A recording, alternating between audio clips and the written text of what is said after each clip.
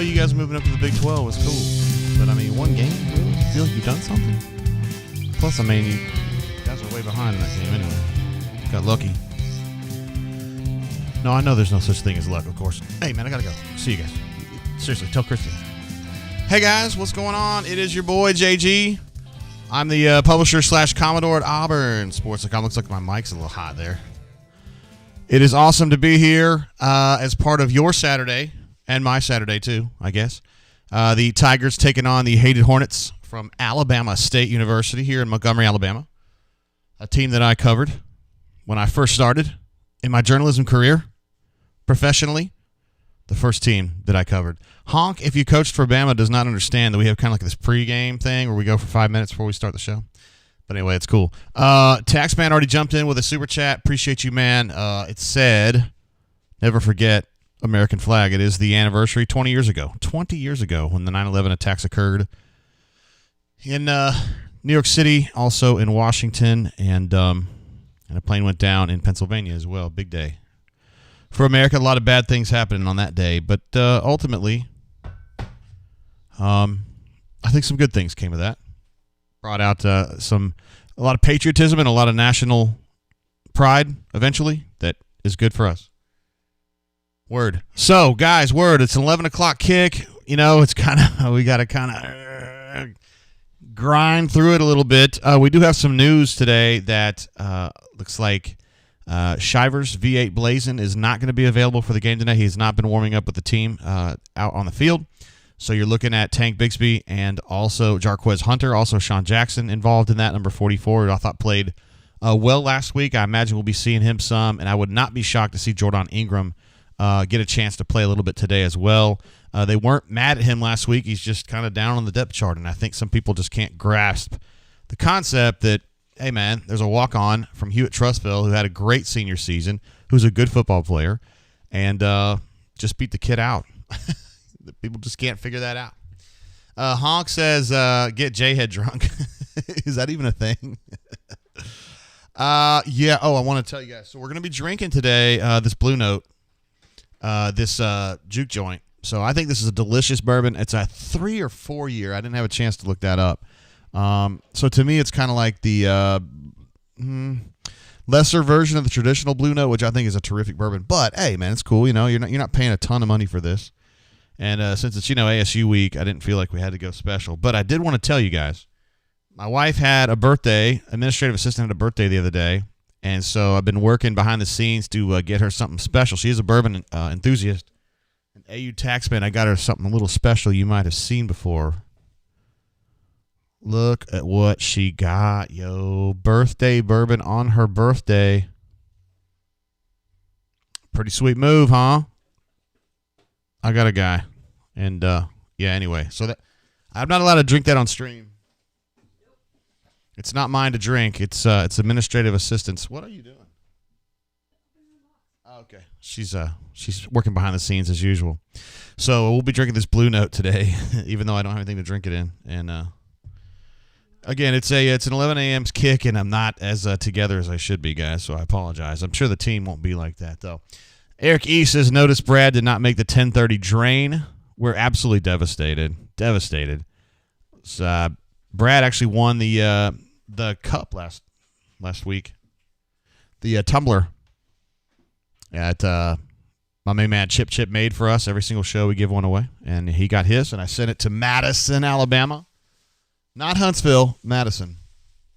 No doubt. All right, I want to go from here. I want to take a look at the depth charts because we got some adjustments we need to make on that. So let's go ahead and bounce over here. Javarius Johnson's going to be out today, so I'm going to move him over here into this empty space and start thinking about what they would do here. Tavares is available today, but I suspect he will not be starting. So I don't know. They've got some different options, things they could do here. Malcolm Johnson Jr. has played some slot. Demetrius has played some slot. Kobe Hudson's probably not going to be making that jump. So we'll just see what they want to do there. And then Shivers, we've got to move out as well, which moves Hunter up. And I don't have Sean Jackson on there right now, but number 44 would be a guy to take a look at in that spot right there. For show. The offensive line is still intact, and wide receiver situation outside of Javarius looks to be good as well. And then at tight end, an array of riches there. A lot of players that can do some damage, no doubt at all. Let me check and make sure I'm getting some text from the field here. Looks like Ro Torrance. Oh, we'll move over to the defense. It looks like Ro Torrance is out as well. So we'll move him down here. And Jalen Simpson has been out, so he's not going to be available either. So Dre Miller's going to have a chance to play today. And you can also move some of these guys around. I mean, Puckett has played cornerback before. Darius Geis has played a little cornerback before, although I wouldn't want him there. So just kind of see how they play that thing out. I think they're fine up front. So, yeah, it's those four guys, the two on offense and two on defense. So, again, this is going to be plenty to take on Alabama State, but you wouldn't want to do this against Penn State, I don't think. And that's really the question, is how long is Shivers going to be out? Yeah, that's the thing, because you definitely want to have Shivers in there behind Bigsby when you go to Penn State. Although we were all really intrigued with what Jarquez did in the Akron game last week. I know it's Akron. I feel like I have to say that every time we talk about it, but hey, man.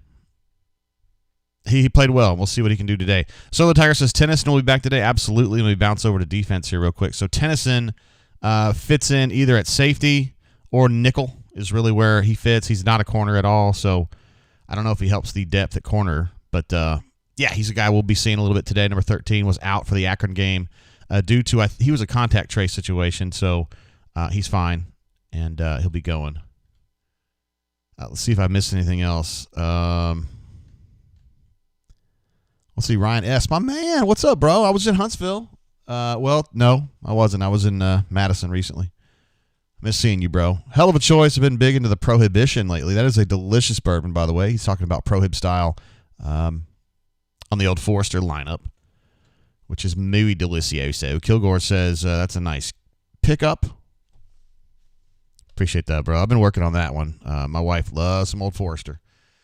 David says you want all guns on deck for the big games. Absolutely. You're right about that. So that's the thing. I mean, you got Penn State coming a week from now, and you definitely want to be full power for that. For show. So let me see. Let's go to our game screen here, and we'd probably need to go ahead and get my main man on the horn here. We've got Stultz at the controls in the press box. So let me pull up this Skype line and see if we can get Stultzy on the horn, and just let us know what he's seeing there in the flying Lego in the sky. Looky here. Oh, you're showing some other stuff, aren't you? Commodore. Look at this. So, administrative assistant also got the other day for her birthday a little Blantons, a little baby Blantons. We used to have these. We used to drink these somewhat often when we lived in Kentucky back in the 90s, and they weren't hard to come by. Like, you would go to the liquor barn or whatever, and they'd have a little area where they'd have lots of little ones like that. And shit, there'd be Blantons there all the time. What pissed us off, though, is I think it was $10. Which seemed a lot, yeah. So we have a little Willet pot still as well. We can kind of put with that. We got that at the distillery, didn't we? No doubt. Let's see. Kilgore says hopefully Shivers is a tracing situation. I don't think that's the case, and not a positive/sick situation. I don't think it's a sick situation, but I think it's a positive situation. It may be 10 days regardless, though. I don't know. Depends on his vaccination status. If he is vaccinated, I don't think he would be out very long. I think I'm trying to think with Mason, he was vaccinated and he wasn't out that long. Like he missed 3 practices or something like that. So I don't know. It's within the realm of possibility that Shivers could be back for Penn State, but I just don't know the specifics in his vaccination situation. I'm sorry. Let's go a little deep. Travis J, my man, what's up? What's up, Jay, War Eagle Bud? Appreciate you being here again. We always know you can come through there. Johnny K says 200-yard rushers today. That'd be great. Sean Jackson and Tank Bigsby, of course. No, I'm just kidding. We definitely want to see more Jarquez Hunter. Eric E says, what drinking game goes with 11 a.m. kickoffs? Is it too early for Hide the Salami? What are you laughing about?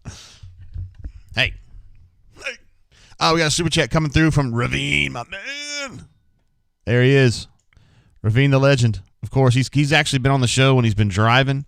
He super chats all the time. What an absolute legend. Time to rise and grind. Can't wait to see what CBH, also known as BDB, has in store for us today. Here's to a great show. JG, Ward, Ham Eagle. Look, this guy is the positivity is unbelievable. Yes, we'll be. Administrative assistant reminds me that we will be giving away this very glass in the after show. It says the Brain Drain Slogan on the bottom side. You can see it's labeled number 3. Number 1 went to. Number 1 went to probably Chip, right? Number 2 went to Brad E. And then number 3 could be going to you later on today. I don't know how we're going to do that. And it comes with a certificate of authenticity. And then it also comes with a note from Chip, who made these for us. I'll leave that as a secret for the winner. I usually say what's up, too. Oh, okay. Administrative assistant has spoken. She says super chatters from the post game, but we can't include like Ravine and Taxman. I don't have anybody here. That's right, my intern's not here. We'll put him in the Trash Panda hat. Eric E., you're probably familiar with this one. You love the Trash Pandas. Of course you do. Everybody in Madison does. Everybody in Huntsville should as well. Diego Castro says, JG, you're an absolute beast. No, you are. You're the beast. For reals, yo. Yeah, fired up about that. AUTTI man says straight vodka with grapefruit chaser in the morning. Whoa. I mean, it's not terrible, but damn, vodka punch you right in the face. Well, I might as well get the first drink out of the way since we're here. Oh, I forgot we got to get Stoltzy on the horn, don't we? Come here, buddy. Can you open that one on your own? I don't know. Here, I'll get it. God, what a beta. Can you help me with my bourbon? I'm such a beta. Horrible. That was a really funny tweet. I wish there should be an easier way for me to be able to show you all tweets. My friend Kelly Hines, who covers Tulsa, posted a really funny. I thought it was really funny. She posted a really funny tweet earlier of her in the press box. I'll show you guys. Hold on. I'll just cut this thing out. We are going to get the Stults in the press box. I thought this was pretty funny. I don't know. There's been a little bit of a dust up this week in the journalism world where there was some dude that said that women like basically don't belong in the press box or whatever. I didn't really get what that was. I didn't really go too far into it because just on face value, it's just total bullshit. But anyway, Kelly tweeted this earlier. Holding it down for my sideline teammates while also embracing my hidden agenda of feminizing traditional male space. There's a lot going on here.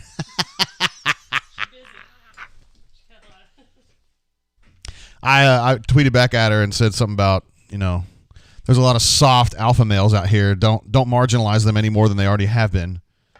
What a bunch of turds whining about women in a press box. Get the fuck out of here, man.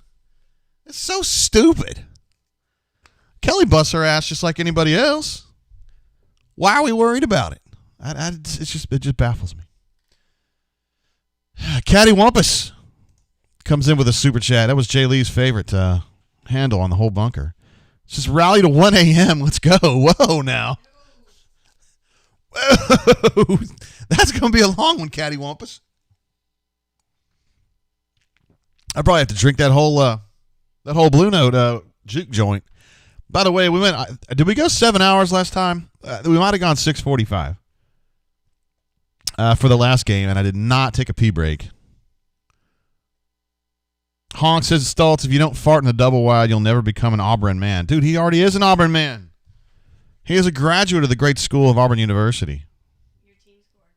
Again, it's 3-1? Mm-hmm. Was it Ronaldo? But it was a freaking nice goal. Manchester United's leading 3-1 over Newcastle. Ronaldo had 2 goals early. I know you guys don't care, so I won't talk about it too much here. There he is. Yep, we're going to get him on the horn. It's 10:51 here in the Central Time Zone. We're going to try to get Bro on the horn and get some scoop from the press box, such as it is. The flying Lego in the sky, we call it.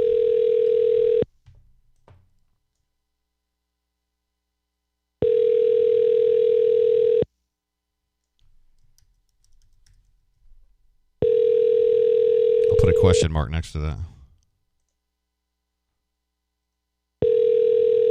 Now, it's possible they're doing like the national anthem right now or something, and he can't answer. Hi, you've reached the... All right. Now then. Look at this. We got a super chat from Stupup, who's had a tough week, man. But he still comes in there and super chats because that's what he does. He says, I hope AU beats ASU down as bad as my 8U co-ed soccer team got beat down this morning. What? Coach Stupup, what happened? Needless to say, my coaching debut did not go well. Look at this guy. I've had a few of those, man. I coached some soccer back in the day, certainly. We did win a city title one time, but we also lost some bad games. Anyway, Stupup lost his mother this week. She was fighting really hard. And I know I've been praying for her, and some other folks for sure on the board have as well. So if you guys are inclined to do that, I'm sure he would appreciate that, and for him and his whole family, and for her. Thinking about you, bro. Thanks for coming on here. There he is. Stoltz texts me back. He says, sorry, missed call. Am available. Oh, Stoltzy. My man. I told him I was calling him, too.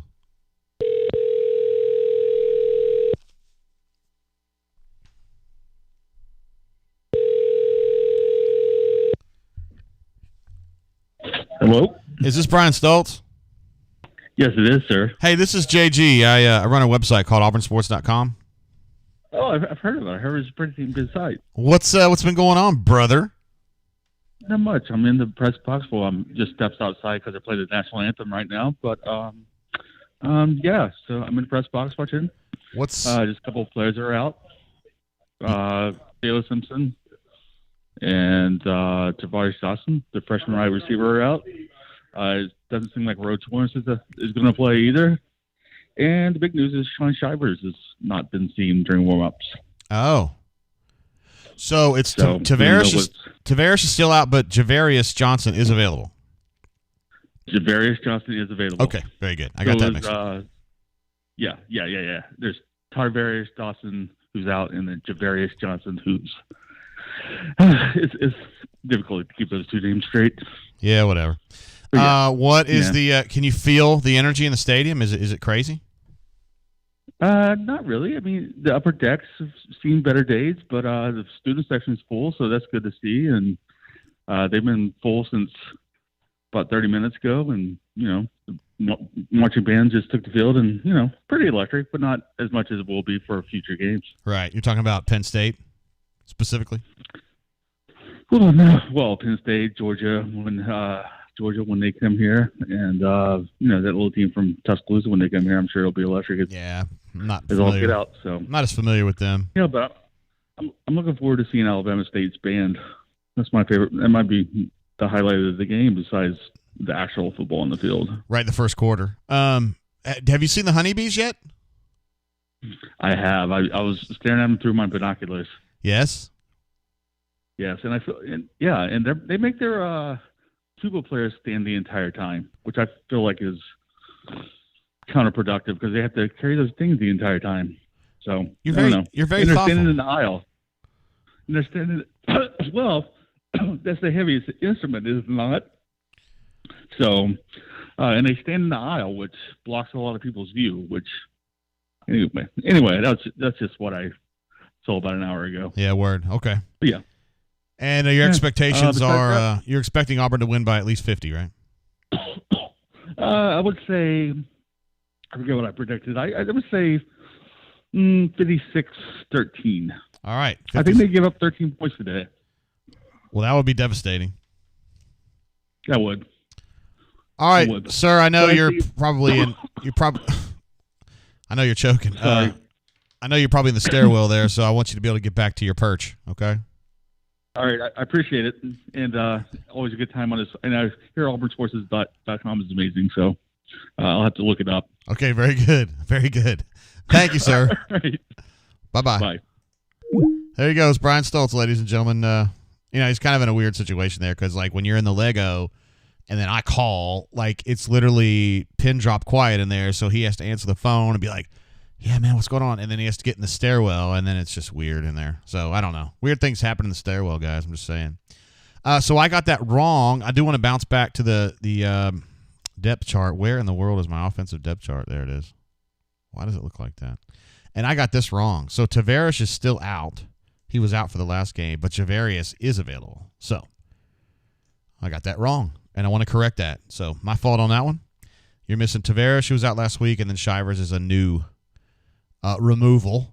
And so they'll go with Jarquez Hunter, and then Sean Jackson, and then Jordan Ingram, number 24. I think it's very ballsy for Jordan Ingram to play in the 24 shirt because he's playing for he's got a position coach by the name of Carnell Williams. You may have heard of him, and he wore the 24, and he's pretty damn good. I would not want to wear the same jersey number as my Auburn Hall of Fame tailback, but whatever. I mean, if that's what he wants to do, he can do whatever he wants to do. Stu Pup jumps in with another super chat to explain what he was saying earlier. I'll tell you what happened soccer-wise. They had a U8 girl as tall as I was, and thank you for all the prayers and the shout-out there, Phil. Dude, I know the pain, man. We used to have to do some of that, too. There was a real tall girl. We ended up recruiting to be on the streaks, and she didn't go. She went to play in Birmingham or something, but I don't think anything came of her. But she was real tall, and she was a real problem. She's a little better than our team, just by herself. And Eric E. jumps in. Last name redacted. Oh, wait, he has it listed here. He says, I am the real Easterwood. Brad is an imposter. I think that Gene Chizik would spell that with an O, with two O's. Impostor. War damn eagle. It's great to have you here, Eric E. I have not met you. I've met your bro. I've met your sister-in-law. And I've heard great things about your padre, too. Apparently he's a legend. In the Huntsville/Madison Metroplex. Man, watching Feinbaum do this, like, acting like really fired up and stuff is just kind of weird. I don't know.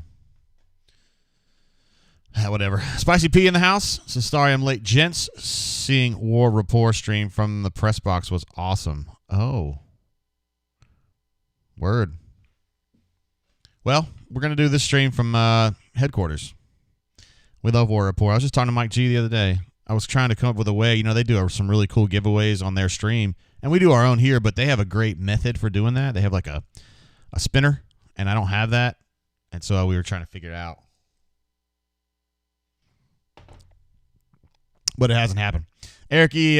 Coming back on what I said earlier says, y'all caught a Pandas game. Indeed. I was up there a week ago Thursday hanging out with the folks, the Madison crew, because the Huntsville people wouldn't come over. I have a song that I'm trying to put together. I've been working with Mixer Fixer and a couple other people to make songs myself, and if I do, there's going to be one just for the Madison people because I got something ready for that.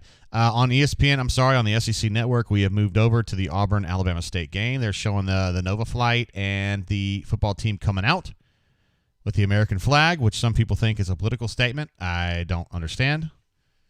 I'm just as confused as you guys are on that one. Hi.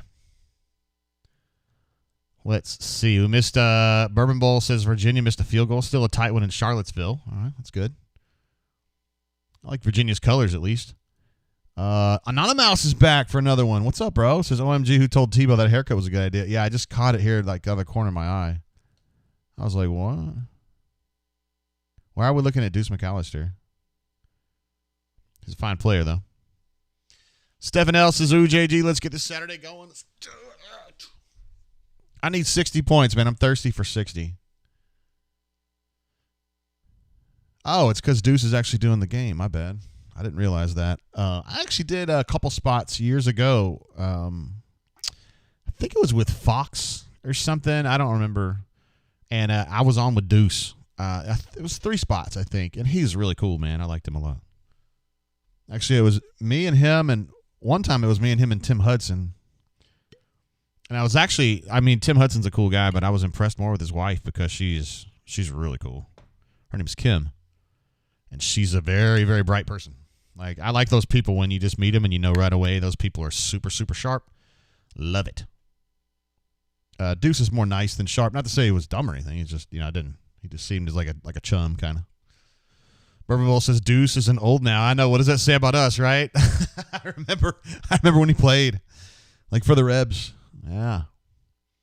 There he is, Bo Nix, Bunker All-American. Just kidding.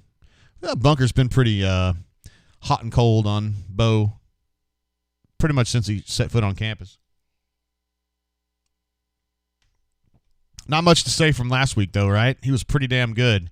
Something like 20 of 22 or 22 of 24. Had a terrific game. Melee says flew good. Needs to be on a T-shirt. I completely agree. Yeah, because that's what really matters, right? We should get a T-shirt that just says, did the Eagle fly good? I feel like Captain Eagle fly good, though. Bunker member should get some kind of royalty on that because that's a great handle. Auburn Dad for Life says, BTW, I hope to win one of those whiskey glasses one day. I think she took it away for safekeeping. We've got one for every game this year, so there'll be plenty of chances. And, I mean, I'd love to see you win one. Anyone. Love you guys. And also a shout out, of course, to my man Chip for putting the incredible effort into doing that. I'm going to go ahead and pull up the stats here. We have got kickoff now, and ASU will be on the offensive to start. And I will change right here to first quarter.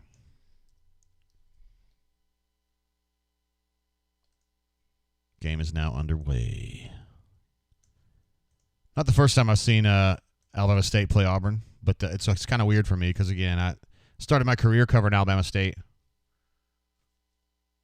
Had a good time for the most part until they kicked me off campus. But prior to that, it was going really well. All right, here we go.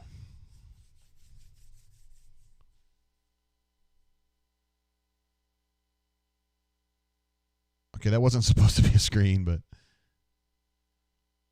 that was a cool little idea, though. Little crossing route where the slot guy was wide open, but the ball was a little bit high. There was some pressure. Auburn's defensive line was getting in there pretty good. We do have a super chat coming through from, I'm just going to say, like, from my perspective, who the real Easterwood is. It would be B. Easterwood, this one right here. Says, I hear there's an imposter here, young and lesser version. Little sibling rivalry I see. Oh, I had your back, Brad, although Eric wasn't being too bad or anything like that. Auburn's been doing, it's only 2 snaps, but they have definitely been up in ASU's business along the line of scrimmage. Thanks, Brady. Appreciate you. And he got the glass. I did check with him. He did get his glass. So we've got yet another Swoogan out there sipping out of a official Swoogan glass. That's what we love to see. I'm not sure what this penalty is. You guys probably know better than I do. I don't have the volume on.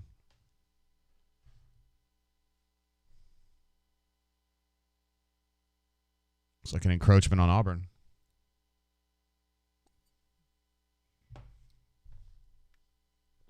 Well, we'll try to keep an eye on those penalties, right? They had 3 last week, which we thought was pretty damn good.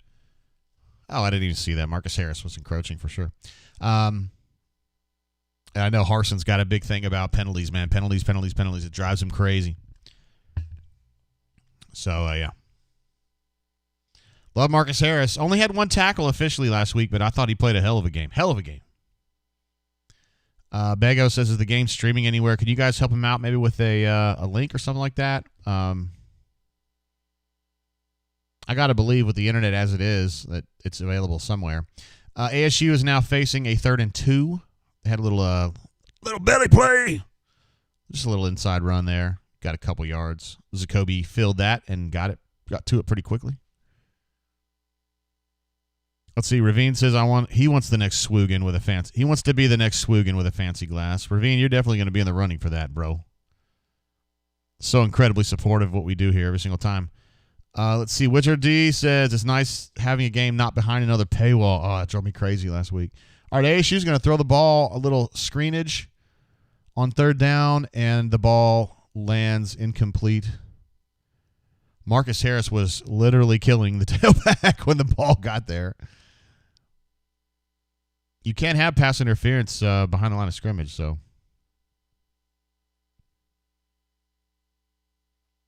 I'm guessing that Papo was all over him too. I'd like to see the replay on that. Auburn sniffed that out pretty easily. Spicy P likes that 3 and out. Hell yeah. I think I got a sound effect for that. Yeah, I got some new sound effects. Let's try this one. And I've got it on mute. What an idiot. God, it's 11 a.m. and I'm not even doing my part to be 1-0 today.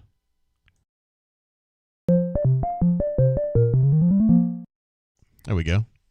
Just kind of little, little thing. Oh, here's another sound bite that I came up with. I don't know if you guys love Roy D. Mercer. I love Roy D. Mercer, and this is what I came up with him. How big a boy are you? It don't make no difference. Just bring her on down. You're tough as hell on this phone. I always thought about it as you're tough as hell on this phone. I think about that sometimes when on the bunker when you're tough as hell behind that keyboard. Let's see. Renee says, how do I get the ball game? I can't stream it here. They would have me shut down so fast I'd be gone. So you got to get that on the internets or on your TV. It's on the SEC network. All right, so Auburn takes over on the 20.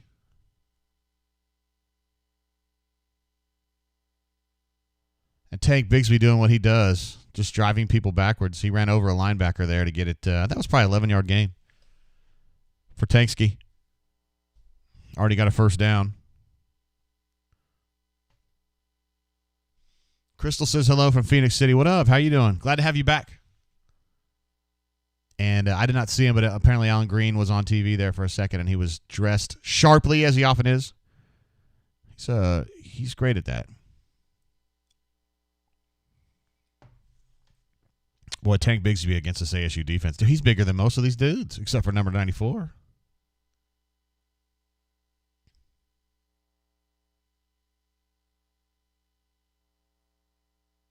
Yikes. All right. We'll go back on another first down play here.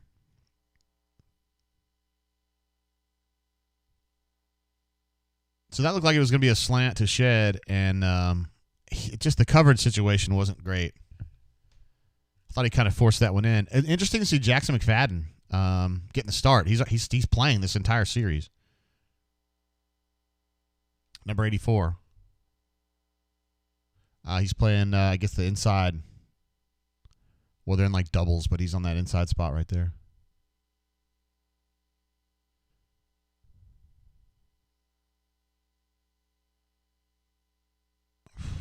Ball was almost picked. Nix has been really staring this down. Those first two plays have just been stare downs. And defensive back just read his eyes right there. Chip says, "Sup, Swiggins?" He's live from Jordan Hare. My man, what's up, bro? Been talking about you. I bet your ears been burning, yo. 3rd and 10 is what I'm looking at here. They're in doubles.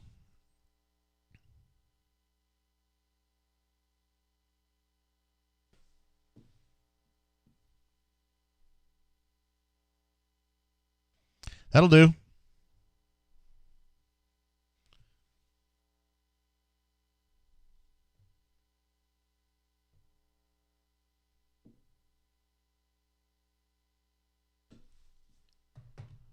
Sorry, I was having to check on something there real quick. Great protection. Over the middle throw to Demetrius. And now he's got them on the plus side of the 50 with a 1st and 10 in ASU territory. Nice pass. He was wide open. Tank's getting his second run of the game. Solid. I probably wanted to see a little bit more explosion there, honestly.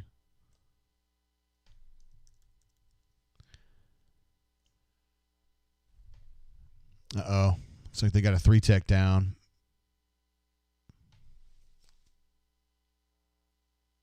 That's the thing about when you're a team like Alabama State. Like, they have some players, like, honestly, but they don't have depth. So, like, when you have one of your first-team guys go down or you go out, man, it's tough. It's tough to keep it. Your second-team guys are not great. Chip says Eagle flew good. 8.1 out of 10. Crystal says she just told her husband to go to hell on lunch. Auburn is playing. I like that attitude. I like it. Spicy P says Tank immediately bumps everything outside the tackles. I mean, yeah. That's something he could work on, I guess. But, Remember, he's still just a sophomore. Let me update these numbers. I think he's had 2 carries now. Yeah, 2 for 14 total. Go ahead and update that. And I think Nix is now 1 of 3. Yeah, 1 of 3 for 26.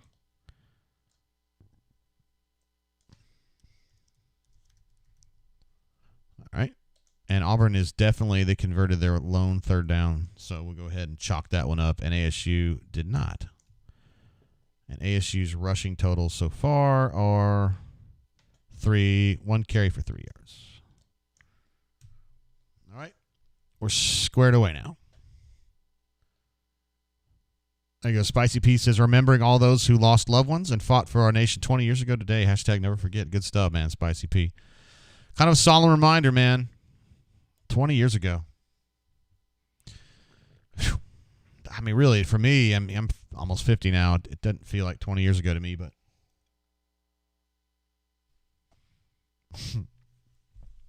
Auburn Dad for Life says Wilbo can't miss anymore because he only had 2 incompletions last week and he's already got 2 today. So you're right. If he's going to stay on par, he's got to be perfect from this point forward.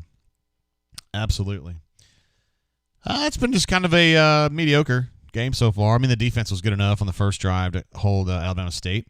And then Auburn's offense has been kind of meandering. I felt like Bo missed his first 2 throws, locking in on Shed Jackson, and then his third throw to Demetrius on like a cross. He was open, throw was right on the money, and they got a big gainer out of it. So, I mean, it's solid. Spicy Piece of South Carolina looks bad. I haven't had a chance to watch that. They're playing some screwball team today, aren't they? I can't really look it up right now. Bego says he was a junior in high school. Everything stopped that day. Yeah, it was crazy. I was at Auburn because that was LSU week, and I was getting ready for the press conference. I mean, I don't know. I wasn't as plugged in as I should have been. I guess back in those days we didn't have we had cell phones, but they didn't have the internet on them, and so basically I just got up to Auburn and all of this was happening, and I was like, I told my friend Charles Goldberg of the Gold Mine, I was like, is this a really big deal? And he was like, yes, this is one of the big moments in American history. That's how naive I was, Bo Nix off his back foot, just throwing up a prayer, and they're going to call a PI on that.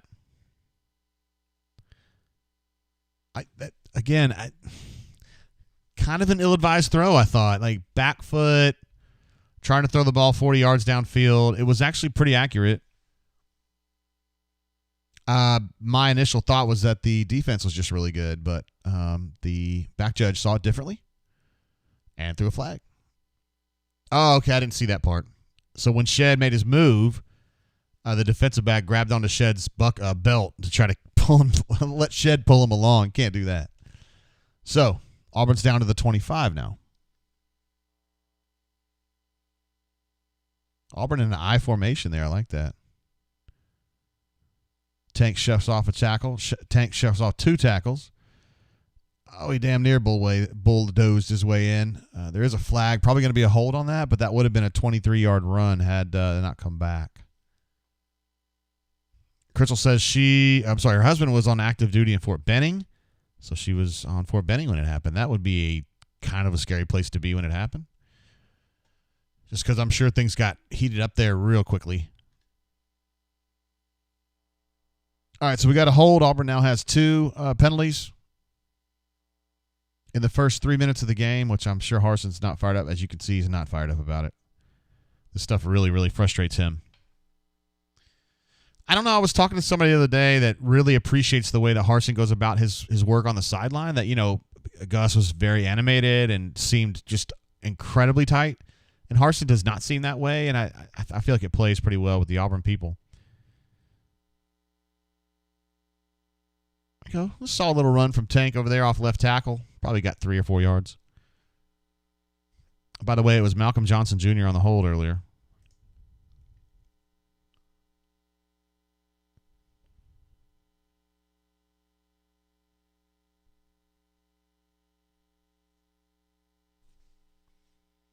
God, all this time we've been watching this game, and we're just 3 minutes elapsed. It's crazy. All right, we got a 2nd and 4-ish. Auburn running out of the I formation again with Shanker as the fullback. They did kind of a split zone run there, and Tank got like 2 or 3, so it's going to be 3rd and short. That is something we had not seen before. I don't think we had I. We had some pistol last week, but not I. When's the last time we saw I at Auburn? It's been a minute.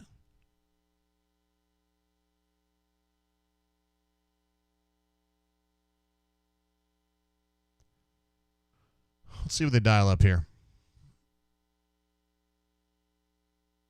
3rd and 1. I think you just run that straight ahead, right? And you just say, hey, we're tougher than you are. We're bigger and stronger than you are. That's exactly what they're going to do. And Tank is not going to get there. He got cut up there, really behind the line of scrimmage.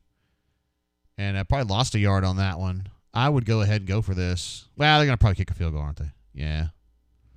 That's a little disappointing. I'd like to see a replay on what happened there. They just got penetration up front.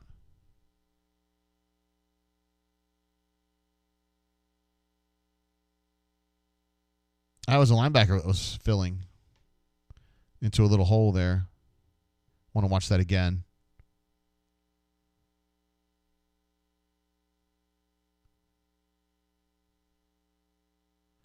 Oh, Brodarius Ham.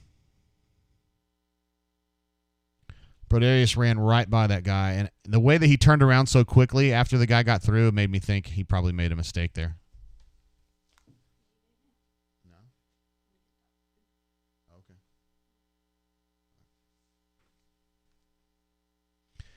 All right, so Anders hits the field goal to bump that up to a 3-0 lead. We'll go ahead and add that one. And we'll make a little sound thing here. Since we don't really have a field goal thing, I just do.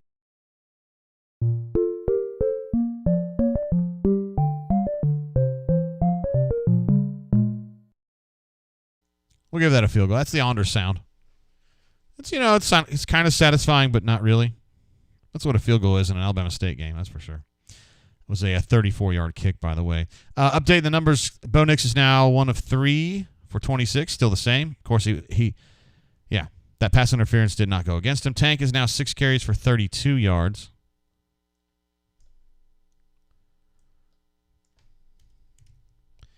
And the other. Let's see. Auburn probably failed on a 3rd down. Yeah, failed on a 3rd. It happens sometimes. Krister says OL is missing secondary blocks. B. Parham says OL is not getting a good push. Spicy Pete says offensive line allergic to contact. These are kind of fair. I feel like these criticisms are fair.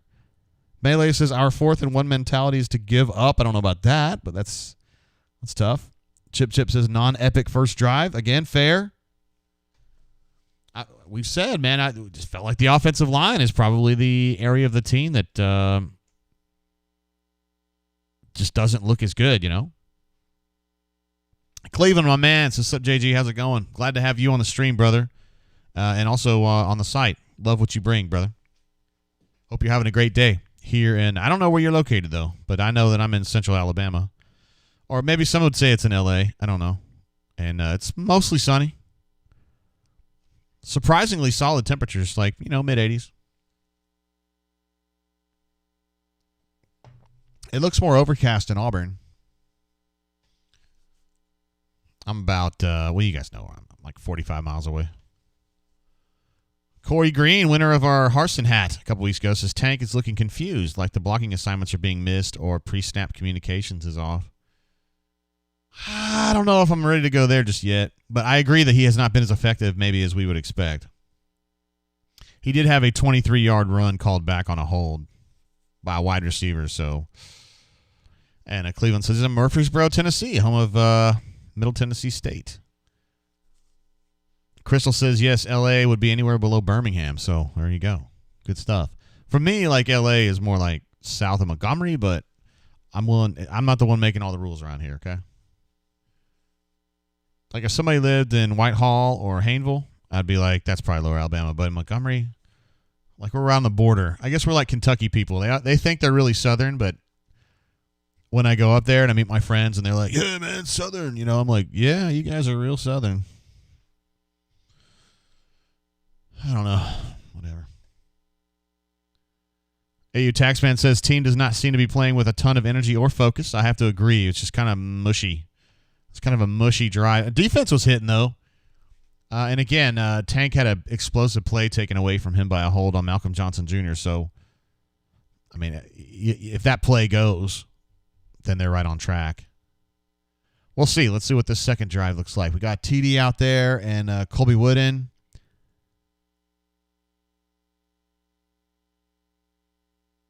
And Marcus Harris just shot a gap. Oh, he messed up that play. That was nice. He just disrupted it, and TD finished it off. Marcus Harris, man, I'm telling you, the bunker was a little bit tough on him. Saying, LOL, some kid from Kansas, they suck. I'm like, bro, he's good. He's not from Kansas. He's from Montgomery. But he played at Kansas last year, and they were terrible. But that doesn't mean he's terrible. Kevin G says, south of Beeham is not Lower Alabama, excuse me. Yeah, I think there's a line there, Kevin. I don't know exactly where it is. For me, it's probably a little bit below Montgomery, but I know a lot of people around here think that they are L.A. Great play there from Zacoby. Kind of jumping down there quickly. A very spirited football player, a very spirited human being. And jumped in there to make the play. Pretty quick reaction really up front, honestly. So, in general, I thought the defense reacted to that really, really well. Can't believe Zacoby is a senior now. Good golly. I feel like he should be like a sophomore or something. Melee says, honestly, a Gus game so far. I expect that to change. Oh, Harsin will get it straightened out. Howard says, Alabama State's band is not better than Auburn's LOL. What are these commentators talking about? Well, oh, okay. Alabama State converts a third down right there with a great catch by 84. And Roger McCreary was right on him. The throw was really good and the catch was really good. So they convert their first third down of the game. We'll go ahead and bump that number up for them. Hard to criticize the coverage there. You could probably be critical of the pass rush, although TD was about to hit him. And Roger had his arm out. Just happened to mistime it a little bit. No big deal on that. Goose Flat says, JGT, have they announced a start time for next week? Yeah, I believe so. That's 6:30, I think. 6 or 6:30. Jim Bob says, can we all agree that the Applebee's date night song means we should just permanently forget about L.A.?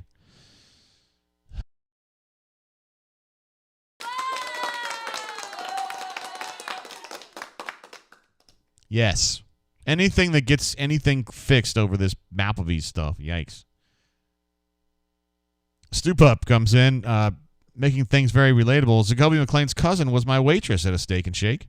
She was cool, and I left her a large tip. All right, good stuff. Little zone throw down the middle, and Auburn's all over it, but still got 8-9 yards out of that. I believe this quarterback, ASU's quarterback's from Evergreen. Now, that really would be Lower Alabama right there. Yeah, he's just sitting in a zone right there.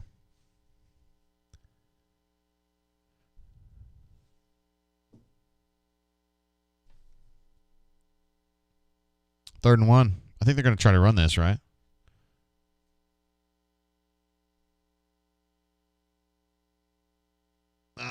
No. So they were trying to basically go, I don't know what you would call. It's a quarterback power, but whatever it is, it failed. He was going to try to bounce that thing outside, and there was no way. He didn't have any leverage out there, and Auburn had too many resources out there. It's just that was suicide. Romello Height doing his job too. So that's a failure on third down for them. They're now 1 of 3 on third. And Auburn's defense really tightened up there nicely. After that catch, he got into a third and short, and they played really well on that. So looks like they really pushed that punt. They got it. Boy, they had 3 guys break through against 2 blockers, and they were able to push those guys back. Looks like Steiner was in there.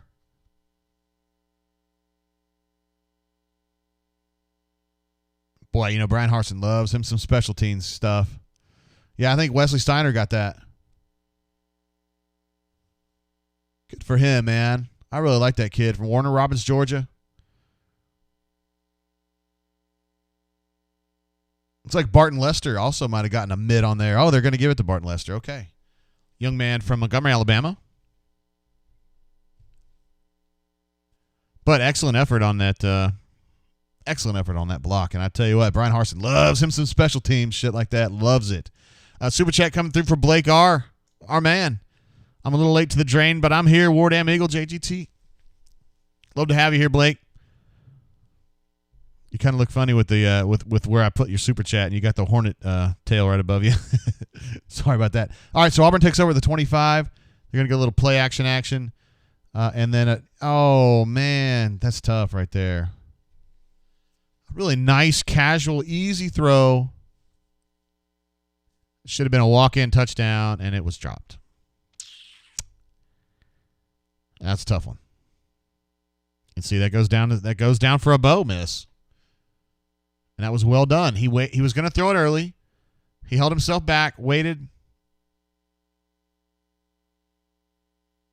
That's tough, man. That's tough. That's tough. All right, so Jarquez got his first carry right there. A little extracurricular activity there. Got a couple yards. Blake's with you. Are you effing kidding me? Dude, I know. He's talking about the drop, man. That was bad. Ambitious Engineer says don't play him again.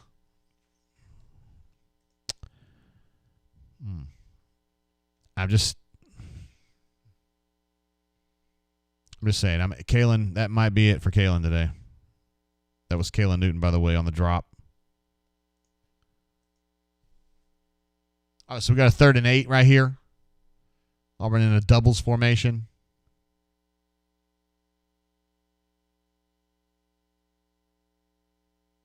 But it's just going to take that on his own and get the first down, plus 3 or 4 more. Nice little play there.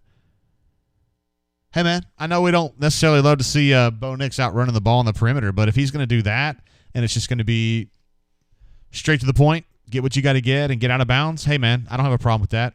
And we got to hold. Harsin's going to lose his shit over this, man. That's 3 now. That's 3 penalties plus a terrible drop. On the plus side, great block on the punt, so that's a big plus.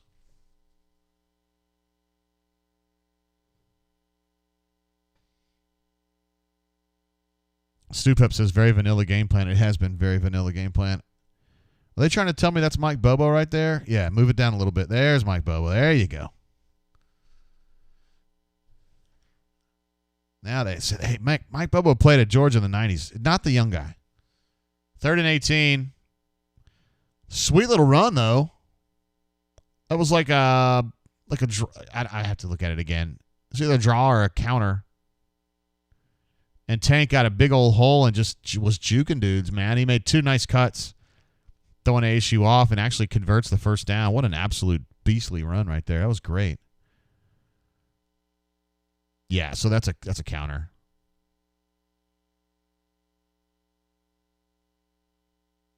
Might have been a GT counter. I couldn't tell the machination.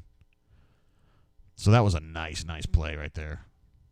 Good design, good execution, and a really nice run by Tank because I think that's going to be a 15-yard gain, but he was doing the head tilts, and I think he got himself an extra 10 out of that just because he's Tank and he did shit right there. It's a 24-yard gain. It's a nice explosive run for him. Let's check out and see where we're at on the stats here. Tank is now 7 for 55.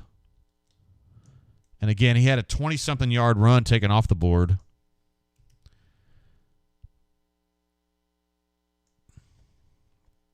And that was also a 3rd down conversion. So Auburn is now 2 of 3 on 3rd down. That's pretty good. And Alabama State is now on 3rd down. Let's see, Auburn's 2 of 3, 1 of 3. ASU rushing. 4 carries, 4 yards. That's really, to me, you can't lose these games when you don't allow them to run the football. I mean, I'm not saying Auburn's going to lose or anything. They're not, but Let's see what we're going. Corey G says, there we go. Blocks are where he thought they would be. Yeah, he definitely read those well. Ravine, also thrilled with that. Love how Tank used the block. Absolutely.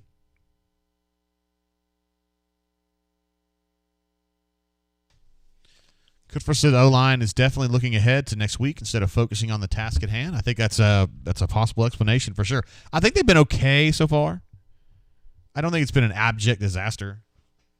The biggest disaster is Kalen Newton dropping that pass. It was a walk-in touchdown, and also Malcolm Johnson Jr. wiping a 25-yard run off the board. Just my opinion. Let's see. Anonymous says ASU has a hot trainer or two. To which Corey Green says, nice find. There we go. That's what I like. Howard says Deshaun Watson is calling that trainer right now for a massage. Oh, my goodness gracious.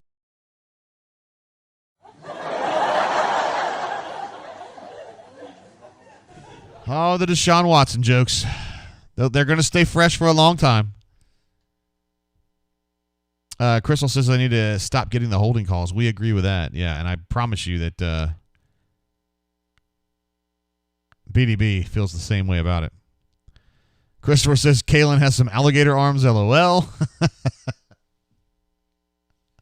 I love it, man. Anonymous says he dated a Mississippi State trainer once. I hope that ended well for you. Sometimes trainers can be a little lippy. I don't know. That's just been my experience. Not with Mississippi State trainers. I've never even known one. Jim Bob says, hypothetically, if Auburn lost today, how bad is it for Harsin? Yeah, that would be really, really bad if they lost today. But they're about to go up here in a second. So, I mean, they're up, but I mean they're about to get a touchdown here in a second. Yeah, that was a nice little move there, and the offensive line did its job, and this is just a good collaboration right there.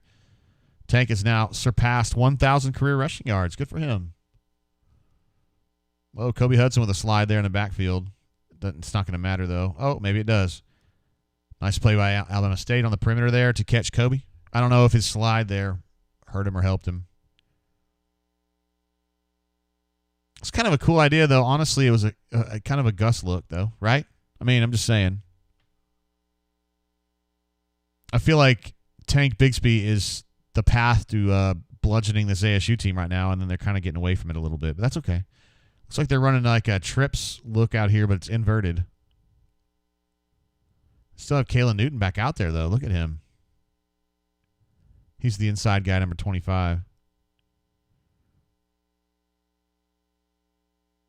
Bo seems confused. He's asking John Samuel for direction. It's not a great look.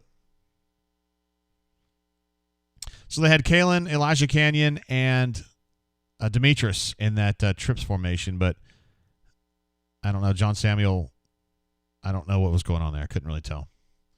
Brad East says Alec Jackson, 65, is playing left guard. He is indeed. Oh, they had too many players on line of scrimmage, so Bo had to change, like adjust the formation.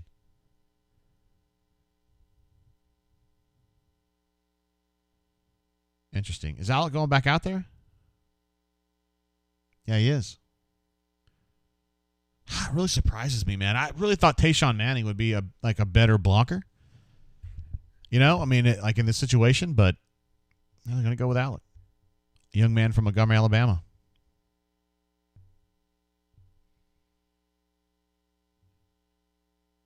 They've changed up their formation very aggressively here with Tank out on the far outside.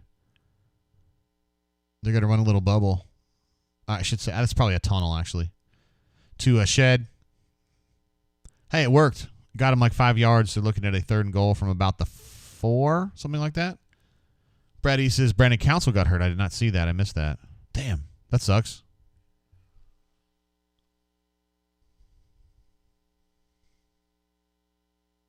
Or you got a 3rd and goal from the 3. Now they're back in that formation they used before. Oh, that was always going to be a design quarterback run, and he's not going to be able to get that. A good pursuit. He got to about the 1 or maybe the half. I would go for this. That was always going to be a bootleg run, and they just sniffed that out.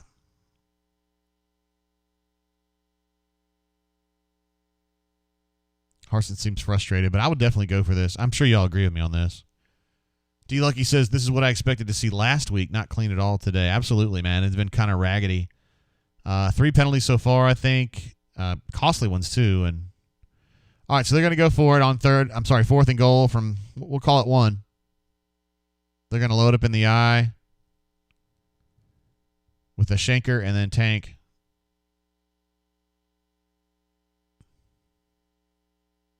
Delay of game. D. Lucky.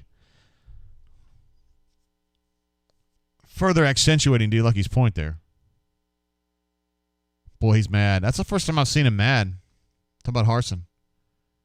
It's very frustrating. You really need to not have that penalty right there. I wonder what the problem was. It seemed like Bo was just kind of hesitant. And I think Harson wants to know why.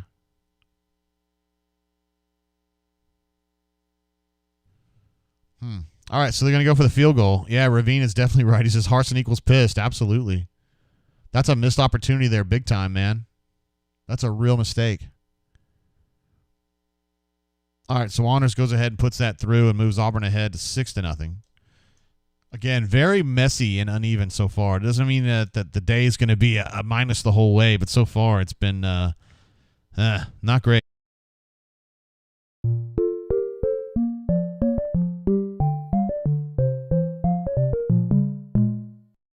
It's the official field goal sound. It's like kind of nice, but kind of not the way a field goal is, you know. Particularly in that situation, that's yuck. That's leaving 4 points on the field right there. That's just yucky. All right, Mayor Mixlot says definite F-bomb. I didn't know you know how to read lips, Mayor. Leadhead Full says Auburn has always had trouble with early start times. You know, you're right, and I think about it. You know, like when we were coming into this game, I thought, is there any explanation as to why over so many coaches, so many players? I mean, we've turned over players. We're a generation away from like some of those JP games back in the day, and it's just not really a good explanation for that. But you're absolutely right. It's just one of those freaky things. Ravine says there's about to be some broken hearts and broken buttholes on our sideline. Sounds painful. Might be a good way to fix the incontinence, though. Eric says Auburn students yelling while the offense is on the field. Yeah, Bo was telling him to shut up. Kind of funny. Brett says rank the top 5 college football programs in Bammer.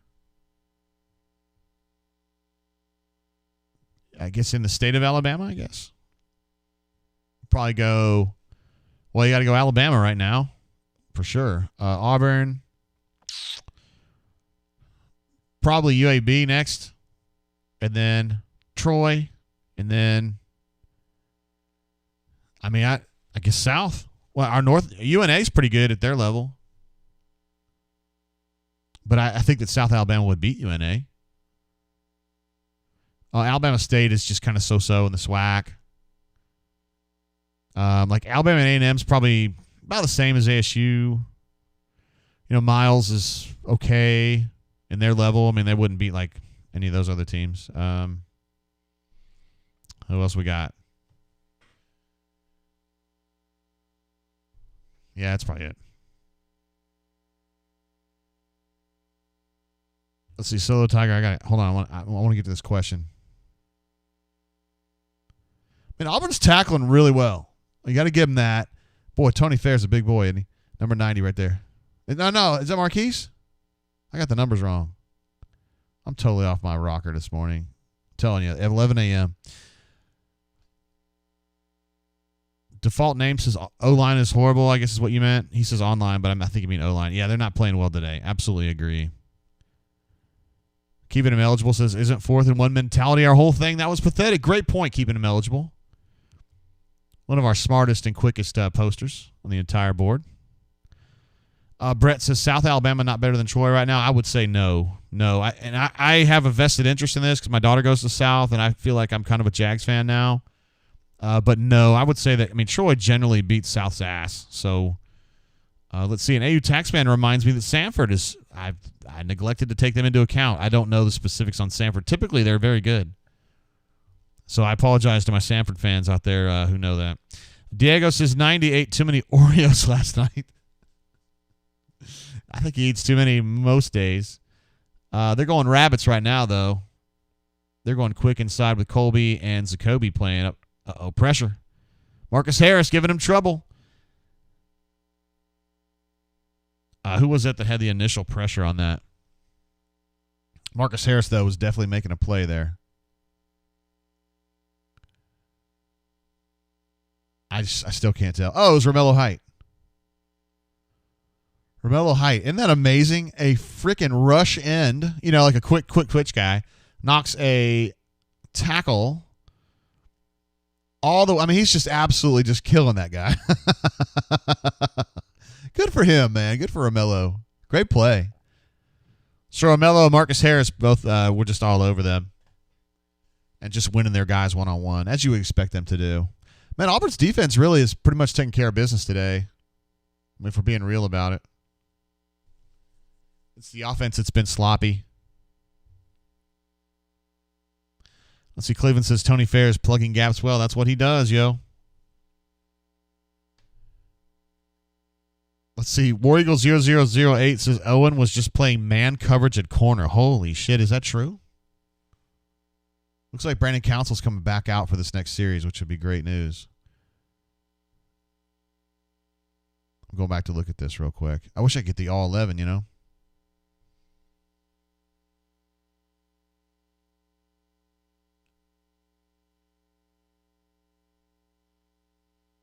I'm sorry, I just didn't see it.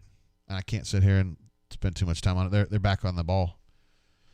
Let's see, 1st and 10. Do we have a change at left guard? I can't see.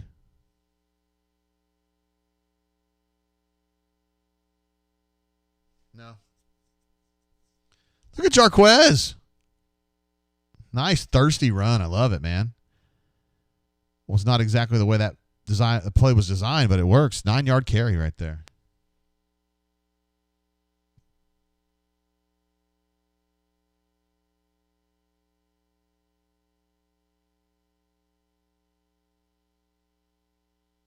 Man, great tenacity there from Jarquez.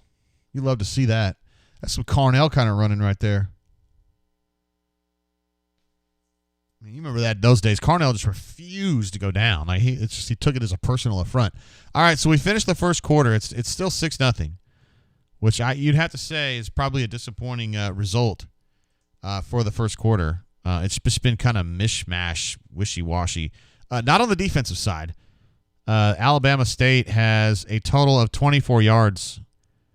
Let me see how many. Let's see, 12 plays for 24 yards is pretty good. That it does include a couple sacks. Auburn has 16 plays for 101, which isn't horrible, but as you know, they've missed some opportunities. And that boondoggle down there on the 4th and 1, or 4th and goal from the 1, I should say, is just yikes. Nix is now 3 of 6. You update some of these stats real quick, Lee. 3 of 6 for 33 now. Tank is now 7 for 55. Jarquez is 2 of 11. ASU rushing right now, 6 carries for 0 yards. That includes the sacks, which is not great. Auburn, let's see. I want to make sure I get the third down numbers right. Auburn is 2 of 4. They're 1 of 4. 2 of 4. 1 of 4. The stats are now updated. So I would say that was a not fruitful first quarter. Although it might end up being a good one because it gets Harsin so pissed off that they kind of realize they got to get their shit in gear. I don't know. Let's see. Brett and Ravine both report that Oregon has gone up. They're playing at the Horseshoe at Ohio State. And the fighting Mario Cristobal's, who very well could have been this team right here. The Auburn Tigers could be Mario Cristobal's. Had some weird things not happen there. Honestly, I tell folks, this is exactly how I feel about it. I'm telling you now. If Washington doesn't COVID out of that Pac-12 championship game, I think Mario Cristobal ends up being the coach at Auburn. I think that's exactly where it was headed. I'm not sure it would have been a good or a bad thing. I happen to think Harsin is real. I think the staff he's got is really good at coaching a football game. So I don't know, but I think that's exactly the way it was going to go. Jim Bob says he was worried the Gus bus was back until Harsin dropped the F-bomb, and then he knew all was well. Love it. Love it. Probably right, though. Crap. We don't like this crap.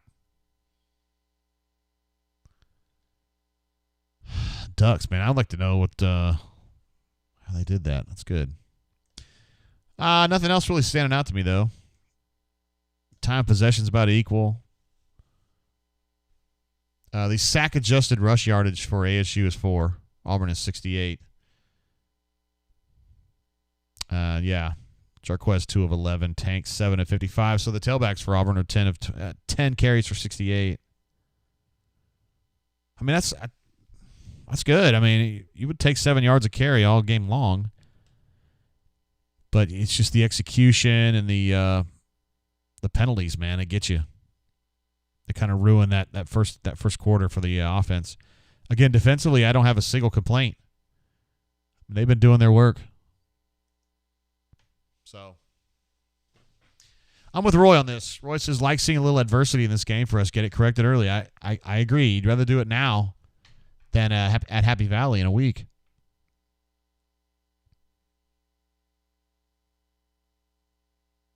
All right, the sun is shining again in Auburn. I don't know. Let's see if that brings a different, little more hope to this offensive team.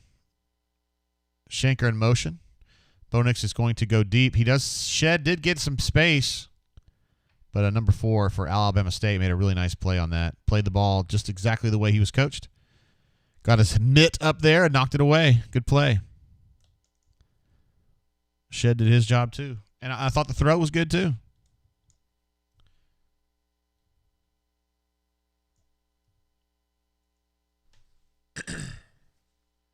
Got his head back right in time. Played the ball. Good football. Is this like a sugar huddle kind of? No, they're not really hustling. Kalen Newton back in the game. That was not great. It's probably a loss there. So you got a 3rd and 1.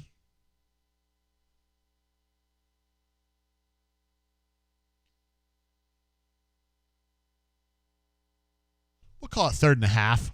Half a yard.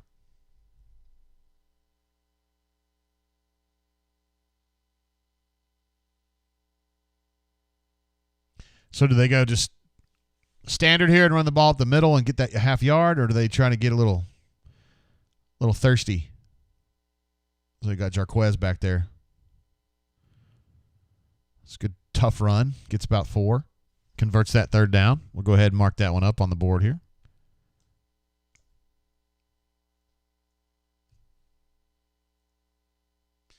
Young J Swag says the OL needs to step up. Yeah, I agree.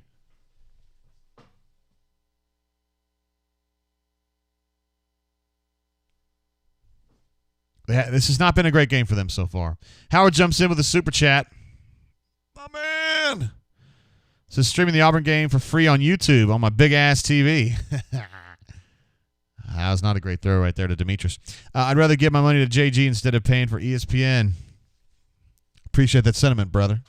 I can't show the game, of course, but I can talk about it a lot, and I love doing that for you guys. Appreciate you, Howard. Glad to have you here. Spicy pieces, our receivers can't catch a cold. That was another one. I mean, I just didn't see enough of the cat. I don't know if that was a drop or it was a poor throw. Wasn't watching it at the moment. A little quick throw out of the backfield. This was a Gus staple, but it works sometimes. A lot of people do that.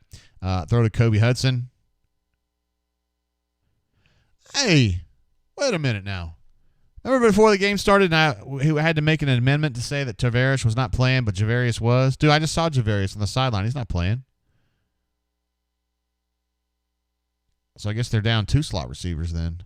That's probably why Jackson McFadden's playing as much as he is. John Samuel with a quick throw out made a nice little juke. Got an extra 3 yards. Turns that into an 8-yard gain on first down. That was a nice play. War Eagle 0008 says he likes the way Kobe's playing. Yeah. He kind of slipped a little bit in that first reception of his. I'm not sure it was going to go anywhere anyway, but that second one there was nice. A little counter run to Jarquez, who breaks a few more tackles. I love this kid, man. He is fighting so hard out there. Tasty. Spicy Pieces, Javarius is out with an ankle injury. All right, very good. I'm sure Brian Stoltz mentioned that, and I just missed it. My bad. I don't have a chance. Usually I'm getting ready for the show, and I'm not able to read the bunker the way that I normally would.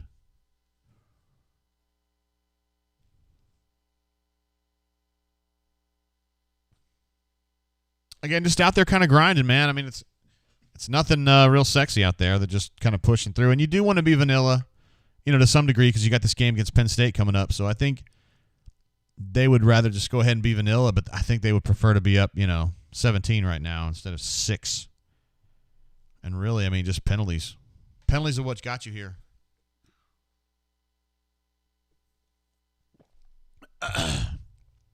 Life with Maine, it's too bad we already have a JWoww, right? From Jersey Shore, because that would be a great name for him. He really does pop a lot. Let's see. Auburn Dad for Life says, Hunter got to be good. He's wearing my number 27. Young Jay Swag says, Hunter finished that run. Yikes. Yeah, man, he was Rob puts it best. 27 is a little ball of punishment. He is hitting hard. Diego says, Hunter definitely number 2 back. I don't know if that's fair, man. I mean, Shivers gives you this too. He's a tough little dude. Really fast, hits hard. It's just good that you've got another one, Let's see. Gavin says, JG, what's your best guess on the betting line for next week's game against Penn State?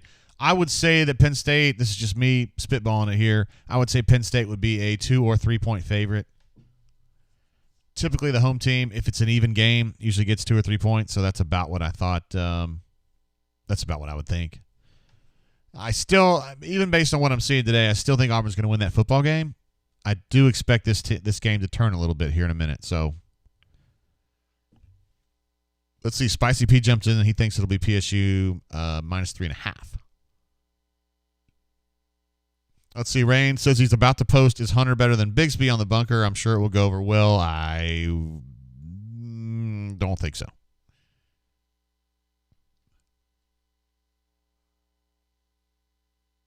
MWD says bad news. Of course, Mr. Downer. I'm just kidding. He says ASU is good enough to take the middle of the field away from us running the ball. OL is not good.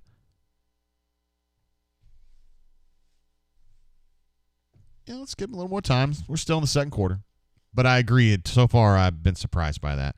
The defensive front is absolutely dominating the offensive line for Alabama State. So on that side of the ball, yeah.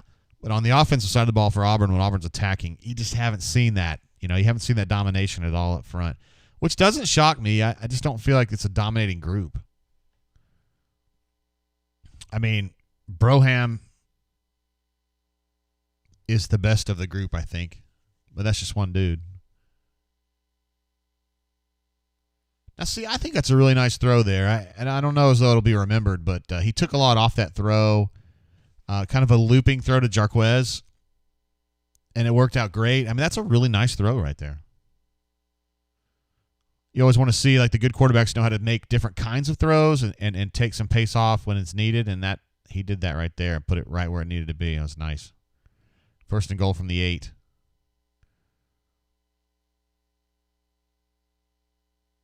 Jarquez gets up to about the 5. Interesting to see Jarquez going and not Tank. I mean, it's good. It's a good situation for him. Because this game's still in doubt, so he's getting some pressure carries. But at the same time, is Tank injured or something?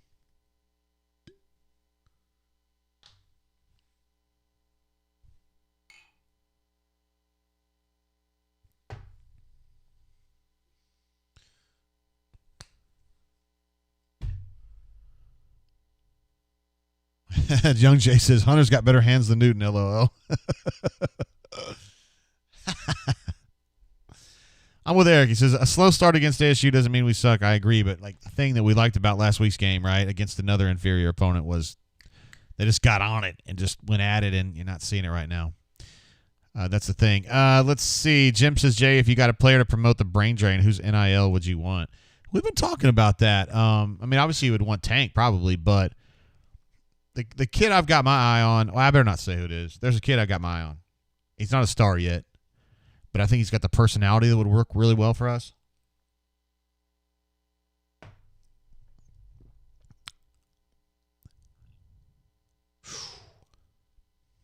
Wow, that was really nicely done. So that's going to be a touchdown to Demetrius Robertson in the corner there. That ball was tipped, but he stayed with it.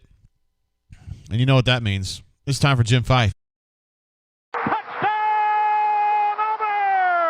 Auburn! Indeed, indeed. A nice throw, and the defender was in pretty good position. And tipped the ball, but Demetrius had the great concentration and just stayed with it and finished it off. Nicely done.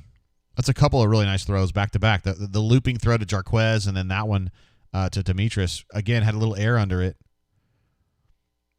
Man, that PAT was awfully close to not being good. But it was good. So we'll go up to 13. I want to see the replay on this throw. Yeah, Solo Tiger was impressed. Blake was impressed. Young Jay Swag was impressed. They didn't even show a replay. Nerds.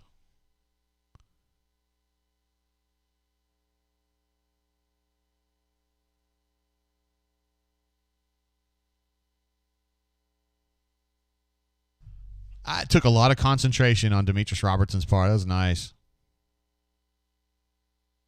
Look at Loot Deal's the first guy on hand. Tell him congratulations. That's what I'm talking about. And then Robertson flashes the Pete sign into the camera. Damon Duvall wants to know why that wasn't a big deal when he did it. Of course, he was getting kicked off the field, but.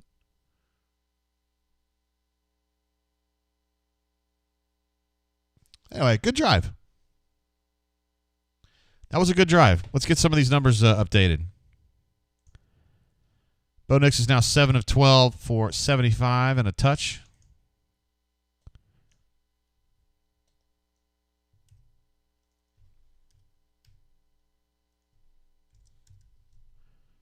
All right.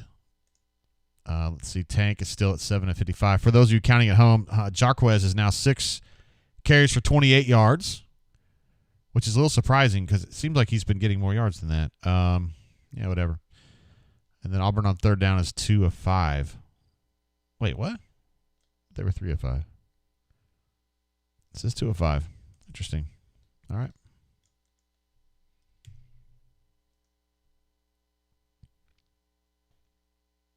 Sterling says, hit the like button. We love that. Like it. The more likes I get, I think the better position I get in line when I do like videos, when I upload videos, and it takes a while to encode those. And I think if you have more likes, they consider it a more popular channel, and then they give you kind of like, they move you up in line to get, because man, if you're low in line, it takes like an hour. It's like, Joshua Rogers says the Pitt Tennessee matchup is a good game. Glad to hear that. I thought that Pitt would win that one. But it's good to see that. Oh, we finally get a replay on this. I want to see if this got touched. I still can't tell. Interesting. MWD says, great placement. Will that be a pick against Georgia? That's hard to tell, man.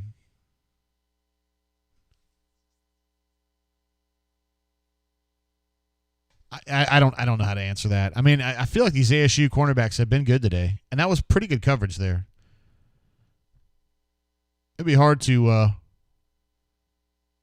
give him too many demerits over that one. Nice drive there, 11 plays, 68 yards. Hey, that'll work.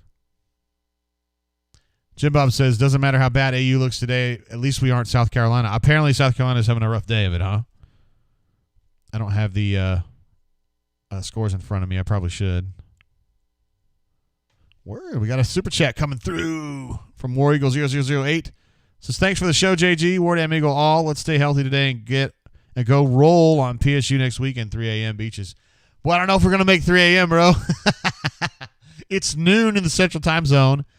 It's 1 o'clock for our friends in the Eastern Time Zone, so I don't know. That would be a long rally, bro. Let's see what all we got here. I'll go through some of these scores here. Oregon still up 7-0, as we talked about earlier. Auburn up 13-0. Oh, this is just top 25. Let's get all FBS. All right, looks like Virginia's up on Illinois, doubled up 28-14. Georgia Tech up 17-0 on Kennesaw State. Northwestern up, they're playing Indiana State. East Carolina is about to score, looks like. Oh, they're knocking on the door to get up 14-0 on South Carolina. Dude, ECU's pretty good, man, and they're playing there, so I don't know. And then Tennessee just got a field goal to go up 13-7 on Pitt. All right, so I'm assuming that's against ASU, or is it on Auburn? It is on Auburn. Man, I'm telling you. Horse are going to be pissed about this. Mad about these penalties, yo. On Smoke Monday. You don't normally see safeties offside. 4 penalties for 30 yards. Sheesh. Sheesh. Again, McCreary, that's just a timing route there. I mean, he's right there on it. 21 is Smoke, right? Yeah, AU Taxman says, for what it's worth, Hunter said ASU's corners were pretty good. That's absolutely true. Hunter in the Know the Enemy, and Hunter knew what he was talking about with ASU's defense because he knows the defensive coordinator pretty good. So their corners are really good. So, I mean, they're playing good. I mean, not right now because they're not on the field, but.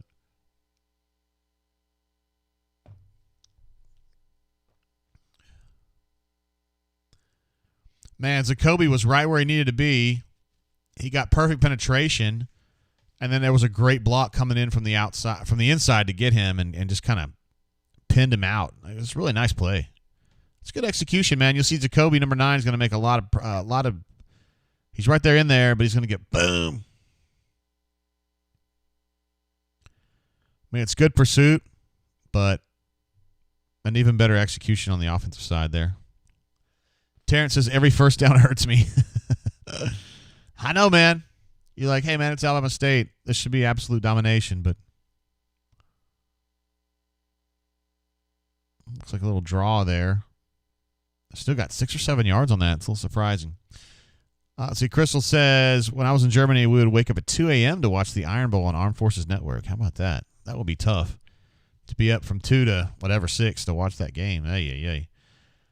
Goose Flat says JGT were Gus's teams ever held accountable for all the penalties we had during his tenure? Yeah, they had. I remember early on in Gus's tenure, they would call it accountability drills. I didn't necessarily hear about that as much late in the Gus tenure. I don't know if he changed his mind about that. Oh, there's a tackle. Chandler Wooten. He says, I'm going to get my hands on him. He's going down. And makes a nice stop there. I'm surprised it took as long for somebody to get their hands on him, but once Wooten did, that was a wrap. So I'm thinking 3rd and 4-ish, something like that.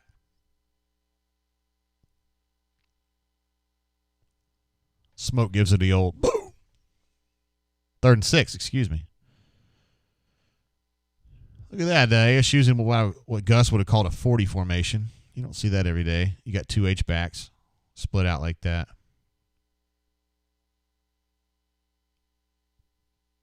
Nice little that's good construction right there. They just ran a seam route right into a zone there. It was kind of a quick. It wasn't a slant, though. It was like a quick seam, and they get to 13 yards. I mean, it's just give it, take it, you know?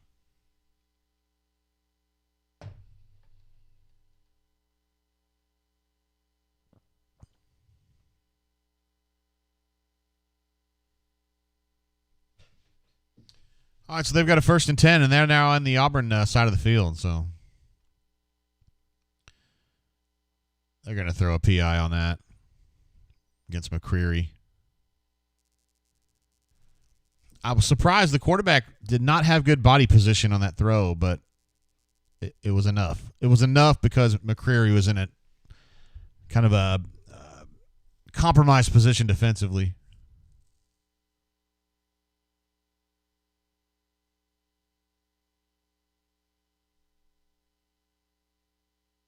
They call it a face mask? I think, yeah, I called a personal foul on Smoke. So I didn't see it. I still didn't see it. I just didn't see that. Did you see that? Did you? Yeah. Okay. So MWD says BS flag. I didn't see it. Maybe he just kind of grabbed his helmet on the way by. I don't know. You can't. There's no like. Back when I was younger, there were different levels of face mask, but there's not now. Gooseflat says, JGT, would you say the discipline and accountability under Gus got worse as longer he was here? Yes. My answer to that would be yes. I did think they were sloppy, just kind of in a general sense. Not every game, but, look, the Tigers have been sloppy today, so, I don't want to go too far down this road. I thought Auburn was really sharp last week, but, currently they're not – this is not – Harson's not going to be happy with this. Young J. Swift says McCreary's having a bad game. And also Ravine says East Carolina did finish that drive that I was talking about earlier. They were in the red zone. They were on the South Carolina 3, and they went ahead and punched it in. So East Carolina is now up on South Carolina 14-0. How about that? Crystal says if Auburn does not wake the hell up, a Division II school is going to score on them. They're just technically Division I AA, but they're in the championship division, whatever. They're playing for the FCS championship. But they're not. It's not an awesome ASU team. ASU has had some awesome teams in the past that have challenged for. It's really a fictional thing now, but like an HBCU national title. But this team, I don't think is quite to that level. Joshua R says it seems like half the team is still in bed. That's again a fair criticism. Terrence says Gus kicked puppies while he was at Auburn. I don't.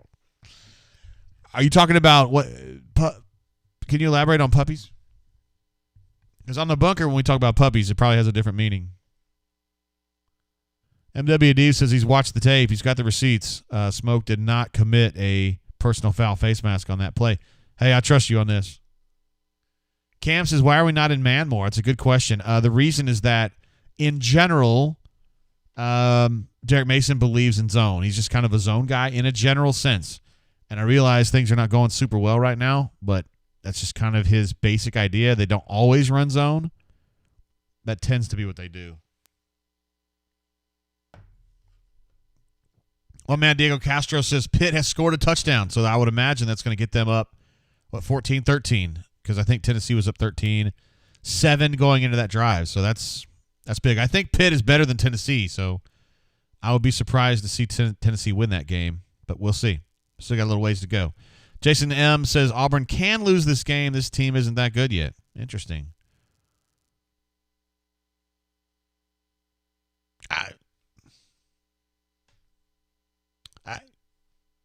Let's just keep playing. Let's see what happens. I feel like Auburn has got a little ways to go here. You know what I mean? Like, Auburn's not playing well. It's not going to be like this all day. They'll pick it up. I think they will. Oh, yeah. Why do they keep showing that kid? I don't know why. He's the one that got the face. Well, he caught the. Well, whatever. He was in coverage when the face mask call occurred, I should say. Hey, the ASU quarterback's been pretty good. Considering he's really young. No, that play's not going to work. They've run that 2 or 3 times and they've gotten nowhere. Echo Leota was all over that. Marcus Harris was all over that. Those little quarterback powers are just not. That's not where it's going to happen today. I'm telling you, there's a reason Derek Mason went absolutely balls out to get Marcus Harris when he hit the transfer portal. Derek Mason was absolutely adamant. Got to have this kid. Peyton says, is Auburn good? Answer. Good is, I don't know what that means. Auburn's a solid you know, that would have been a tough catch by Darius, number 19, but he let the ball get out of his hands. It's okay. Still defended the pass well. Is Auburn good? To me, Auburn is ranked, 24, 25 right now? I feel like that's about where they are. So if you think that's good, then they're good. If you think Auburn is this kind of team that should be, he could have had that too. He could have gotten both feet down. If you think the Auburn's the kind of team that should be in the top 10 all the time, then no, they're not. They're not quite there yet. Teno says ASU quarterback is impressive. I think he would start on South Carolina and Vandy. Possibly. I still feel like his throwing motion is iffy. He's kind of, I don't know. We're going to have a chance to see it right here, but I mean, he completed that, but I don't know. Derek Hall's an absolute monster. He's out there to make the play. So rangy for a guy his size. Ravine says, JG, don't get crucified by saying the solid. Solid. Gus, what'd you think about that win against Mississippi State? Solid. No. Spicy P thinks South Carolina's about to get boat raced. I don't know, man. They're not quite there yet. It's 14-0, right? I mean, that's not enough. You're watching the game and I'm not, though, so to be fair, I would defer to you. Terrence says Auburn is not top 25. I thought they were. They are according to my my app here. My Yahoo app. Of course, you guys know. Insert Yahoo joke here. Dude, Auburn blocked that field goal. Holy shit, it's going the other way, too. Oh, my goodness. You're not going to catch him, bro. That is a wrap. Looky there, dude. Brian Harson's going to be over the moon about that, though. He's going to be fired up about that. Huge, man. I guess we have to play the field goal song.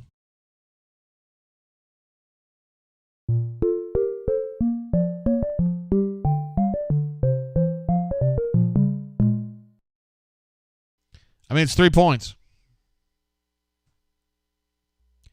Let's see who blocked that, man. Looks like Donald Hill Illy wants a cigarette. I don't know. He's doing this. Nehemiah Pritchett is the star of that moment right there, huh? Pretty fast. I want to see who gets credit for that block, though. Mouse says he wanted the Gym 5. It's not a touchdown, though, right? Is it a it is a touchdown. My bad.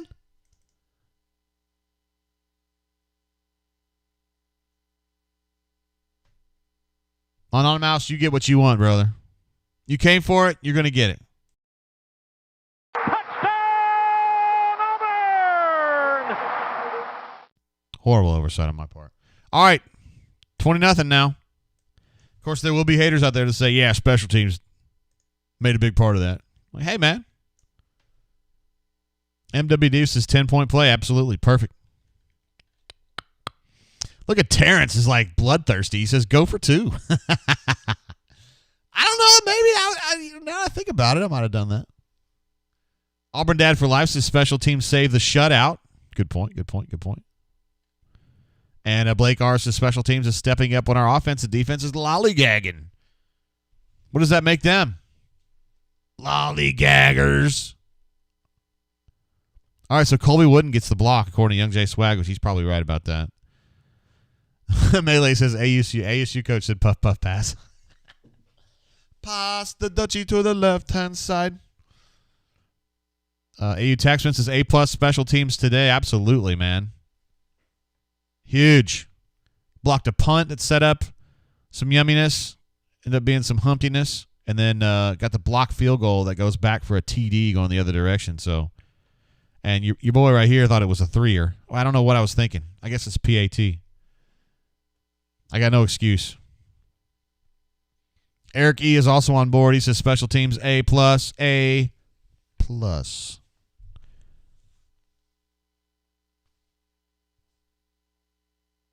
And let's see, Terrence says Akron is weaker than ASU. Based on what I'm seeing so far, I mean, remember when Akron comes in here, right? They're bad. They're a terrible team. But like their offense is sort of okay, and their defense is just dog shit. I think it's a little bit different here because it's like ASU's defense is. I mean, I thought they'd been pretty good. The offense is.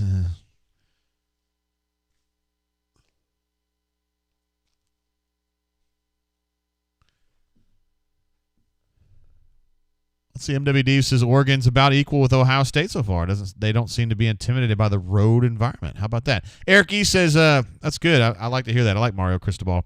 Eric E says, drink every time special teams makes a play? Question mark? What do you guys think about that, huh? I got to be careful, man. I'm trying to pace myself a little bit. I've been drinking this. Today's drink is this Blue Note Juke Joint. But you guys, those of you in the state of Alabama can find this pretty much everywhere. This is an ASU staple. And I happen to think it's great. I'm not saying it's like the greatest bourbon that you've ever had. I don't, AU Taxman would know that. But I like it for the price. This bottle probably cost you $25. Maybe 30. I'm a big fan of Blue Note. I generally stick only with Kentucky stuff, but my friend Justin got me hooked up on the Blue Note, and I think it's delicious. I'm talking about the regular Blue Note, which has been getting hard to find lately. But this juke joint, it hasn't been.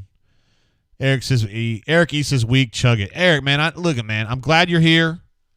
I'm glad to have another Easterwood in the crew because I think a lot of your bro, but come on, man. Your boy drinks a lot of bourbon. Like, I know my limits. I know what I need to do. I'm running the switches on this bad boy, and you're not. Plus, they're going to 3 a.m., so. Penguini says, will Mario Cristobal win a crystal ball? My answer to that is no, but I like him. Let's see. Blake R. says, I already started drinking at 10 a.m. here on the East Coast. What an absolute legend. What a badass.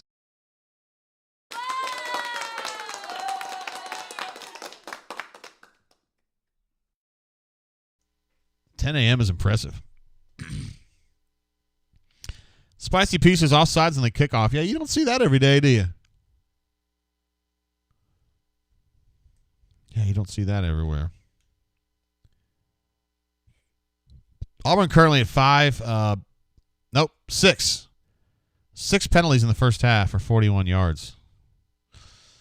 AU Taxman says, I'm high on the Blue Note. All of their releases. I'm telling you, I'm generally a Kentucky guy. I consider anything that's not from Kentucky to be kind of iffy. Well, I should say I did, like 3 years ago.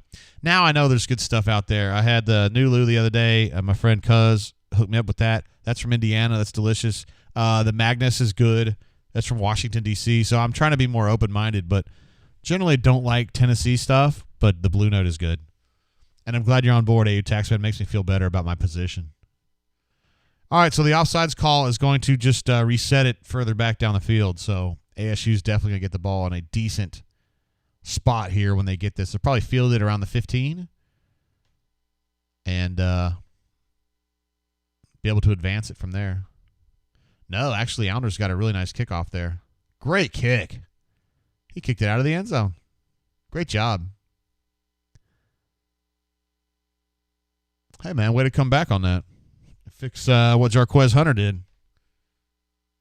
Cleveland Browns says 6 penalties. Harsin must be fuming right now. Absolutely.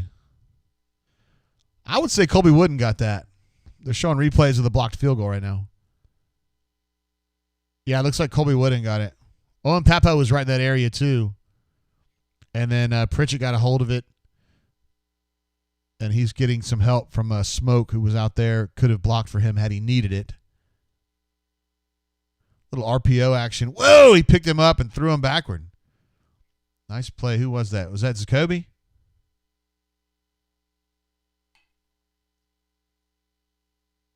Auburn's defense has been hitting hard today, man. I mean, the problems that we've been seeing today really haven't been on the defensive side of the ball. Yeah, it looks like Honk agrees. He thinks Colby Wooden got his hand on that. His paw on that. Love when we say it's a paw. 2nd and 7 after that little run there.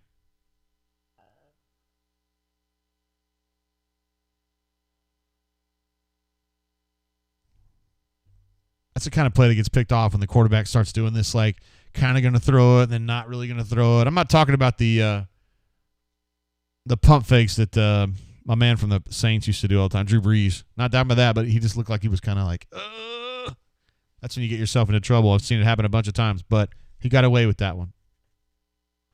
Pow! There you go, Honk. You know what I'm talking about it. I love when people talk about football players, their hands or paws. I just think it's funny, particularly when they're Tigers, right?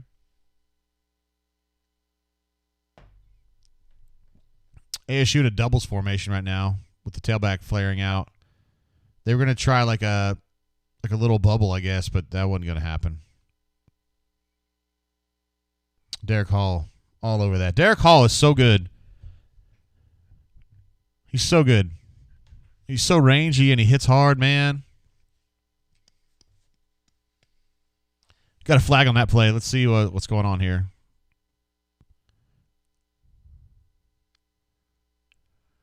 Little chop block action against the Alabama State Hornets. That means that you you better come back with that feed, yo. It means that you have a player who's engaged generally high, and then you come in low on him. A lot of times, well, not a lot of times, but probably half the time, that is unintentional. And then half the time, it is intentional. Not that you're trying to hurt the guy. I haven't seen a replay of this particular block, but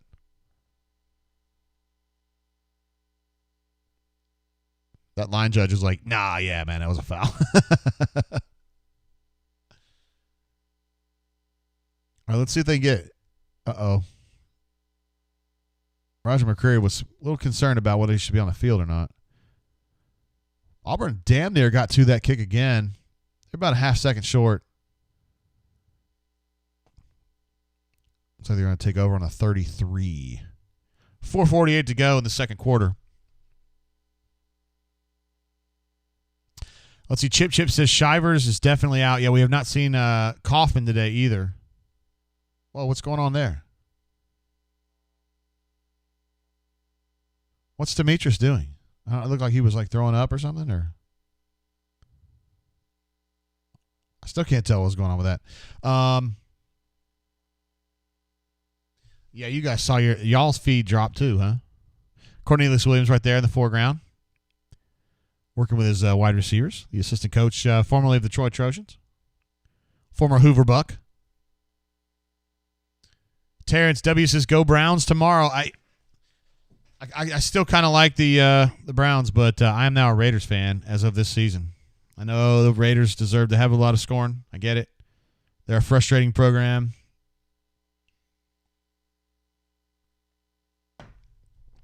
But we voted during the draft, and us, the Tates, and then our friends that live across the street, we all decided we're going to be Raiders fans this year. So there you go.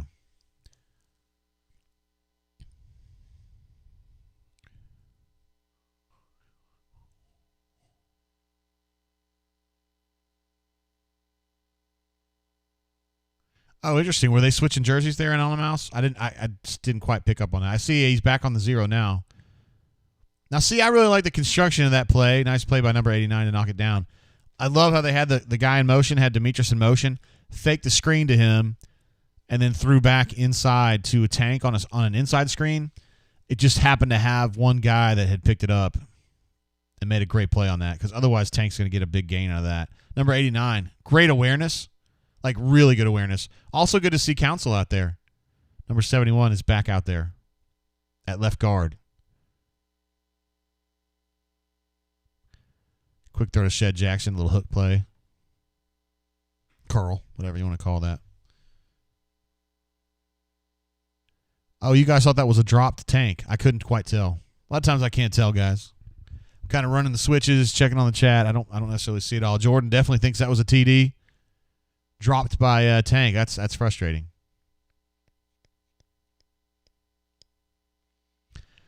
I thought that was a good read that was supposed to go to Tank, and then Bo correctly noticed that that safety had come down to play Tank, and so he went a different direction, but unfortunately that ball did not get through.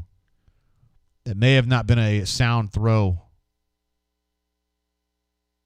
Yeah, it was behind him. I think if he throws it where it's supposed to go in front of him, that's going to be another long gainer. 4th and 5.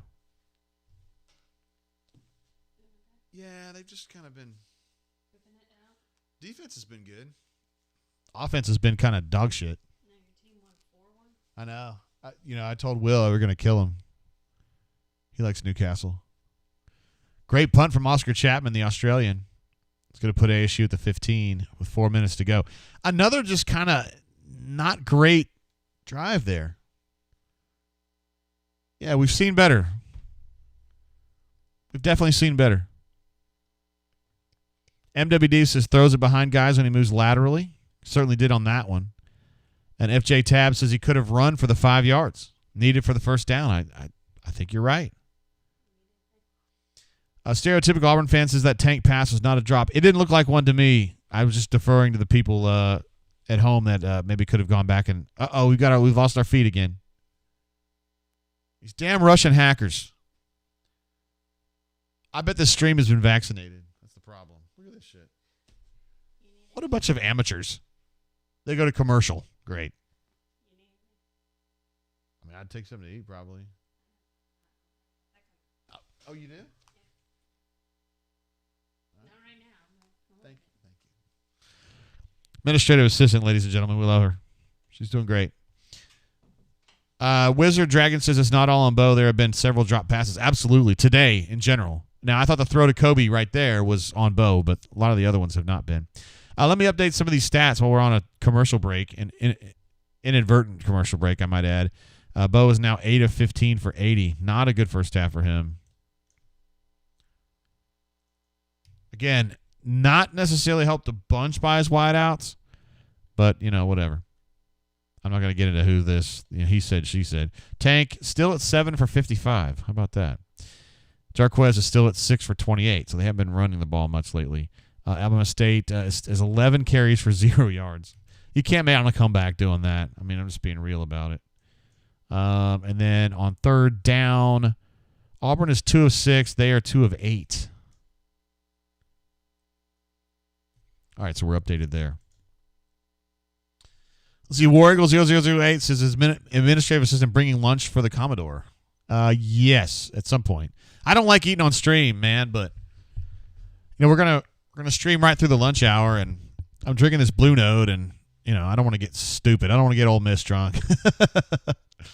Cleveland Brown says Pitt is up on UT Knoxville 17-13 and on the verge of scoring again. See, I think Pitt's a good football team. And in our pick'em, I definitely picked Pitt.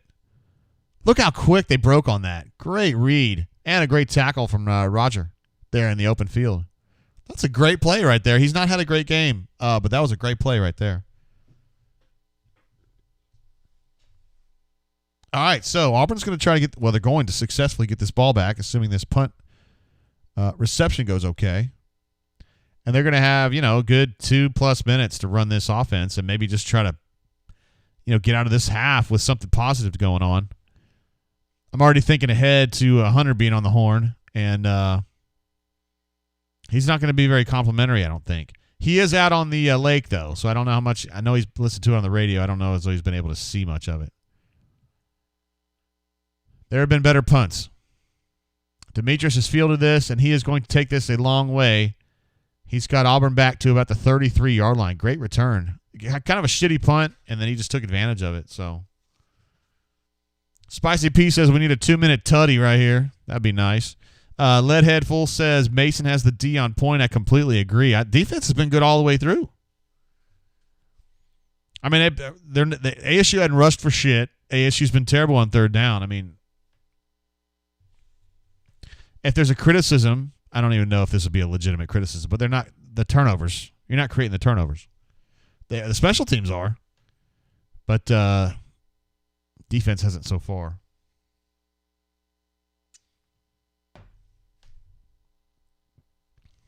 Rob says this punter shouldn't kick for a high school team.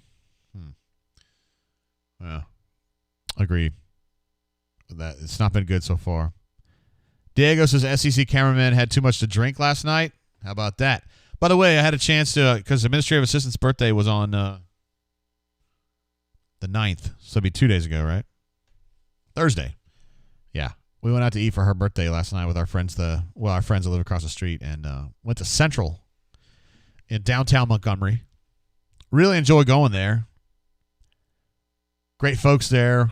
Great ambiance. But, man, the food for me just wasn't quite there. I had a short rib. And it wasn't quite what I was expecting.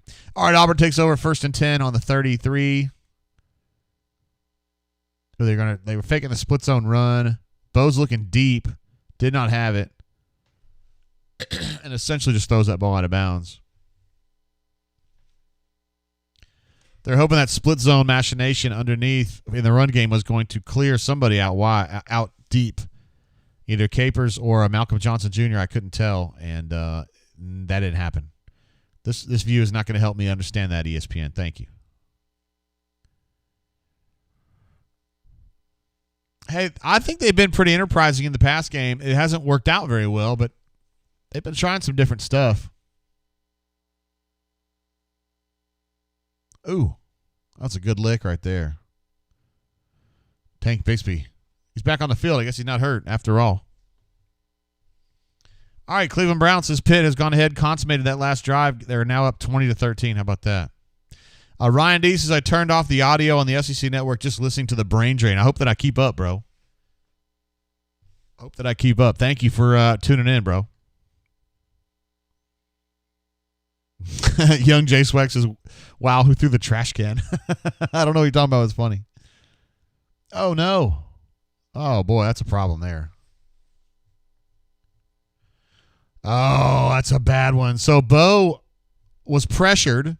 He was being careless with the ball. He had the ball kind of in front of him instead of, keeping it in a protected position. Ball just got slapped out, and ASU got possession of the ball. So that's a careless turnover. So now you got penalties. You got a careless turnover. Offensively, man, I don't know, dude.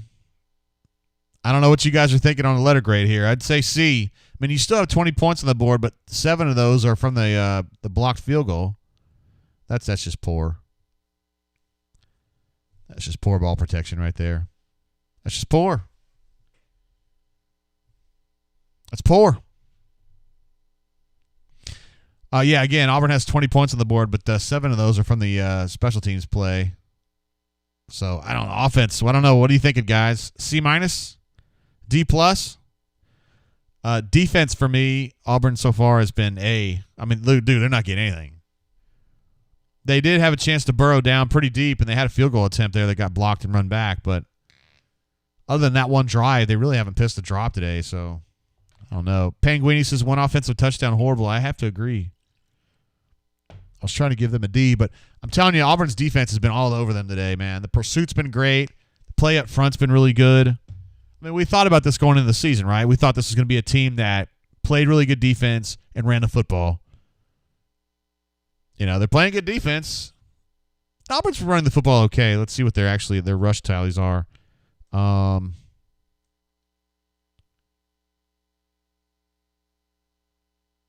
can't tell how many carries.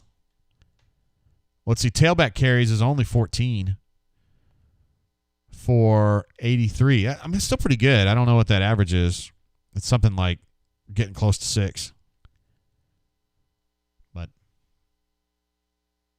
boy, they got it all. ASU did a good job of getting the ball spread out there, but not much there. Let's see. Stereotypical Auburn fans says offense D+, defense A, special teams A+. I would get behind that. I think that's good. I think those are the right answers. Good stuff. Crystal says, I swear the O-line needs a few cattle prods taken to him. Ay. No, you might be right. You might be right on that. They need to play at a higher level. They need to take it up at least one notch, if not 2. Ooh, got some pressure coming in from TD Moultrie. Look at him. I love to see it, man.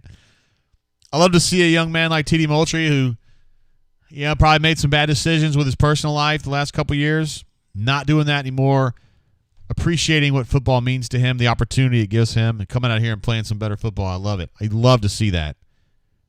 So they finish off the first half with that sack, and we go into halftime with Auburn ahead 20-0 over the Hornets. Not what I expected. From a score perspective, I thought Auburn would be up by 35 or 40 at this point. So, Cleveland Brown says UTK answered back. It's now 20. It's knotted at 20 apiece in the Tennessee Pitt game. Eric E says, I hope someone films Harson's halftime speech. Bro, with how many social media people they have, somebody better be taping it. Usually at halftime, though, you don't have... Let me see what he says here. I want to listen to this.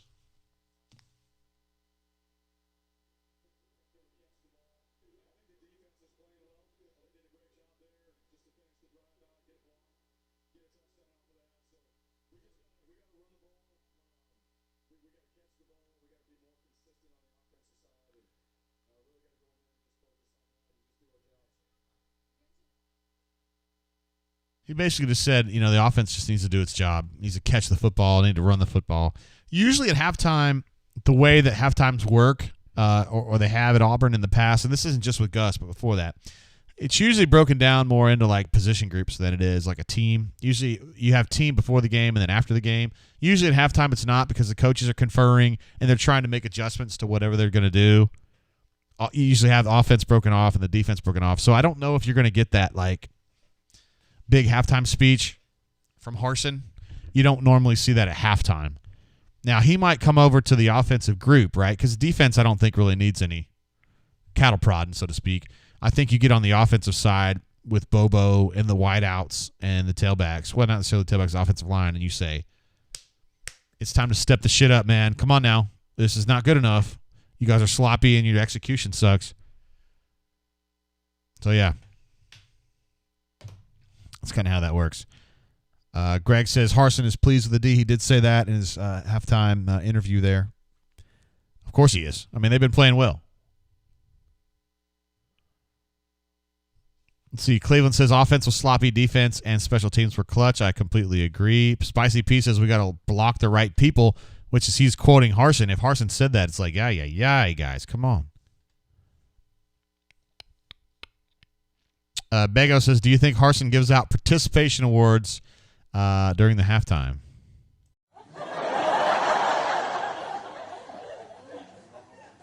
I don't think so, man. I think he's going to be handing out some. Yeah, he's going to be tough on some people. Yeah, for sure. We do want to get Coach Hunter on here. I know he's on the lake, so I'm sure he cares so much. So I know he's listening, but I don't know if he's been able to actually see some of the carnage that's been going on out here. But we'll give it a shot. He loves being. We love having Coach Hunter on.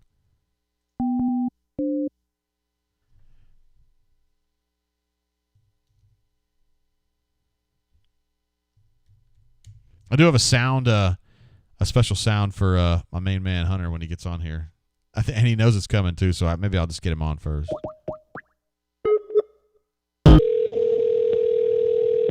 Block the right people. Hello. What's up, Hunter? Ugly stuff right now, man. Yeah, did you have a chance to watch that or listen to it, or what were you? Yeah, I got it streaming out here in the wild wilderness. What were your takeaways from that, man? Ooh, Alabama State kind of letting it swing on defense and throwing a lot of obtuse fronts at Auburn, and they're not blocking the right people at all. Offensive line looks confused, not moving their feet, not coming off doubles, missing guys on run-throughs on the gaps and backside. It's very, very bad up front. You combine that with the drops from the receivers, and you got a recipe for a very, very poor offensive show in the first half. The fact that ASU is kind of doing some weird things with their fronts, that's kind of non-standard. Is that something that concerns you going forward? I think it's obviously something that other teams will try to mimic, and because anytime you put something on tape, it's there for everybody else to see, and I think it could be problematic. I don't know if they need to simplify their rules or if they've been very static in what they've prepared for to this point. But they are a lot of confusion up front, yeah. And the defensive coordinator at ASU pretty good. He's a guy you've known for a number of years. Is this something that he does? Like, does he change fronts a lot and kind of go Joe Lee Dunn on us? No, this is kind of more of a wild card for him. So it's probably, honestly, it's probably not something that Auburn saw on tape and spent a lot of time preparing for. You're Alabama State going into this game. You have nothing to lose, so you swing for the fence. And that's what he's doing with the way he's calling the defense right now. And I get it, but you're an SEC team. You got to be disciplined enough and understand your rules well enough that, maybe the first drive it's a problem, and after that you get it remedied. All right. On the defensive side of the ball, Auburn's been swarming to the ball. Really only had one drive that went anywhere meaningful for Alabama State. You're probably higher on what they've been doing. The open field tackling continues to be very, very impressive. those guys run in space and they cut people down. I mean, you don't get yards after the catch. You don't get many yards when a run bounces outside. It's been really, really good. I have seen, and I know they're playing kind of a lot of different guys, a lot of different roles up front. Fair has been caught down the middle, Velcroing offensive linemen too much instead of owning the gap or getting a lot of push. He's wound up down the middle a little too much. That's concerning. Knighton got his hips crossed on that 3rd and long conversion, again, to let him continue that drive, and Smoke was lazy in his press, grabbed that guy by the face mask, penalty extended the drive. They got nothing out of it, but those are things you don't want to see if your defense really wants to be elite. Yeah. And Harsin's losing his mind over these penalties, man. I mean, it's just silly. 6 in the first half, yeah. And it's not penalties being caused by adversity, and a lot of times in adverse situations you make a mistake that causes a penalty. That's something that's, I don't want to say excusable, but it's understandable why it's happening. A lot of this is just crap, just lackadaisical, stereotypical, archetypal, whatever you want to say, 11 a.m. Saturday Jordan-Hare football. Yeah. Now you mentioned the Smoke penalty, which is where he was kind of jamming on I don't know if that was a trips formation. Yeah, they went bunch trips. He was walked down to press the point man, and he didn't move his feet. Lunged with his arms, got deked inside, and the only thing he do was grab. Yeah, so from a defensive coordinator perspective, it's like, come on, dude, move your feet. Yeah, I want to see good athletic posture pre-snap. I want to see your feet moving. If we're trying to play inside leverage and force him to the sideline, that inside hand's got to come first. I can't reach across from the outside hand. Just, one of those things where he probably wasn't taking the guy across from him as seriously as he should have. Yeah.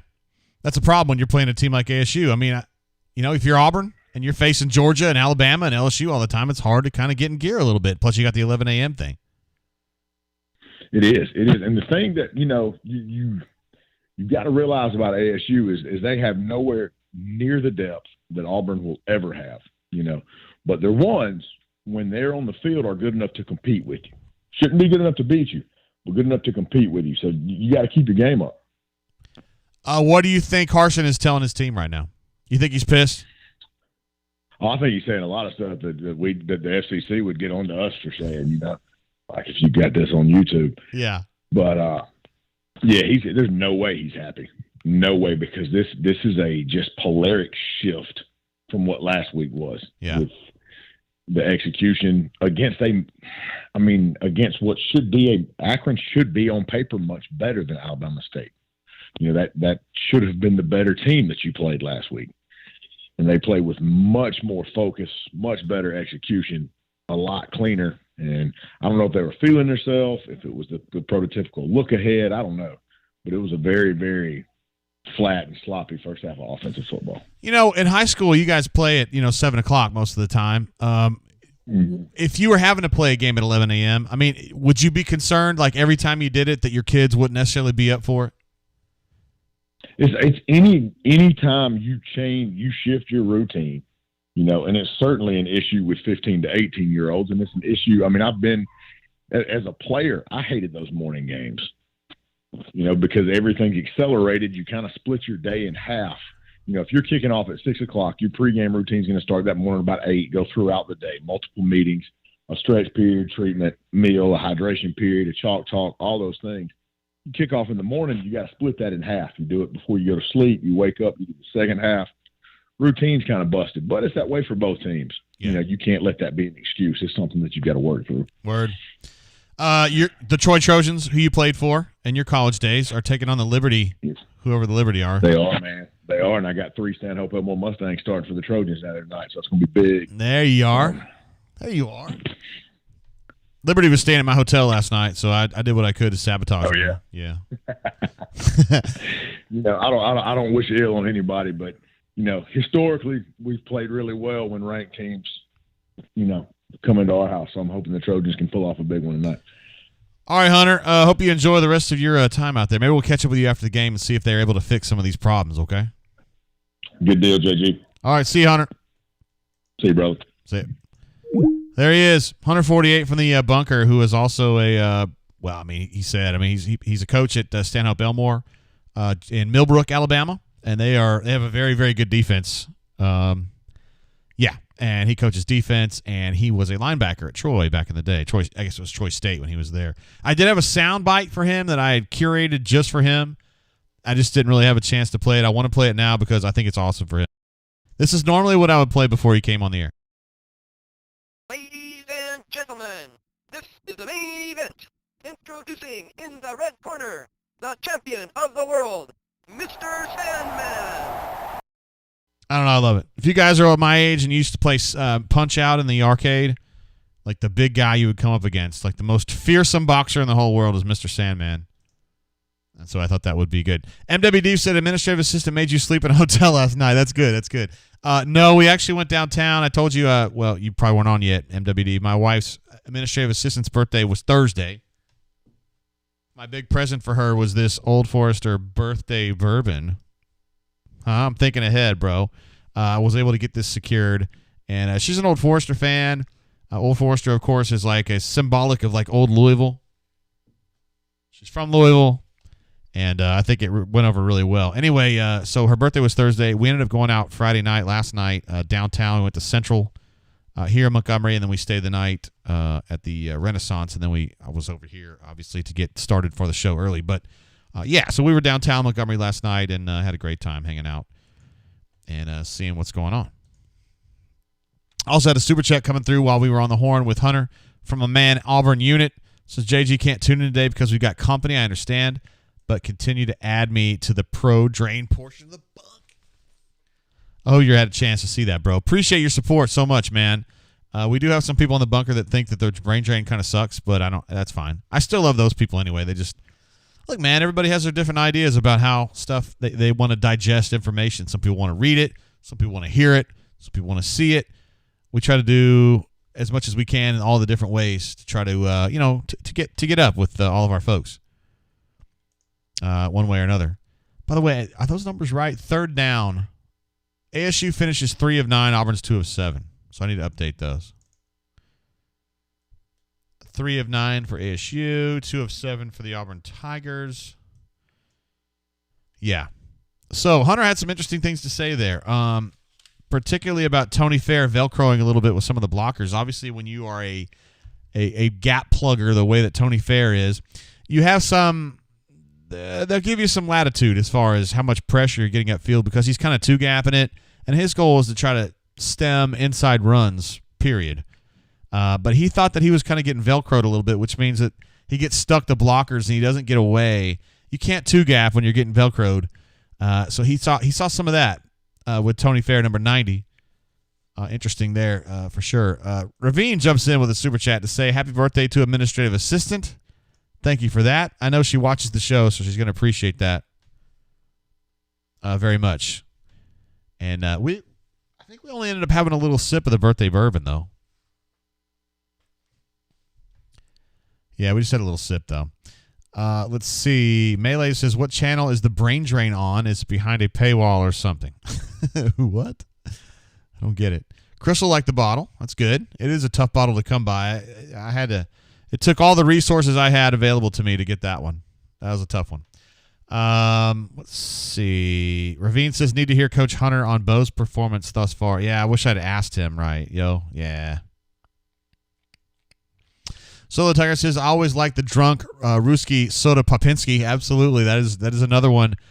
In the arcade version, I think you got, Glass Joe, Piston Hurricane, also known as Piston Honda. Kid Quick, Pizza Pasta, and then Mr. Sandman, I think was the group there. And then when you're playing on NES or whatever, there's different. They had like the Indian guy, I remember, who had he had the turban on, and when it would turn red, then you'd punch him and stuff like that. It's probably something we wouldn't do today. Probably change that a little bit. Auburn Dad for Life also wishing administrative assistant happy birthday. Good stuff. Also, from Hunter, kind of recapping, he was talking about how Alabama State was showing a lot of different fronts up front. Three-man fronts, 5-man fronts, like some of that Eagle front, or the Bear front, rather, and then some standard 4-man fronts. And that Auburn was having a hard time kind of from a blocking perspective understanding what to do. And I think when Harsin comes out there on the SEC telecast and says, we need to figure out who to block, I think that's exactly what he's talking about. And also, Hunter played for the Alabama State defensive coordinator years ago, and also worked for him as well. Some of these guys are coming along. Some of these younger players are, and so he had some unique insight into just kind of how Travis does his business, and he doesn't usually do that. So this is something that they kind of cooked up to mess with Auburn, and you got to say it's been successful so far. Terrence Williams also remembers Don Flamingo, who is another one of the. I think that's an NES guy. He's the guy who was like Mr. Like all primped up and stuff. Yeah. He didn't like those shots to the chin, did he? Let's see. Damon says Bo has had 2 drops, one of which was a TD to Tank. Oh, you're talking about. Well, he certainly had a TD to Kalen that was dropped. And you're talking about the inside screen to Tank, which I'm not sure I would call that a touchdown, if that's the one you're talking about. If you're asking me, has Bo been the problem? No, I don't think he's been the problem. So I agree with you on that. Totally. Solo Tiger says Piston Honda. I think he was Piston Honda initially, and then they changed it maybe due to copyright violations to Piston Hurricane. Oh, Bald Bull. Thank you, Corey and Terrence, both of you guys. I forgot about Bald Bull. Yeah, Bald Bull. Man, he was tough, dude, until you figured him out. So you go Glass Joe, Bald Bull, Piston Hurricane, Kid Quick, Pizza Pasta, and then Mr. Sandman, right? And some of these other dudes like King Hippo is definitely an NES guy. He's the dude you would punch in the gut all the time, right? He's basically Butterbean. Let's see. Crystal says, got a prediction for you. Texas versus Arkansas. Arkansas needs to stay in the bleachers. This is going to be an ugly game. See, I think Arkansas is going to win that game. I think Arkansas is pretty good. But I am a Kendall Briles apologist big time, and I always think he's going to like pull some shit out of a hat. Watch me pull a rabbit out of my hat. Oh, that trick never works. He's made some stuff happen for sure. Eric East says, Nix has played great. Can't put those drops on him. Well, so if the drops are caught, right, he would probably be, 11 of 15 for like 140? 2 touchdowns at least, maybe 3. And at that point, we'd probably be satisfied. I know you're not satisfied, but are you good? Tank, really, I thought he was running good in the first quarter, and then they went to Jarquez, and Tank only had like 1 carry after that, so. And it wasn't a good one, but it wasn't really his fault. In fact, he's 8 of 55. I should update that. I didn't know if he was hurt or what was going on there.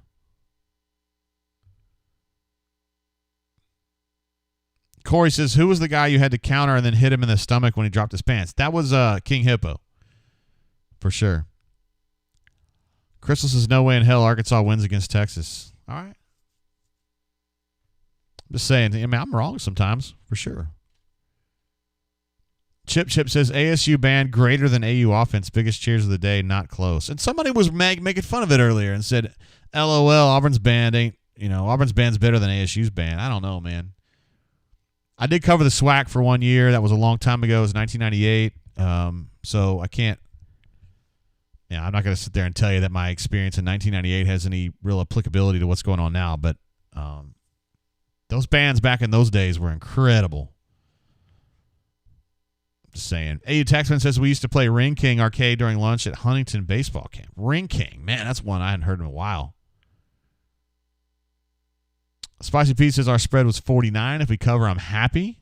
Thanks, Ravine. Appreciate you, brother. So 20-0. You think you extend that out, 40, 47. 49 seems like it's pretty much right on the money. Vegas is on the money more often than you would ever explain. You know what I mean? Like, you're always shocked how close Vegas is.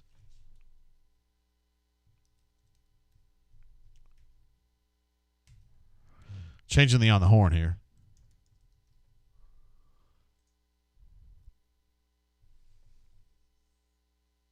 Cleveland Browns says it would be disappointing if neither Tank nor Hunter, meaning Jarquez Hunter, hit 100 yards today.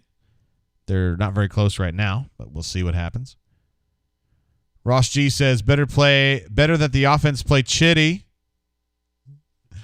this week and the next. Absolutely. You want to try to get, get on the right page here. And I think you take that third quarter, right? It's an opportunity for the offense. You leave all the first guys in there, and you just get in there and you just do your thing. And give them another chance. That would really piss me off. They're showing replays of some of the stuff in the first half. The 4th and goal got to delay a game. That's some bullshit I could not deal with. Anonymous X, following up on my point earlier about how Vegas always knows. Kansas and Coastal Carolina was a push last night. 27 was the line. Corey G says, is Doc getting a call post-game? I mean, he would certainly get a call if he wants to be on. He had said before that Penn State was going to be when he returned.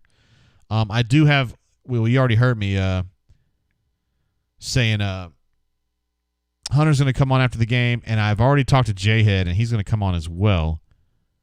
So let me check in with Doc D and see if he would like to come on tonight or if he would rather go until the Penn State game.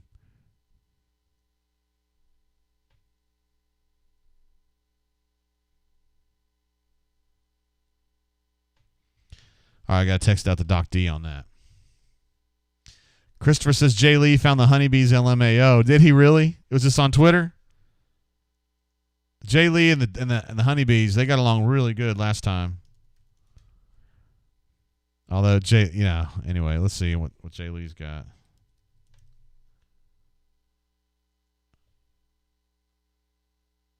He did. There he is. He's got a picture.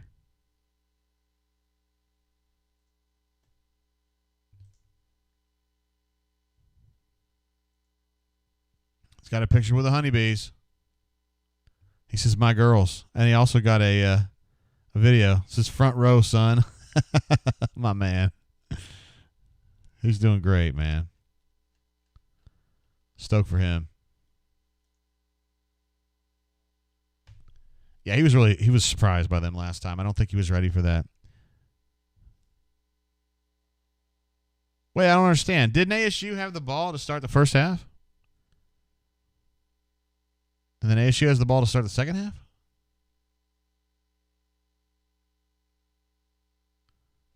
I don't know. Maybe I missed that.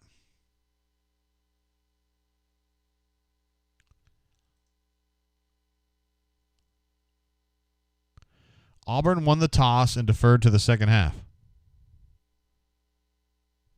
So ASU took possession to start the game. And then ASU took possession to start the second half too. Like what is that? What am I missing? Am I missing something here? Oh, okay. Onside kick. My bad. Sorry, guys. I was like doing administrative stuff. My bad. Got it. I'm sorry. My bad. Thanks, Kelsey. Appreciate you guys. Terrence, Ryan D, keep me on my toes. TJ as well. That's what happens, man. I feel like I need Denton here to help me. Denton usually comes on after the once we get into post game. All right, little pooch kick. That did not work. That pass was not as good maybe as some of the other ones on a 3rd and 6 play right there. So they got a 4th and 6 on the Auburn. They're on the plus side of the field. So I'll be interested to see if they're going to think about this. A lot of times you would go for it here around the 40. And my friend Jason Caldwell taking some photographs there. He's positioned on the field just a little bit, whatever, downfield from the ASU bench. Looks like they are going to punt it from the 39. Try to pin Auburn back a little bit here. Spicy Pieces, special teams just lost that A+. It's just down to an A. They're down to an A now. Chip says honeybees. Terrence says JGT is on it as much as the cameraman.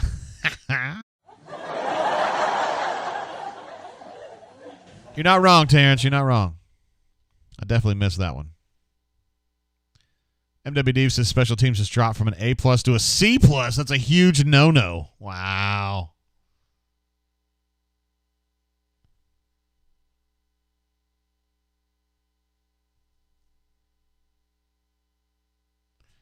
Donald Hill Ely. I'm trying to figure out what's going on here. He's got that like Tiny Lister look on his face, doesn't he?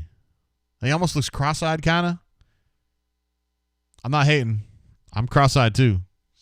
Just saying. I'm just as God made me, sir. Let's see. I'm trying to figure out what you're talking about there, bro. CJ.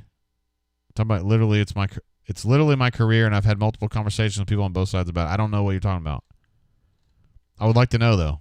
I'm interested. I think that's a good punt. Is it a little bit too far? Yeah. Still pretty good, though. I was going to put him at the... Ooh, he keeps moving up. Moved him up to the 10? I have to agree with those ASU guys that were like, whoa, bro, this came down to like the 3. Hey, whatever. Do what you got to do. CJ, I'm interested in what you had to say there, though, bro. I didn't know what you were... I was trying to find what you had posted earlier, and I couldn't find it, so I wasn't sure. Oh, here you go. CJ Ellis says HBCU and traditional bands are just different. Different goals, different styles, different philosophies. Neither is better or worse. He says it's literally his career. All right.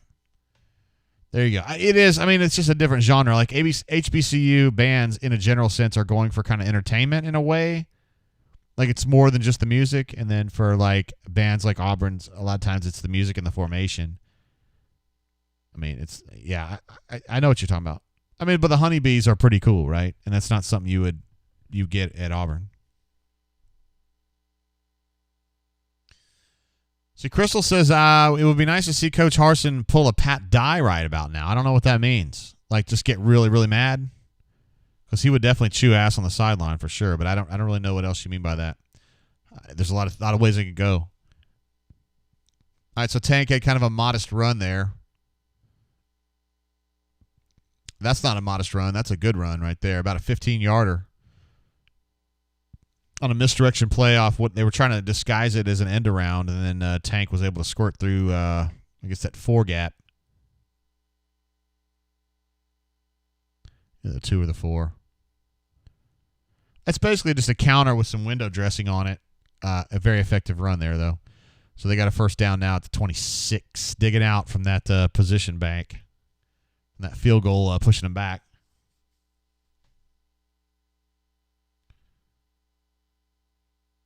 Nice change of direction by Tank right there. He's free. I don't think he's going to get away, but maybe he will. Oh, no, he just lost his balance. That's another, 40-yard run, something like that? I mean, if there's one criticism, look, man, Tank Bigsby's an absolute badass. If there's one criticism from the NFL perspective, it would be right there. Be like, that should be a touchdown, right? I mean, he did a great job. I mean, it's an A-plus run. I'm not trying to do that. But, like, you're looking for the fucking breakaway speed, right? You're looking for him to just be gone. And he's not. And ASU's first-team defenders are pretty good, and they're fast. And, you know, you're not ashamed of that. But you'd still like to see him gone. He gets all the way down to the 23, so that's a great run. Big run. Completely flips the field, excuse me. That's a 51-yard gain. Tank is now over 100. He's 11 for 122. I'll go ahead and update that.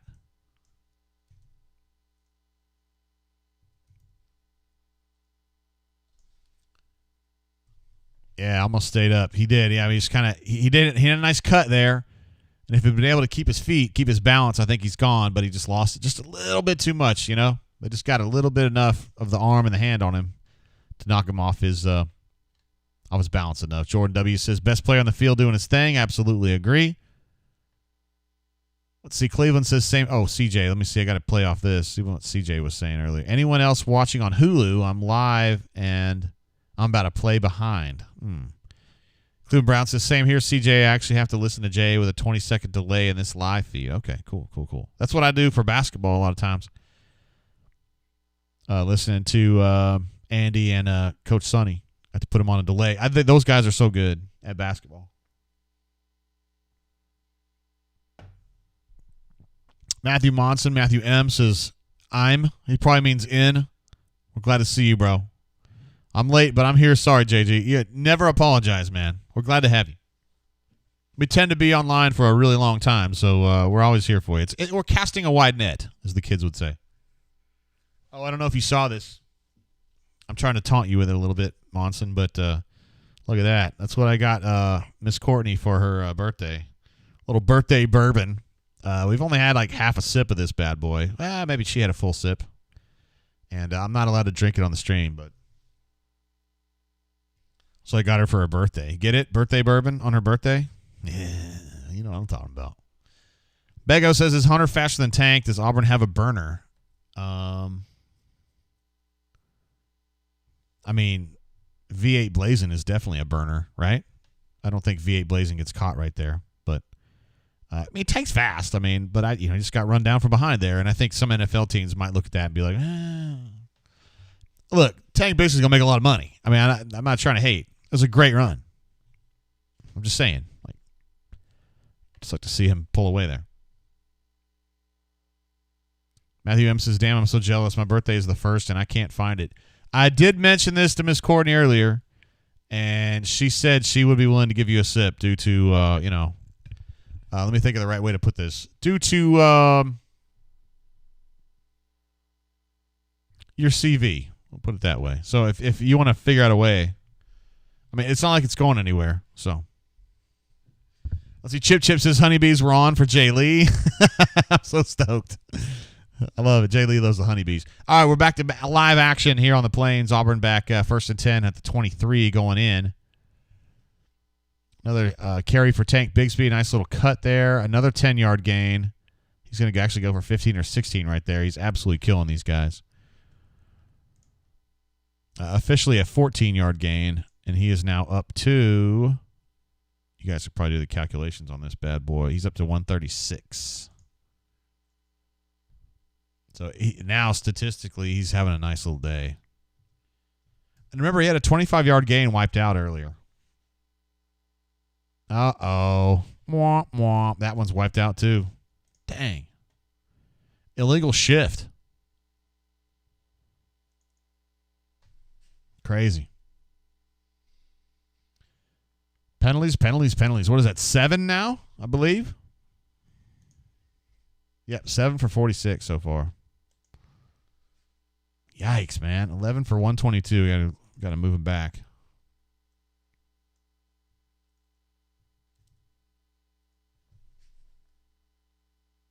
Auburn was doing some verts right there, and that is a touchdown to Demetrius Robertson.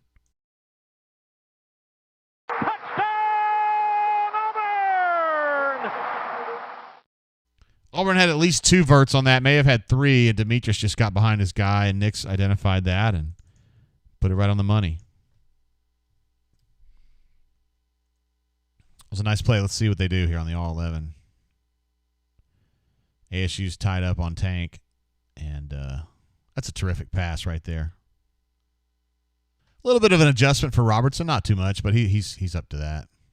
Any wideout should be able to make that adjustment. Terrific, man. Great execution. Look at that. Blake Arce's Bo did make a great throw.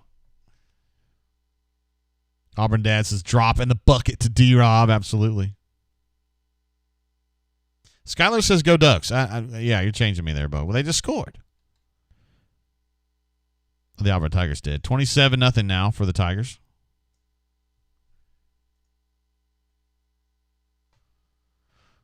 B. Parm says, great pass, Bo. Yeah, it was nice. It was really nice. I mean, it's where you want to put it. You want to give him out, put it outside, a little bit away from the defender, let him make the adjustment. He did. Great play. It was a really nice drive. Had a big play from Tank. Great throw from Bo for the touchdown, so you're happy with that, yeah. Let's see. Leadhead Full says, Oregon is putting it to Ohio State. Some of you guys have mentioned that. Skyler had as well. 21-7 Oregon is up over Ohio State. How about that? MWD says when he plants his feet and has protection, he's good.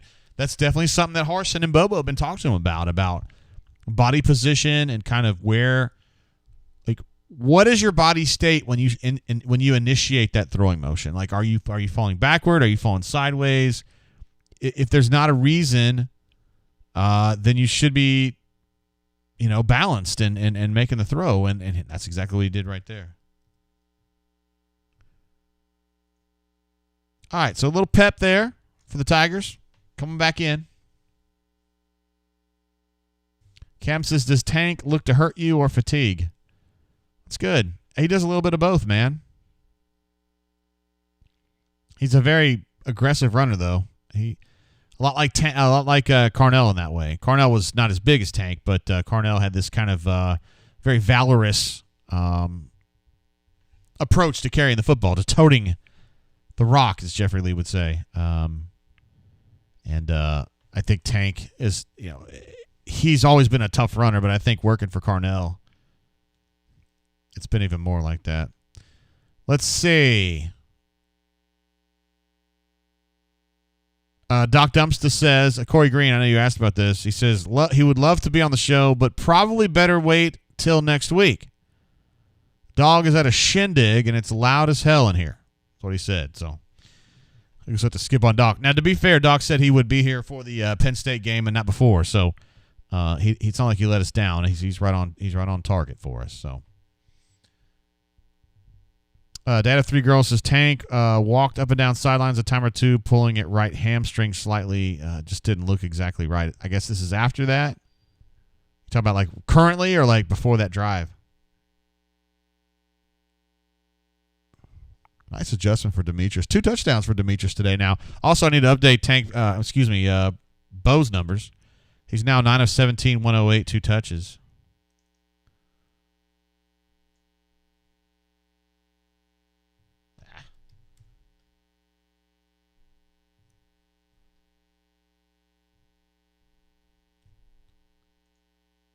Oh, we got him updated.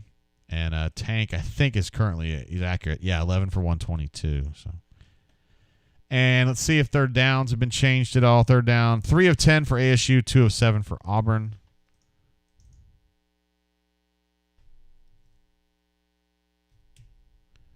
All right, and ASU's rushing. Let me make sure their ASU's rushing total is correct.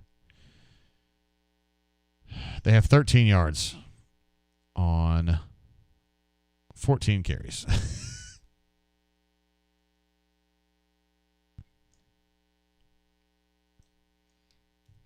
I mean, look, we know ASU's going to lose this game. I mean, we know that. But you just can't orchestrate a comeback when you can't run the football. You can't do it.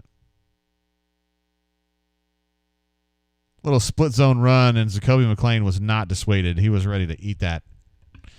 He was thirsty. He was hungry. He knew it was coming. Jacoby shaking his head like, is it the best you can do? Phrased Eyebrow says Heaven Hill is now Quality House. I'm sorry, I don't know exactly what. No, I don't know. MWD says, telling you guys Tank needs to sit. He's looking vulnerable. It's kind of an interesting formation right there that they ran. Dude was wide open. A missed tackle. Rare for Auburn today.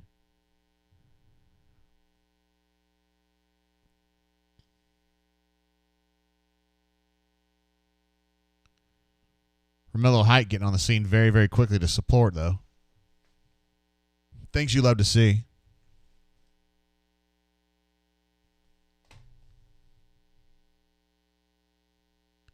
Yeah, Phrased, I don't know what you're talking about, bro, but appreciate you.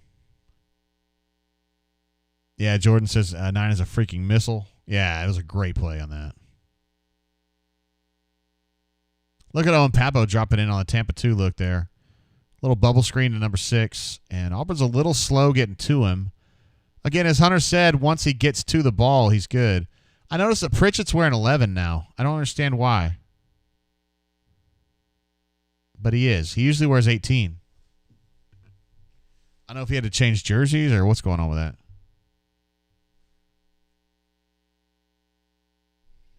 But Auburn is definitely running a Tampa 2 there.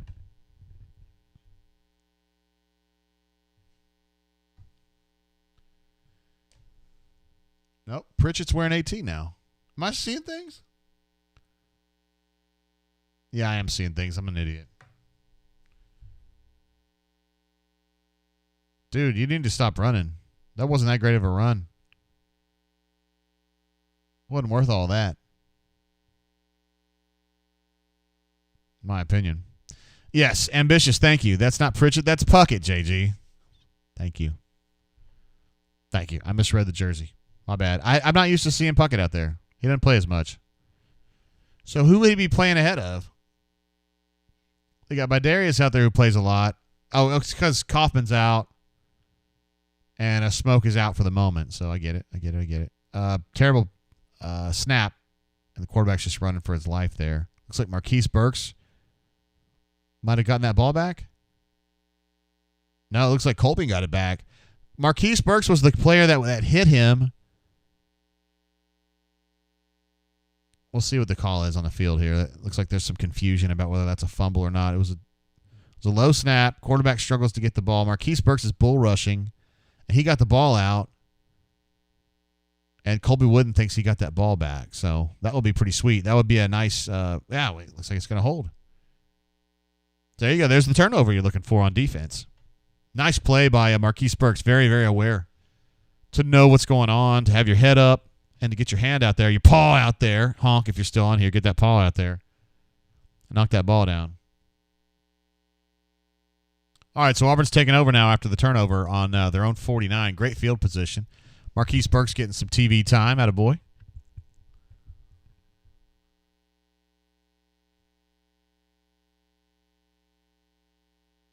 Ooh, I like it. I like it. That play was designed to go to Kobe Hudson. Instead, he decided to go deep for Shed. Shed's shaking his hand like it's going to be an OPI. I don't know. They've definitely thrown a flag on a pass interference situation there.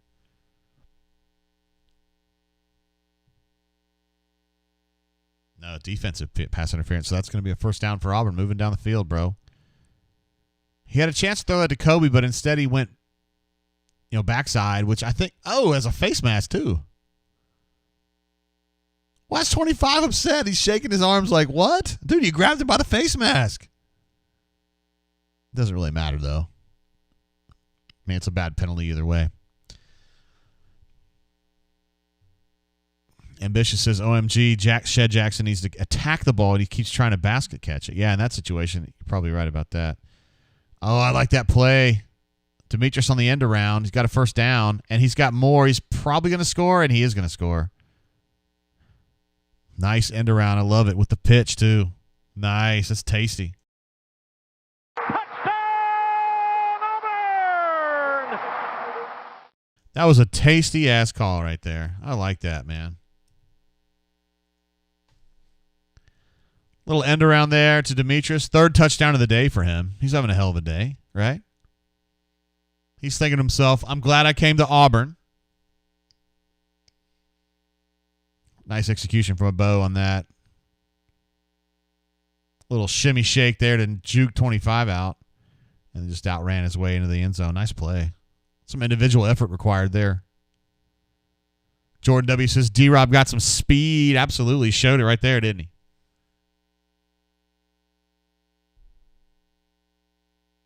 Showing Shanker doing a little downfield blocking. How close was he to the end, to going out of bounds there? Very close.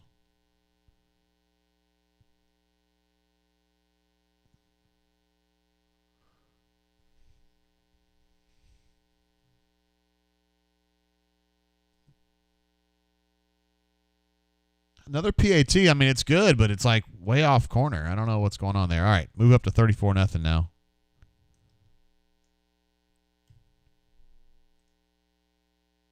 That does not count as a pass, right? It does not. Because it's backwards. Of course. Bo now, Demetrius great. That was a 36-yard run for the touchdown. So he's technically Auburn's second leading rusher now. He also has 3 catches for 61 yards and 2 touches. So hell of a day for him. Demetrius Robertson I'm talking about. Bo Nix now, let's see, 9 of 17 for 108, same as before. Tank, 11 for 122, same as before. And, Robertson now has the 1 carry for 36. 4-6. Jim Bob says, is that counted for a rush? It absolutely is, because the throw was backwards. A lot of times Gus did those plays where it was a forward throw, similar machination, but it was just a quick forward pitch. Not that one. CJ Ellis says, nice downfield block by Shed. I did not see that. I'm going to go back and look at it since we're on a commercial break anyway. I love to shout out good blocks, man. I thought John Samuel had a nice block on that too.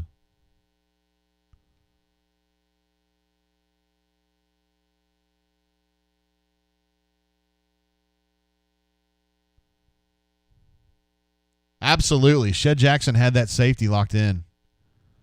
Great eye, CJ. Let's see where Shed comes from. Great block. Really stuck with that guy. And really, that probably sprung it.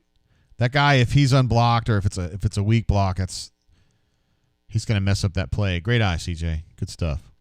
Spicy Pieces, Shanker whiffed. He did whiff, but he also knocked that guy off course just enough to be able to give Demetrius a chance to get by him. So, not a great block, but it's still effective. I think, from my perspective, he got done what he needed to get done.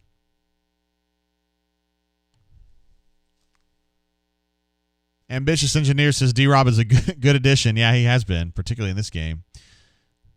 Yeah, for sure.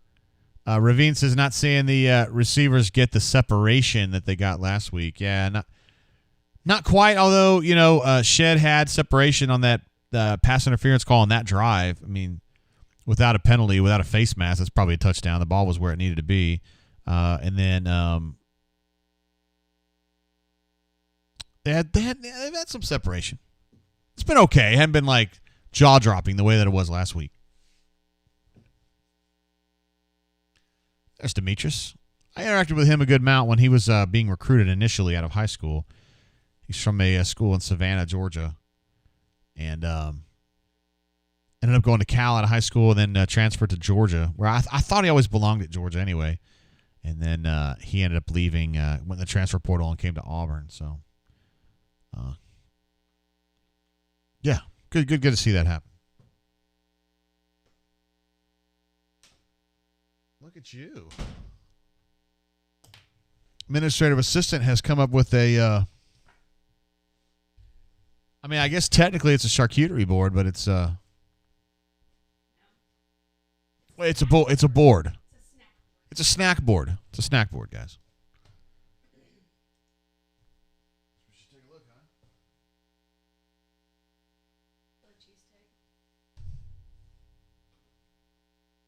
All right, so we got some little Philly cheesesteaks there, some bugles, some kettle chips, some little what are these, like little Chips Ahoy? We got some trail mix, some strawberries, some grapes, and some of these veggie straws too, huh? That's nice, huh? Thank you, administrative assistant. Eat something. Huh? Eat something. I just did. No. Put this in your mouth. Now in your mouth. Thank you. She said for me to put this in my mouth, so I do as I'm told. Can you tell me about these a little bit? Philly's cheesesteak cut up. How did you make them? I didn't make it. Who made them? Jersey Mike's. Oh.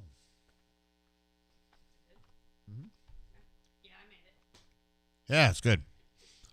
Ravine says assorted meats and cheeses. Blake R says yummy JGT. That's a good woman you got there. I would agree. Jim Bob says no goose pate. How about that, huh? You had chicken pate last night. Cleveland Brown says, with the super chat, thank you, sir. Jumping in says, any chance of getting the administrative assistant to take a shot with the drain?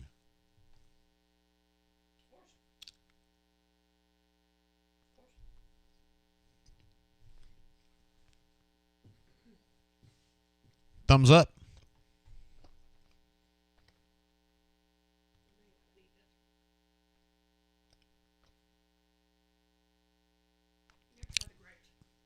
Crystal says the AA wins the game ball.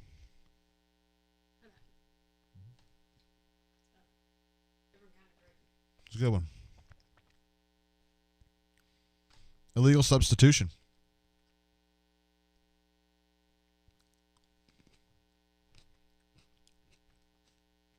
So Auburn's defense has played great, continuing to play great. And Zacoby, yeah, Jordan says 9 out here taking souls. See, Zacoby now officially, somebody mentioned, CJ mentioned in the chat, 10 tackles, 7 solos. Good golly. Next highest is Owen with 6. Roger McCreary with 6. Bardarius Knighton with 3. TD also has 3. So, yeah. Jacoby's having himself a game, you guys. AU Taxman says, how are the Vienna sausages? And then CJ says, happy birthday to administrative assistant. Aw, thank you. That was nice. Tell 'em we had a trip. I don't have that camera on. I know. No. Yeah, I can't. I can't even turn it on from here. Good. Sam H says the old halftime pep talk work. Yeah, I mean, this team's definitely playing with a little bit more pushing a little bit. Ryan D says the administrative assistant is keeping our boy gassed up. That's right. We got a pick off. We got an interception by Roger McCreary, and I think this one's going to the house, fellas. That is both a takeaway and a touchdown. Holy Touchdown, Auburn! Look at Geis was in there too, man. Trey Elston getting in the business there. Look at that. Look how happy they are, guys. Wow. Thank you, Cleveland Brown. Appreciate you, bro. Roger McCreary's playing press man and was all over that guy's jock, and then he came back and caught that ball. Really nice play.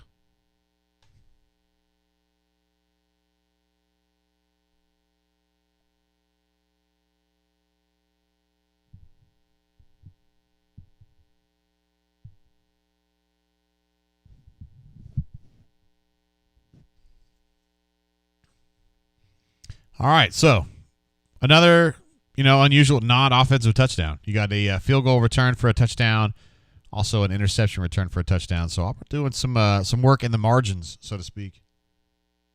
Some good work in the margins. That's good. You need anything? What's going on down there? I don't know. Have you heard anything from our friends? We're good. Well, I thought that was like a while ago.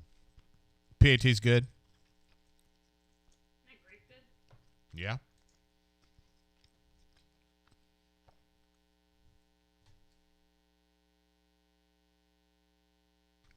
You want anything else? Thank you. Here's your napkin. How are you going to take a shot? How are you going to take a shot later? I had to do it on you. Oh, okay. We'll work on that later. There's Derek Mason gazing upon his defense. He's fired up, man. He should be. You good? Huh? You good? Yeah. Ambitious Engineer says best catch all game. You know what? I can't disagree with that.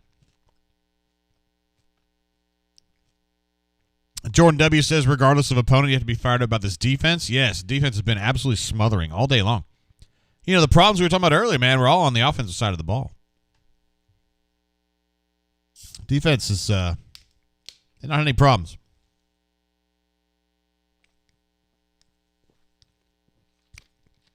Anonymous says, I think we're running more man coverage now. Definitely, there was some press on that play right there.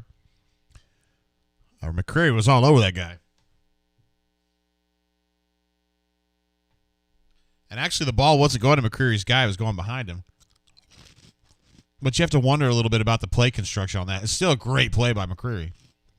But why would you have two receivers running curls right there? Incredible awareness by him to just come back and snag that ball that was going for the guy behind him. Tulsa leading Oklahoma State 14-7 in the third. Wow.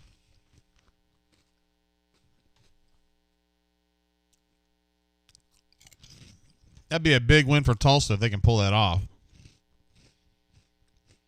Tried to run a counter there, and Auburn's all over it again. Tony Fair in there. Yeko Leota's in there. Wooden's in there. We like to joke about, like, on the bunker, we talk about flying to the ball. That's what coaches say. Oh, they're just flying to the ball. But, I mean, this defense, seriously, they swarm, bro.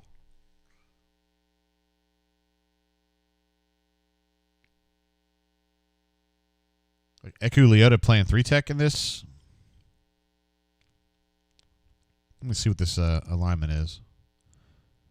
Nah, he's playing like a 5.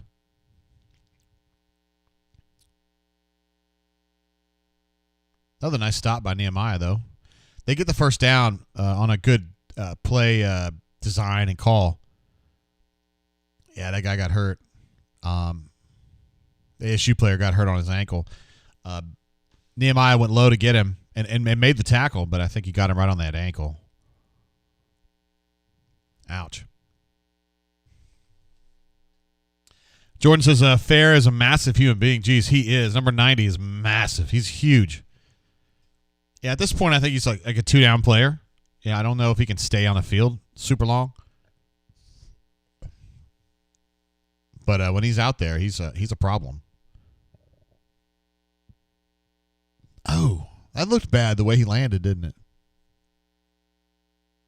Cleveland Brown updates us to say that Oregon has scored again, so it's 28-14 now.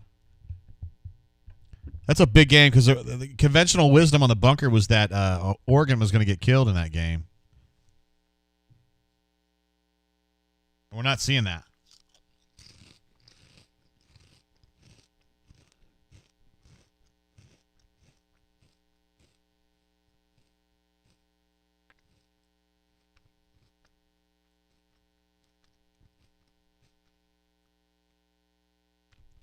Let's see, my man Jim Bob likes the ASU helmets. I do too. Kind of got that fade color thing that I think Navy kind of pioneered about 10 years ago, where they had the blue and then the gold, and then ASU has kind of changed that into black and gold, put the Hornet on one side and the numbers on the other. I like that. It is pretty cool.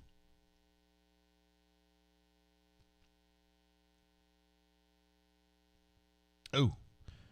That old quarterback was trying to get away from Wesley Steiner, but he wasn't going to get away. I think he's played a good game. Alabama State's quarterback. For a guy that, still getting started in his career, true freshman. It's been pretty good. Wesley Steiner, a lot of range on that play right there, number 32. Young man from Warner Robins, Georgia, that chose Auburn over Stanford. Really good student. But also a very good football player.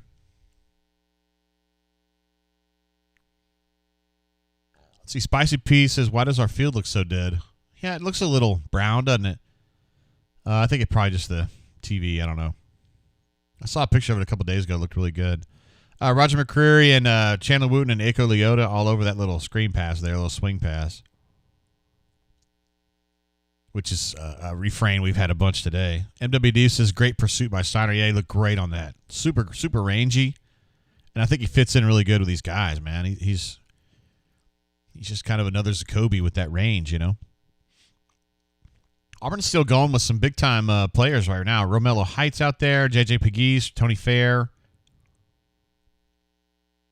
I didn't see who was on the short side end spot. That's Aiko Leota. I knew that, of course. Chandler Wooten dropping back. That's a drop pass. Oh, there's Kaufman right there. He's playing. I guess he's not out.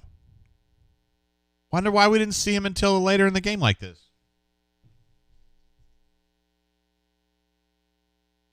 I'd like to have an answer to that question. I mean, I get that he's second team, but you think he would have played some snaps earlier. Cleveland Brown says this defense is hungry. They've been good all day, man. D. Lucky says Harsin has minus 49 too.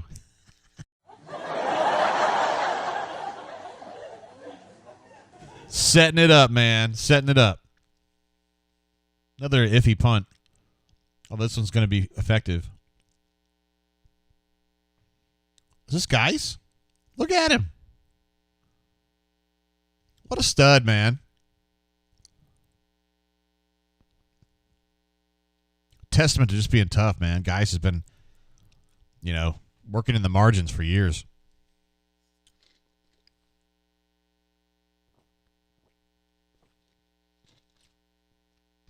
Terrence has a great question. Has the transfer CB Miller been playing? How has he been? The answer is no. He didn't play last week. I have not seen him this week. If you guys have, holler in the chat. I haven't seen him. They're not going to show anything. He just kind of fell behind on the depth chart a little bit, specifically because Ro Torrance and Jalen had been playing so well. And I just kind of got the feeling, just talking to some people, that maybe he didn't take that super well. And that's kind of why we haven't seen more of him. CJ Ellis was asking who was that on that punt return. That was Darius Geis. A walk-on from the Auburn Opelika area who's just been kind of toiling in obscurity for a while. Uh-oh, Jarquez Hunter put that foot down. Oh, he lost a shoe, but he's still going. Didn't he lose a shoe last week too? Oh, it wasn't him. It was somebody else. My bad. I saw a shoe pop up. Thought it was his. Oh, he did lose it. Yeah, never mind. It was him. I swear he lost a shoe last week. Did he not, guys?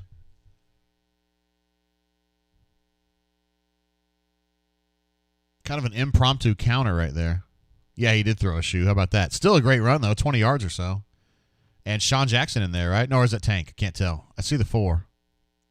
Nah, it's John. 44.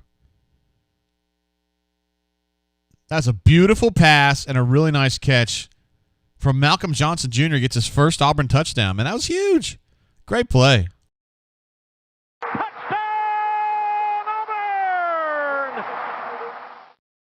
Great play. Nice throw from TJ. Kind of coming back after a tough he had a tough performance against Akron, but that was a really nice throw right there. That was nice. Really, really nice. And Auburn's definitely found something here.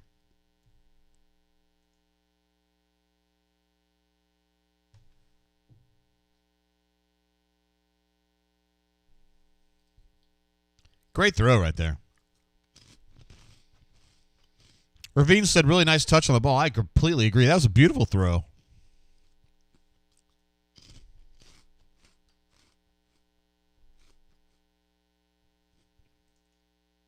.48 it is. D-Lucky, they need at least another field goal, bro.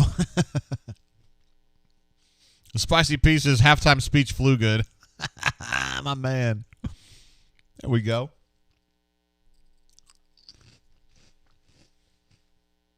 I'm sorry to have to eat a little bit on the stream. I don't like doing that, but if we're gonna be on the stream for like 6-7 hours, I got to eat at some point. MWD says on that note, time to watch the Ducks quack. See you guys post game. Appreciate you, bro. We love having you here, MWD. Let's see. Brad says Torqued took ASU plus 49 Rutro. Jordan Dub says seeing Finley in the pocket reminds me so much of Cam. He's a huge quarterback. He is huge, but he's not a runner, unlike Cam. Look at Finley. He's like, look at that throw. Did you see that throw?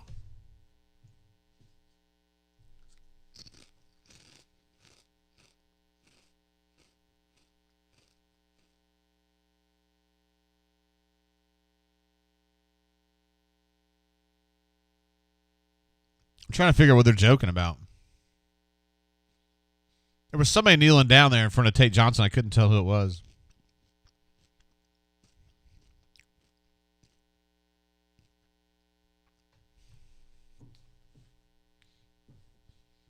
Auburn Dad says, eat, buddy, you need it. Good question here. Rob D says, will Finley finish the game or will we see third string? I mean, I think that TJ is going to get at least a couple more series. I don't see at this point any reason to give like Grant Loy any run. Now Demetrius, yeah. But not right now.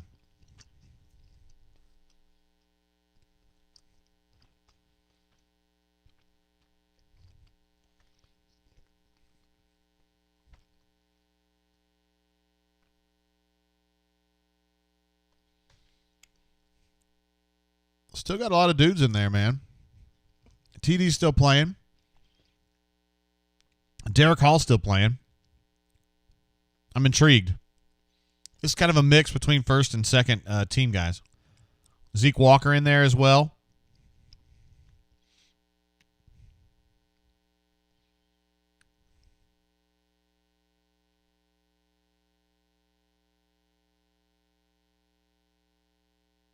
Oh, he almost jumped that.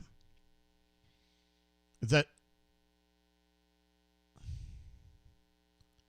That's Lord Tennyson actually coming down for that blitz. I think he jumped the gun just a little bit on that. It's going to get Harsin pissed off because it's going to add to the penalty total. But, Hunter was talking about at halftime, you have like penalties that are just dumb and other penalties that are kind of understandable. Like that one's probably somewhere in between those two.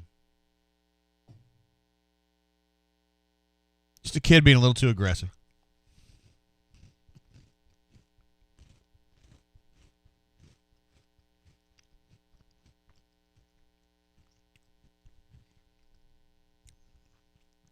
Brett E says no Lee Hunter yet. Yeah, not quite. Number 44.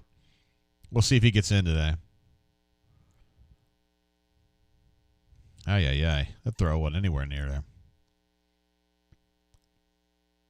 Still got Darius Knighton in there. He was over the top coverage there. You got Smoke in there. Yeah, did have Lord Tennyson there on the outside too. Interesting. Cleveland Brown says, with all this rotation, wouldn't it be safe to say there's about 15 starters on defense? Yeah, I think that's fair. I mean, they rotate a bunch, especially up front, and they actually rotate some in the back, too. Linebackers stay the same for the most part. But, yeah, they do rotate more than the previous staff, for sure, in the defensive backfield. Wesley Steiner came in on a blitz there and forced that run outside, and T.D. Moultrie ate him up again. Gobbled him up. ASU starting to look a little frustrated. Goose Flat wants to know about Derek Hall's star rating. I think he was a 3-star.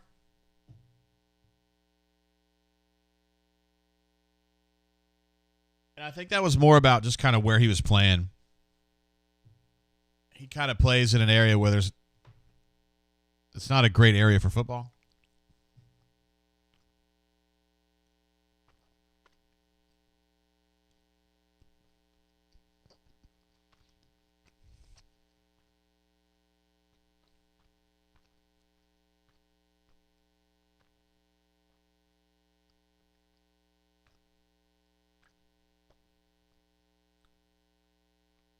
Christopher C. says this defense is going to keep Auburn in the game every year. In every game this year, excuse me. I agree, man. They're playing. There's a thirsty-ass defense, man. They are all over you all the time. And I don't see a lot of drop-off between first and second as far as, you know what I mean? Like, they're bringing it. I'm not saying that Steiner's as good as Papo. He's not. But, I mean, he's thirsty. He's going after shit. Like, he's all up in their business. You love to see it. Now, that's a good punt right there. He finally got one off. Darius Geis really didn't have much of a choice there. That ball's going to roll almost to the 5. Great punt.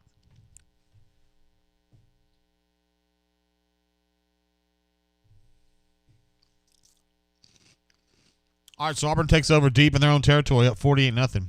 The line was 49. Still got 47 seconds left in the third quarter, and then you got the whole fourth. So,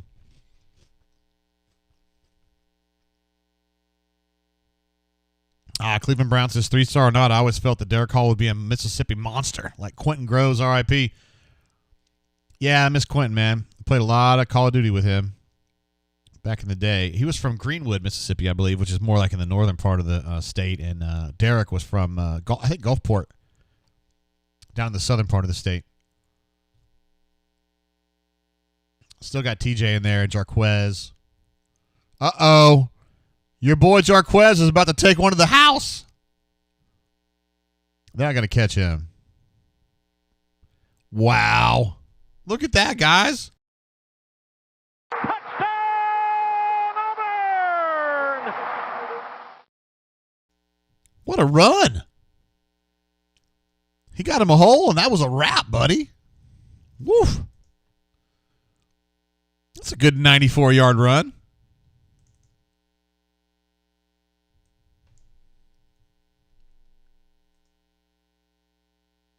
How about that? Do you like it says minus 49 we Gucci?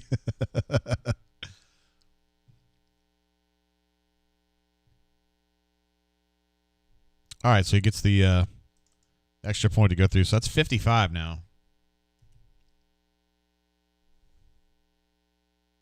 Jim Bob says taillights. I like that.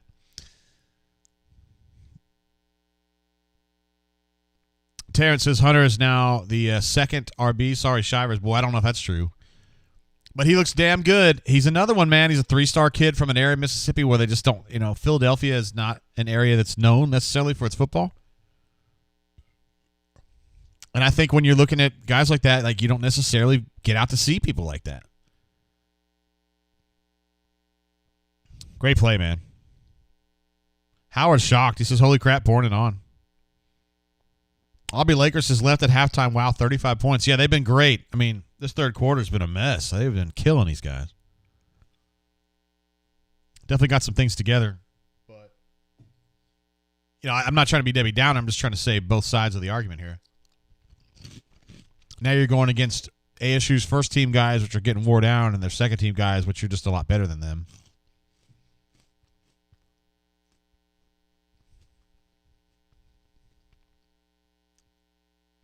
Look how happy they are for Jarquez, man. Brandon Council getting in there, giving him some love. Chandler Wooten giving him some love. Zacoby giving him some love. I love it, man. I love it when you see the defensive guys come over and kind of join in. You make it feel like it's the team.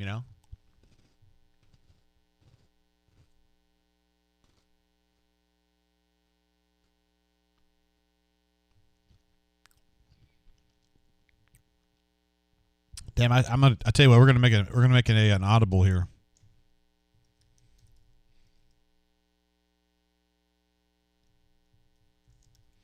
I'm gonna go ahead and just take off ASU's rushing totals and add up Jarquez Hunter's numbers over here. So we're gonna add him to our tote board, just so you can see that Auburn has 2 guys over 100 now. Auburn out 300 for the game.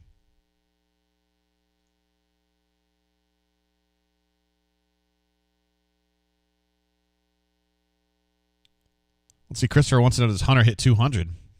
It could happen, man. You still got. I mean, Auburn's going to try to just run this thing out, and so is ASU. They just want to get out of here, get their money, and get out. It's a business decision. Wow. Let's see. Let me see what the actual numbers are for the quarter here.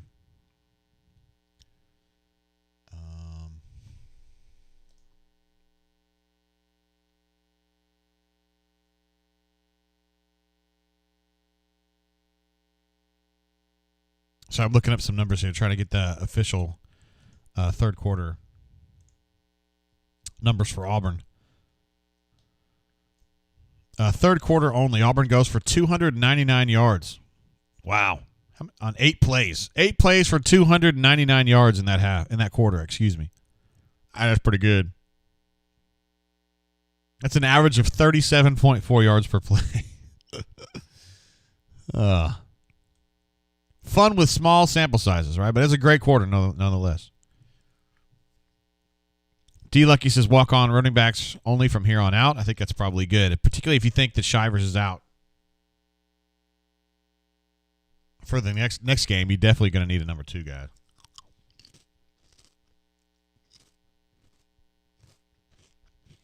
Wizard wants to know why Tank is looking like he's depressed. Dude, Tank is a fighter, man. He's a killer. He wants to be out there. But he knows he can't be. They can't do that right now.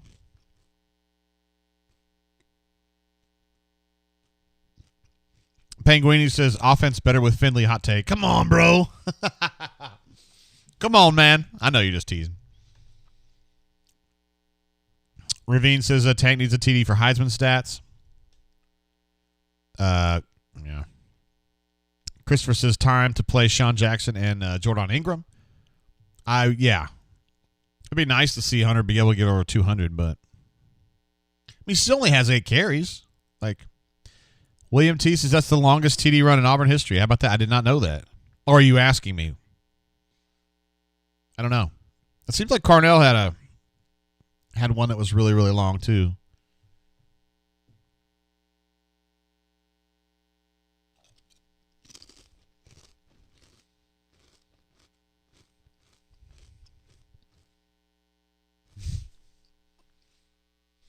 Diego says I need to share my food with number 90. I don't know, man. I don't know if he needs more.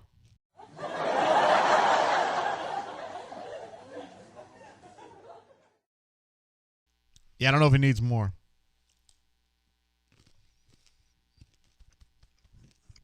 All right, Williams says that's the longest, confirmed by Andy, who is he's certainly an authority. I'll be Lakers says Grant Lloyd time. My argument would be no. I think this should be Demetrius Davis time. Or just stick with TJ. Chip is asking about Shivers. Shivers is in, we'll just call it COVID protocol.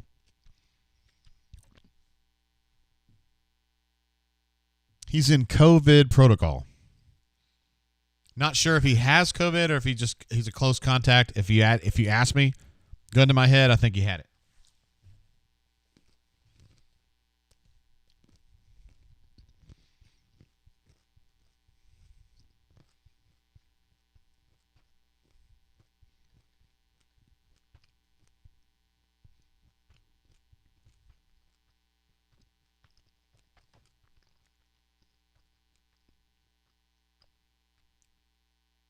All right, ASU's going to pick back up the 29.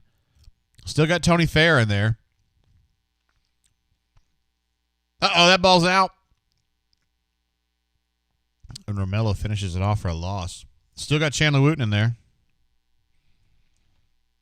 This looks like a pretty good defense they still have in there, man.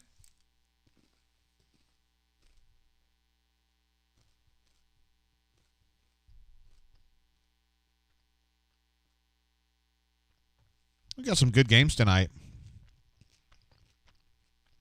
I don't know which one I'm going to watch. Not Iowa State, though. It's not going to be that one. 3rd and 13. Still have some first teamers in there, man.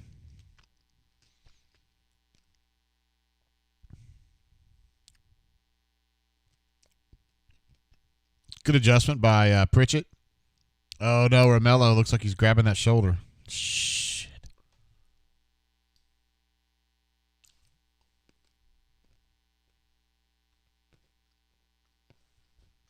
That's not great. Romello was pursuing that run and kind of cut back and threw his arm out to try to stop him. I think he got pulled out.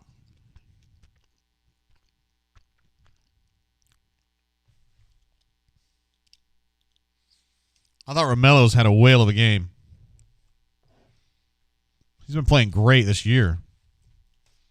Don't want to see him go down. All right, he's back up moving.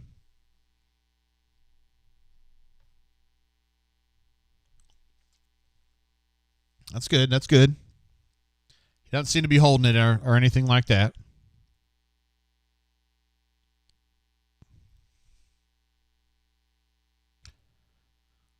Let's see. Mamadou says the fact that Iowa versus Iowa State is a top 10 matchup is a textbook argument against preseason rankings. Iowa State's pretty good now. I don't know if they're that good, but they're pretty good.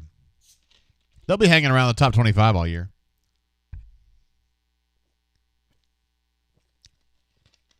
Damn, Barton almost got to that ball again.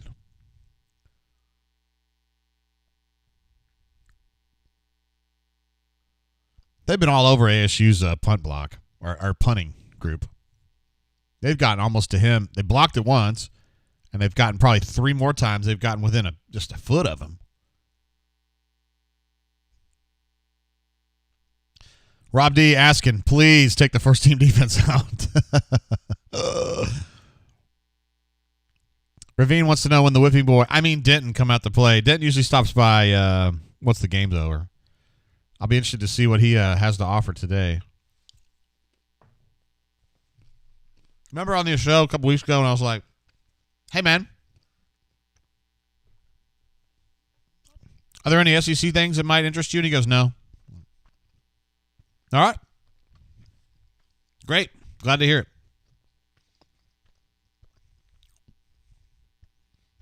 He's great, though, man. He's just young.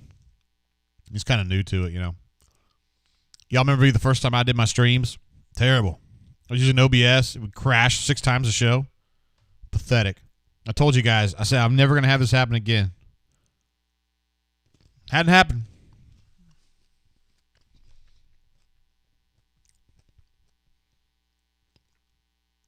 CJ wants to know if Alabama State is the team that D. Brown flew over the RB to sack the quarterback. I don't remember. It's been a while since they played ASU, though, right? I'm not sure. You might be right.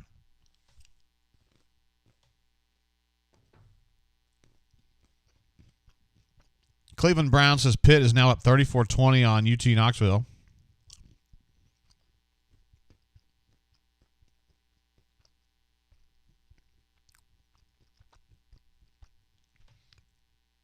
Life makes a good point. I think they're mixing up the first and team defense to get them used to playing together so you can kind of mix and match a little bit. And that way you can have Wesley playing a little bit with Papo, maybe playing a little bit with Zacoby as well. That way when you have to do that in a real game, it's not a big deal. I mean, I get it, but this game is over. And that game next week ain't.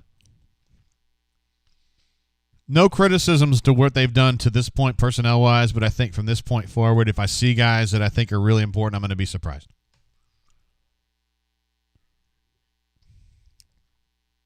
I mean, I think you've gotten everything you can out of this game from a developmental perspective for those guys.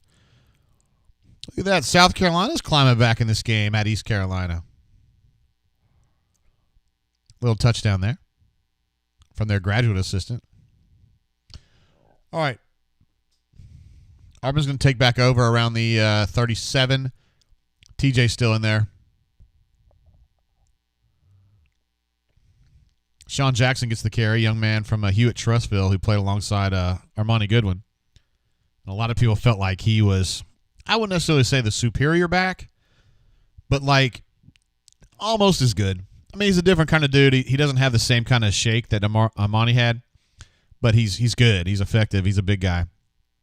And he will hit you. So, downhill runner. I think they're going to get a lot of mileage out of him, too. Good to see him in there. This is what Gus would have called a 40 formation. It's something you don't see too often from Auburn.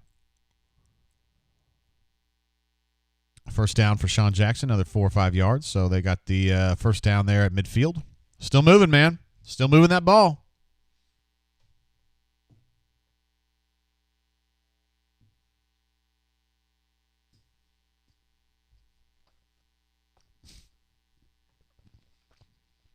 Yeah, 15 yards a carry.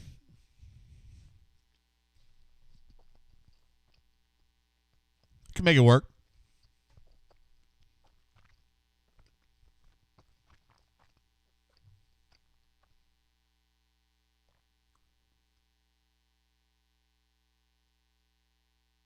Ooh.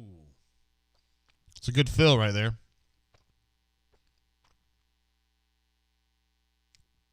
Sean Jackson still got 3 or 4 yards out of that, though.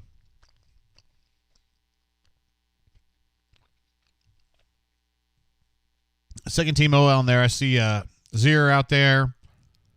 Jalil Irvin. Brendan Coffey at right tackle. Is that Cam Stutz? Playing left guard right now?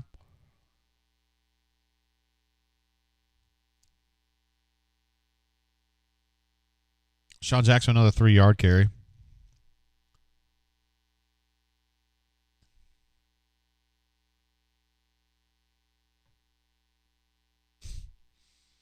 I don't know what you're.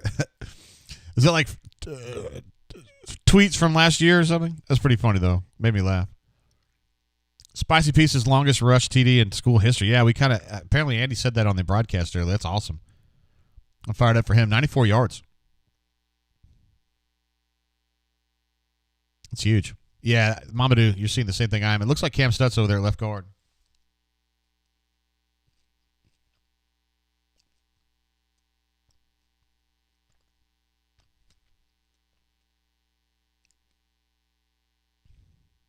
There it is. They're replaying the 94-yard touchdown. Might be good if y'all got somebody near him. Ravine says Ohio State has scored in that showdown with the Ducks. Tightening it up a little bit. I think that gets it down to 1 touchdown, right?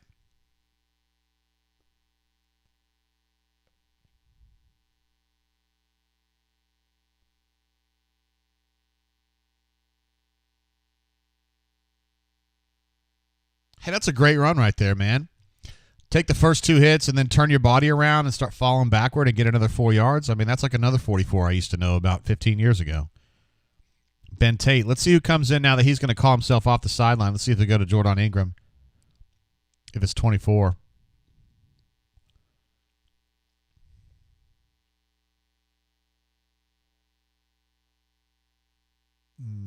Can't tell right away. Yeah, it is Jordan Ingram, 24. Yeah, good enough. Gets first down. That's all you're looking for. Ravine says 44 is getting me jacked. He's fired up about Sean Jackson. Kid they picked up, man. I mean, that kid could have played in a lot of places, I think, smaller places out of Hewitt-Trussville. But wanted to go to Auburn just to give it a shot, which we all support, of course. Mamadou says, thinking of all the amazing tailbacks we've had since the 1930s. Yeah, there's been a bunch, man. Especially in the 40s, man.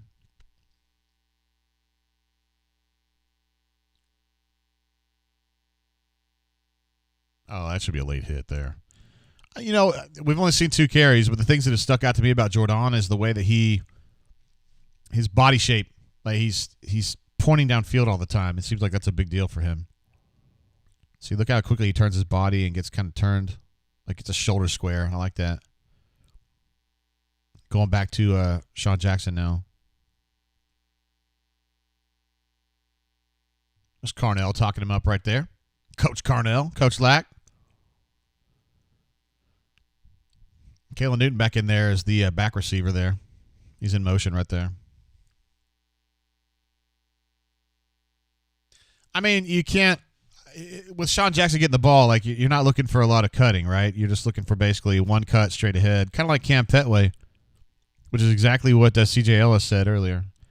44 is a shorter version of Cam Petway. Yeah, very similar.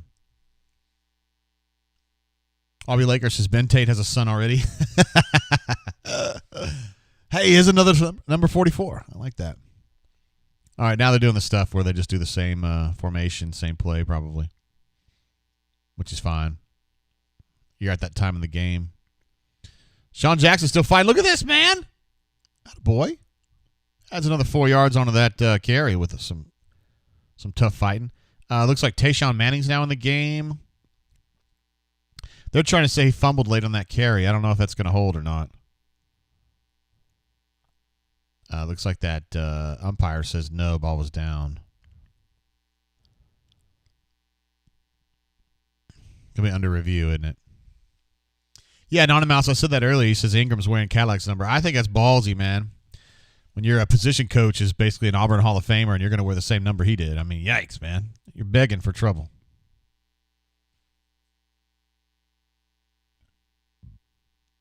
Look at that ASU coach, Donald Hill Ailey.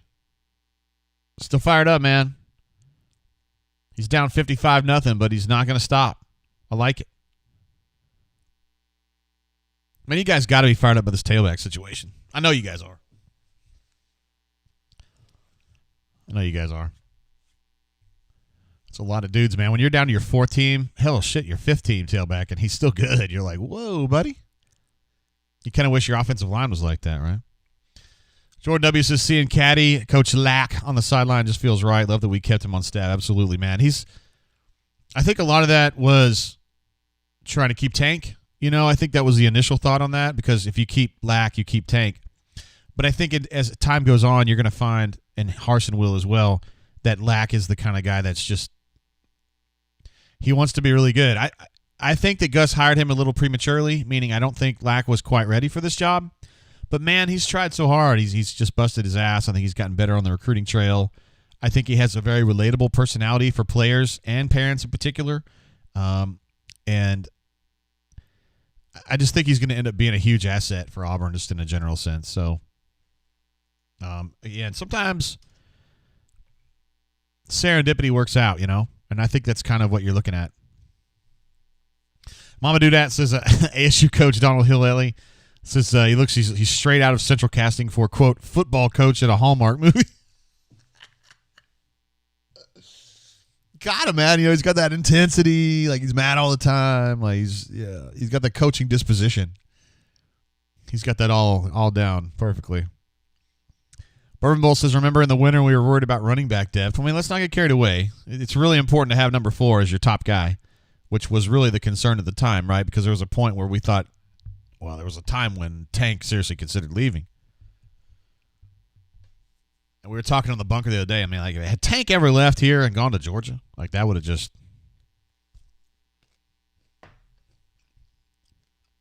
that would have broken some people.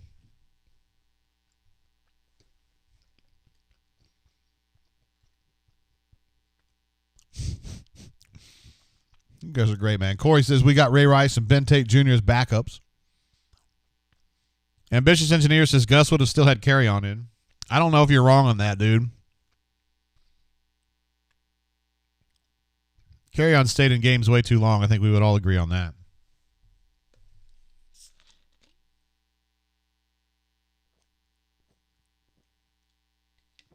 What's the story with Peyton and Eli on Monday Night Football? Are they going to be doing like sideline reports? Are you like, what's their role going to be? You guys know more about that than I do. I can't imagine that Eli Manning's like ready to do any like real work like that. It takes a while. Or Peyton, he hasn't done any of that stuff. They tried to get him, and then it went to Tony Romo because Peyton wouldn't do it.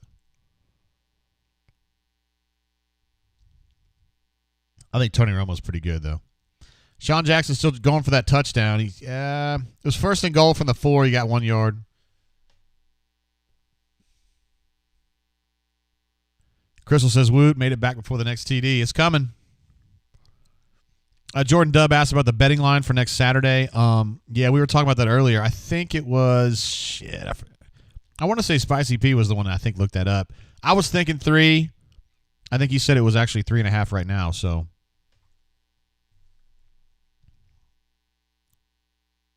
Yeah. Let's see. Dual GR says they're doing it from home. It's an easy gig for them. You talking about Eli and Peyton doing the show. I just don't understand what their role's going to be. I look forward to it. I kind of like both of them. I kind of like the whole, brothers raising hell with each other. I mean, I don't know. I like that. Maybe it's because I don't have a brother. I don't have a sister either anymore. Corey G says, if we score, do we see D Davis? That would be my thought for the next possession, but do we even get there? I don't know. Crystal thinks Tony Romo's damn good as a broadcaster, and I do too. I mean, I didn't like him as a player, but he's good. He's good as a broadcaster. Now they're back to doing they're running the same plays over and over again. Double shift, tight end. There it is. Sean Jackson with his first Auburn touchdown. First of many, maybe.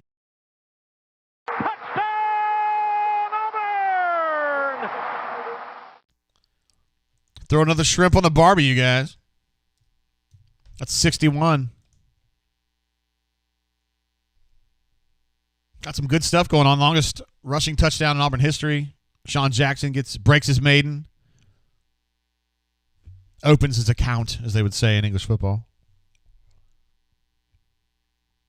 Brady notes that the Auburn Tigers are averaging 60 a game. That PAT kick was quite low, but it still went in. We'll go ahead and bump that up to 62. That might be where we finish right there. Both of these teams would probably prefer to just get the heck out of here. Auburn has done what it wanted to do. Alabama State has gotten its check, earned its money. Time to head back to Montgomery and start worrying about the SWAC season. Ravine says another weird PAT. I agree, man. It's kind of off, right? I mean, they've hit them all today, but a couple of those from Anders were just weird, and that one was really low. And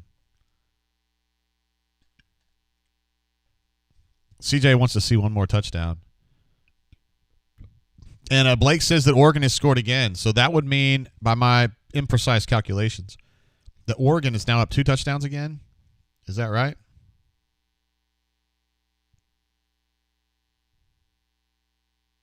Yes, I've got Oregon up 35-21 now with 10 minutes to go.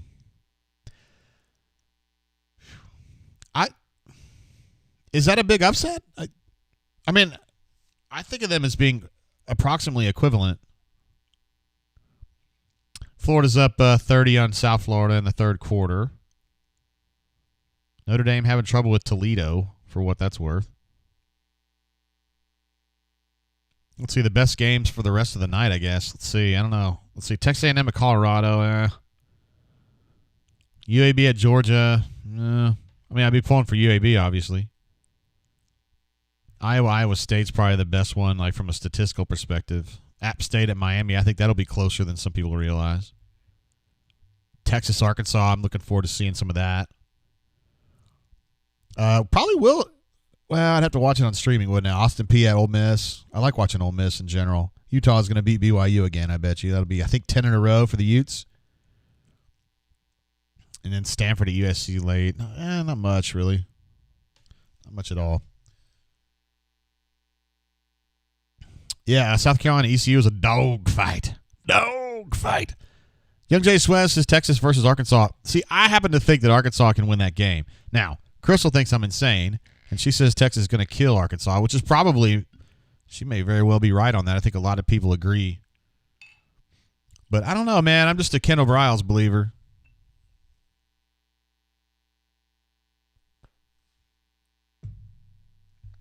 Looks like Pitt scored another touchdown. Tennessee's going to be in trouble after that one. War Eagle 0008 says he's interested in the Mississippi State, North Carolina State game. Also an interesting one. We were talking on G-Pits the other day, man. I just don't understand if this Mississippi State deal where they're trying to go full Kentucky 1997, where they're just going like air raid and just screw the D. We're not even going to run the football. Like, I just don't think you can do that. I mentioned this earlier in the show. I stayed in a hotel in Montgomery last night. My wife and I did because we were just kind of celebrating downtown for my wife's birthday. Anyway, Liberty was at our hotel. Liberty's playing at Troy today. And I was hoping to see Malik, but I didn't. But, they sure do bring a lot of people, or it seemed like a lot of people. I mean, if you'd told me 3 or 4 years ago, I wouldn't have even hardly known that Liberty had a team. And, now they're playing Division I. I mean, hell, they're ranked, aren't they? I see some people saying that Malik might end up being the number 1 pick in the draft, which is crazy. But don't for 1 minute blame that shit on Gus. There's a lot of things you can blame on Gus for, but that Malik Willis is not one of them. They did everything they could to try to get him motivated here, and he just wouldn't do it. And he said this in interviews. He has said it's not anybody's fault but mine. Once he got a change of scenery and went to Liberty, he knew he was kind of had his back against the wall, and he changed his attitude. Good for him. That's what you're supposed to do. Oh, taking offside on the ASU Hornets right there. That looks like you guys are watching some other games too. I don't blame you, dude. Spicy P says Texas by 10. Rent check. There it is. I trust Spicy P on this. I'm willing to take my lumps on this. Chip, I swear the Mississippi State thumbs down kid was just on the J-Botron.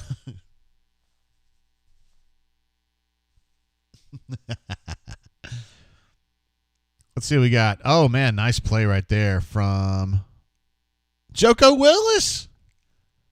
My man, junior college transfer coming in with 3 years to play. He plays behind Chandler Wooten and Cam Riley on the outside there as a linebacker. Made a nice play there. Filled down fast and had a sure tackle. Good stuff. Got Zeke Walker in there. Got Marquise Burks, Eku Leota. Do I know who 95 is? Probably should know. I don't recognize him. Still learning some of these new numbers.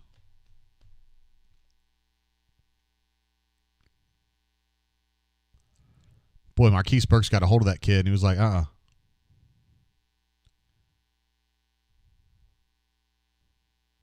95 is Curtis. Word. All right.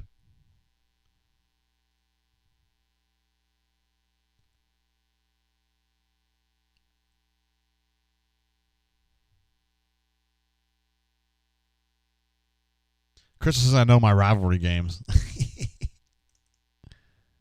There you go.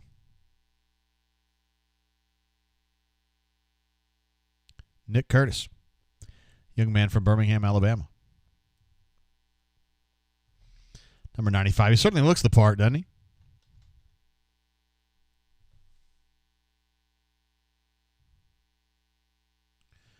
Chip says, what is Zeke Walker, number 3? Why is he in there up 62 points? I mean, he's second team guy. I don't know. Brad E says, did Lee Hunter eat the DL coach? Hey, now. I don't have a good answer on Lee Hunter. I actually asked about that the other day, and I didn't get the kind of answer that I hoped to have for you guys. So I don't think he's in trouble, and he doesn't have the reputation of being a kid that dogs it at practice. So I don't know. Maybe he's just not quite there. I remember I asked somebody I really trust about 2 weeks ago. That was at that practice, actually, that they had 2 or 3 weeks ago. And I was like, hey, man, I heard some good stuff about Lee Hunter. And he was like, did you? Like what? And I was like, I heard he was playing hard. He goes, oh, he plays hard. So that guy's opinion was that he just wasn't quite on par with the other guys. So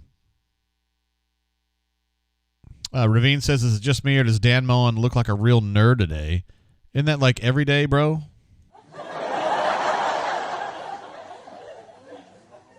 Yeah. Not going to find many Auburn people that'll say anything nice about that guy. After his source who recruits for Mississippi State.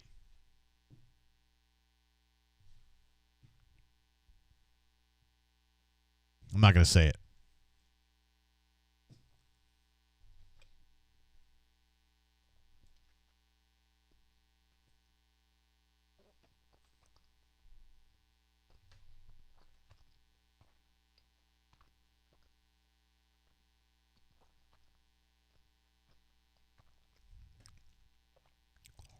See if I can find any more statistical nuggets in here.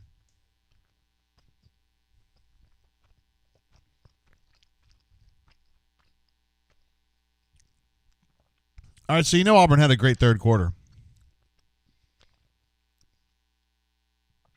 Auburn now has, this is crazy, 362 yards this quarter, or this half, in 21 plays.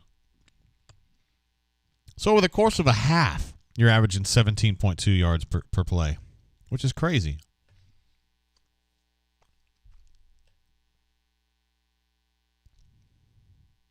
Auburn averaged 5 yards per play in the first half, 17.2 in the second half. It's been a little bit better, yeah. I think that's fair to say.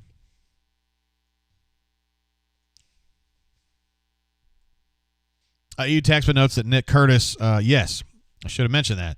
He transferred in from Kent State last year, so prior to last year. And so he came in and just, just he worked his ass off all year and didn't get in the rotation. And this year, it's still, he's probably third team or fourth team, but, he's out there working, man. Those guys work hard every day, too.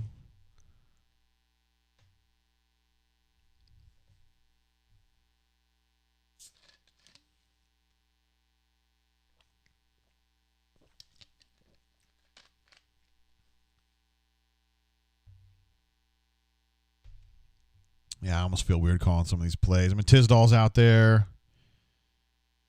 Lorenzo Diamond. No, I'm just kidding. Whoever 49 is. It's not actually Lorenzo Diamond. He left a couple years ago. Crystal notes that the yards per play are skewed significantly by the 2 long pass touchdowns. Absolutely. And, of course, the Jarquez Hunter touchdown as well. And, we're just playing statistical games. Look, you don't need statistics for me to tell you what you're seeing here. The team was just muddy and muddled and confused there early, offensively, never defensively. And then they kind of got their groove on after some really special teams greatness. Got them kind of back on track.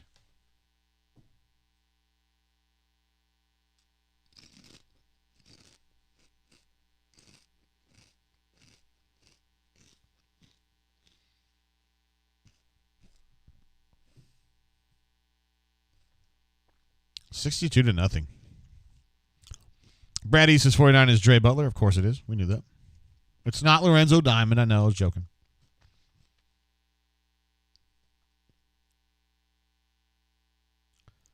Damn near got to that punter again. Darius Geis fumbled the ball out of bounds. The 42, I think. I'll be interested to see who comes out here at quarterback, though.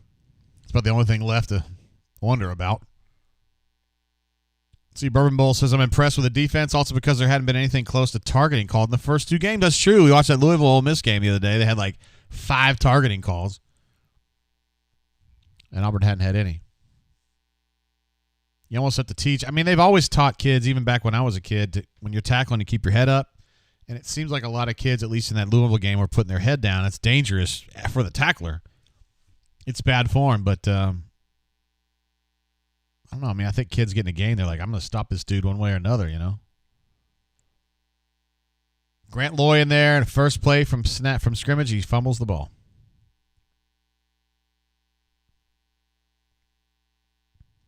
They got it back. Kind of surprised to see Grant Loy, man. Like what? Are you developing him? I mean, what are you? What?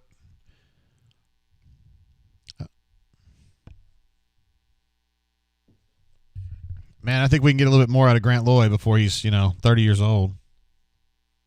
Okay. At the same time, and he's out there repping too. He wants to play.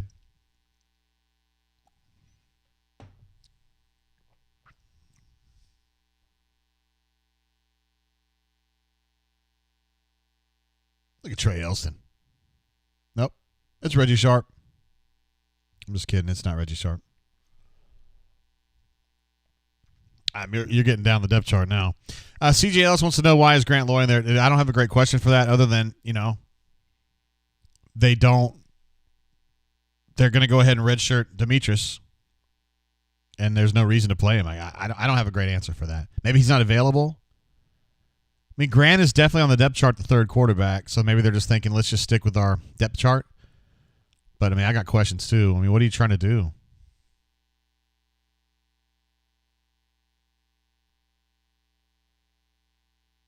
Man, T-Bell is running the ball pretty well, too. He's small, dude.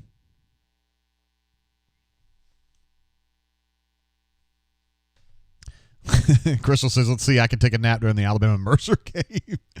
Yeah, I hope you can. Students are chanting 69. They'd love to see another touchdown to get Auburn to 69. Girl, you need to put some gloves on for that.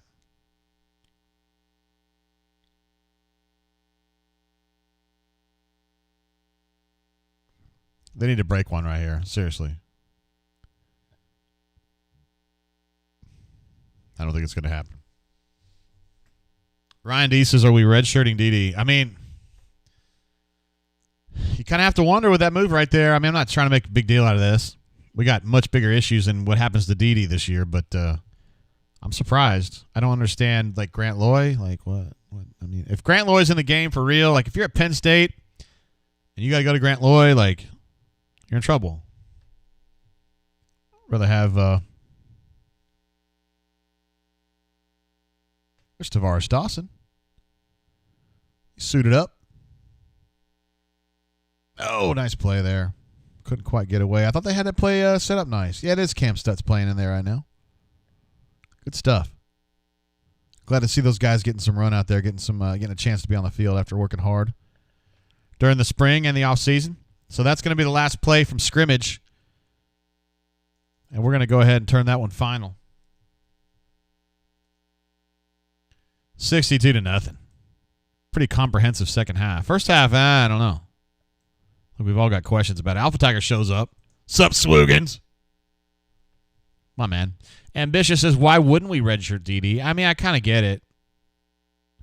I don't know if kids love getting redshirted anymore. It's kind of a different deal. If you look at Auburn's roster, there weren't a lot of dudes getting redshirted last year. Spicy P notes that Mike G from the War Report got his shutout. Pitched a shutout. Look at Riley M. Says, go for 2 and hang 70 on him. That's mean, man. These kids don't need to know that. Cleveland Brown notes that Stetson Bennett is going to start for the Georgia Bulldogs today against UAB and not Homie with the terrible porn stash.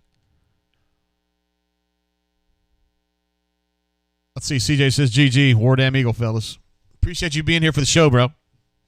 Kind of sticking with us the whole way through. Really appreciate having you here. Let me go back and we need to update some of these final numbers before we bounce out of here. Third down, ASU was 4 of 15. Auburn was 5 of 11.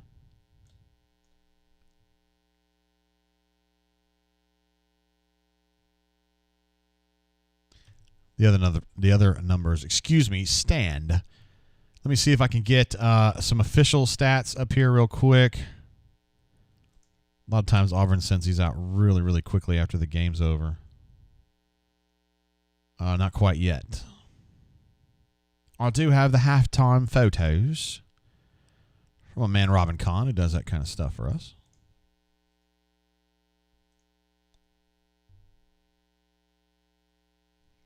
All right, let me get a screenshot of this real quick. I've got the final stats in front of me at this moment. We'll just do with this this main thing here. Sorry, guys. It just takes me a second to prepare this this little graphic. All right, let me go to our stats page and fire this bad boy on there. So these are the final numbers for this game, and I think it pretty much tells the story right there. I mean, golly, 538 yards on 58 plays. Just a shade under 10 per play, which you would take that all day long, I think. I also think that Harsin he'll be happy with the way the team responded during the second half. He was pretty disgusted in the first half. Lots of penalties, lots of sloppiness on the offensive side of the football. And he was frustrated. He was definitely frustrated. In the second half, the offense tightened up for sure. Defense continued in its excellent posture. Special teams made some big plays, and the next thing you know, you're absolutely trouncing these guys. CJ jumps in before he goes, says, got to go cut some grass. Have a great Saturday, everyone. CJ, I appreciate you, bro. Thanks for jumping in with us during the game. It's always great to see you in War Eagle for sure. Ryan D says, yes, it's my anniversary. Well, shit, in that case, I'll give you some bourbon. Do you want some? I can't open this one. Actually, I think for the next show, I'm going to have my my thing fixed behind me. Instead of doing the blanket behind me, I'm going to have like a proper bookshelf, but I'm going to be putting that on it. My Knob Creek Final Four bottle. Can't open that one. Not until they go to the Final Four again. Anyway, these numbers, you kind of know the story. Auburn pretty much beat that ass, particularly in the second half. Risk no reward says Jay Hunter might push for the number one spot in the backfield. Well, hold on there, buddy. He had a hell of a game. Don't get me wrong. But I don't know about that. Let me go ahead and pull up some of these other individual stats from the Auburn side, and we can kind of take a gander at those as well. Talk about Jarquez a little bit.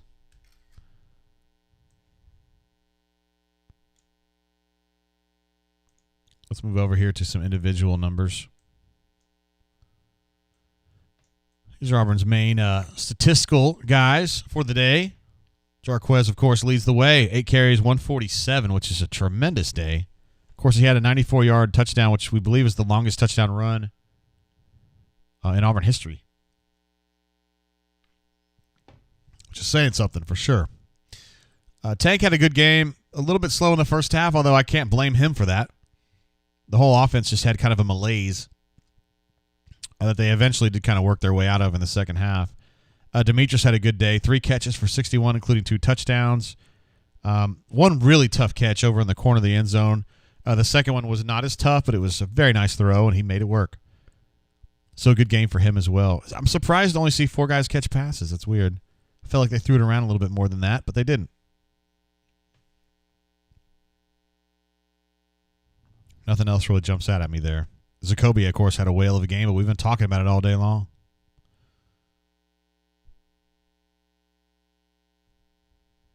Let's see. Spicy Pieces. Harsin is a talker.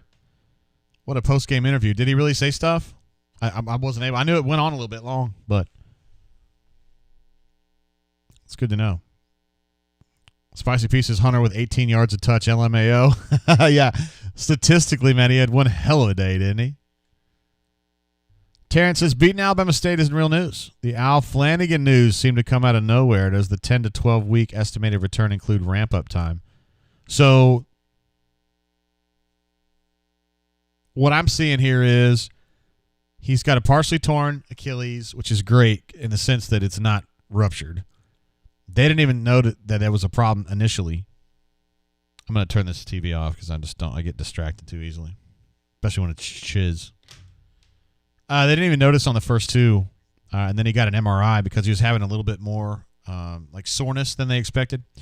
And on the MRI, it showed that it was partially torn, and they very quickly went in there, and I think it was like 3 days later, and repaired it. So The fact that it's not a rupture is a huge plus. If it's ruptured, he's got a long, long, long way ahead of him. As it stands right now, as best I understand it, I think he can start ramping up Terrence in like maybe 6 weeks or so.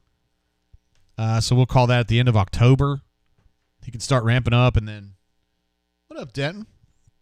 He can start ramping up, and then potentially, I think, if everything goes well, Al could or should or would be good there. Right around the turn of the year, right as they're starting a conference play for sure. Denton has arrived, so I'm trying to get his lights turned on for him.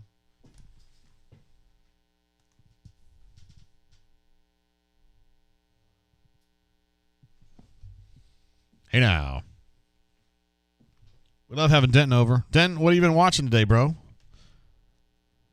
Bit of everything. Oh, hold on. I wasn't able to hear you at all. That's weird. I don't know what's going on. Hold on a second. I don't know. I didn't have a chance to check your mic before we got on live. Sorry, my bad. We were kind of hustling early this morning. I might have been out partying with your mom and dad last night. I don't know. It's possible. It is a possibility. Yeah, I can't hear you at all. Because I have it on mute. See, that's what happens when you start at 11 o'clock, Denton. You don't get things going as early as you should. Anyway, Terrence, I hope that answered your question a little bit there, buddy. Also, Fat Crack jumping in with a super chat. My man! Says JGT leaving the game, and it was pretty fantastic. I'm definitely sure Coach Harsin will use that crappy first half as a teaching lesson. We will come out strong next week. War Damn Eagles, sir. I appreciate you, Fat Crack. Hope you had fun at the game. You had great weather. What a great day to sit outside and watch some football. I don't know if it was real engaging because they kind of kicked their ass, but, whatever. You're not necessarily looking for that all the time. We'll go ahead and switch over to our more standard look over here. There's my man Denton right there. What's up, bro? Not much. There we go. That's what I'm talking about. If you want to get that mic closer to your mouth, you can, but you don't have to. There he is. So what have you been watching this afternoon? Bit of everything, really. So far, I had the Auburn game on, Ohio State, Oregon, and Pitt, Tennessee. Yeah? Anything jump out on those? Oregon's playing better than expected. Yeah, they're going to win that game probably, right? Probably. It was, last I had seen, they were up 14. Yummy. Let's go ahead and I need to update that schedule, man. Auburn won last week by a score of, was it 60-0? 60 to shit. That's the glamorous part of this game, is being able to figure out what the score was from last week.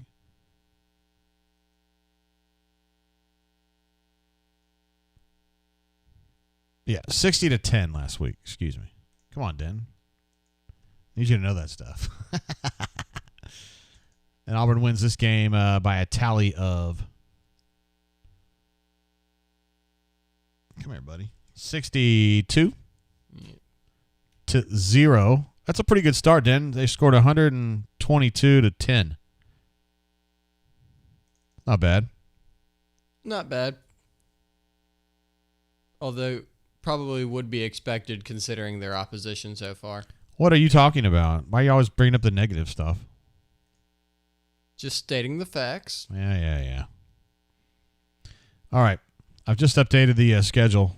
Thank you for talking there for a little bit, Den, and I'm going to go ahead and update that as soon as I can find it on here. We really need that. It's a little bit out of date.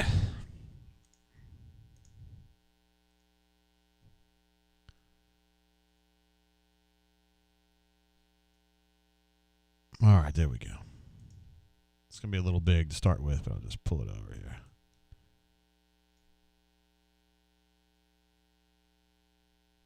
All right. Got it updated. Everybody's happy. Man, we got so much stuff over here. I got to keep pulling it down. All right, what do we got on tap for later in the day, Dan? We got some good games coming up. The main one that I can really see outside of Iowa State is Texas, Arkansas. And then, depending on your views of it, Appalachian State, Miami. Yeah, App State. I know you're going to be pulling for them. Definitely. Then Utah, BYU. Yeah. Those are definitely the good ones for the rest of the day. Yeah, Utah tends to beat BYU. I think this would be 10 in a row if they won this game. So, let's see. Jeff B says 30 yards total rushing, opposing teams 2 games in. That's not too bad to give up 30 total rushing yards. Not bad. Blake R is fired up to see Denton. Of course he is. And Risk No Reward says, if South Carolina wins, I hit my parlay, baby, $300. That's what I love to hear. I love to see people out there making that money, yo. Hey, no. All right, we will. Let's see if we can get Hunter on the phone and see what he thinks about that second half turnaround, yo. Oh no, I started writing down notes and moved my numbers off my page there. Okay, we got it.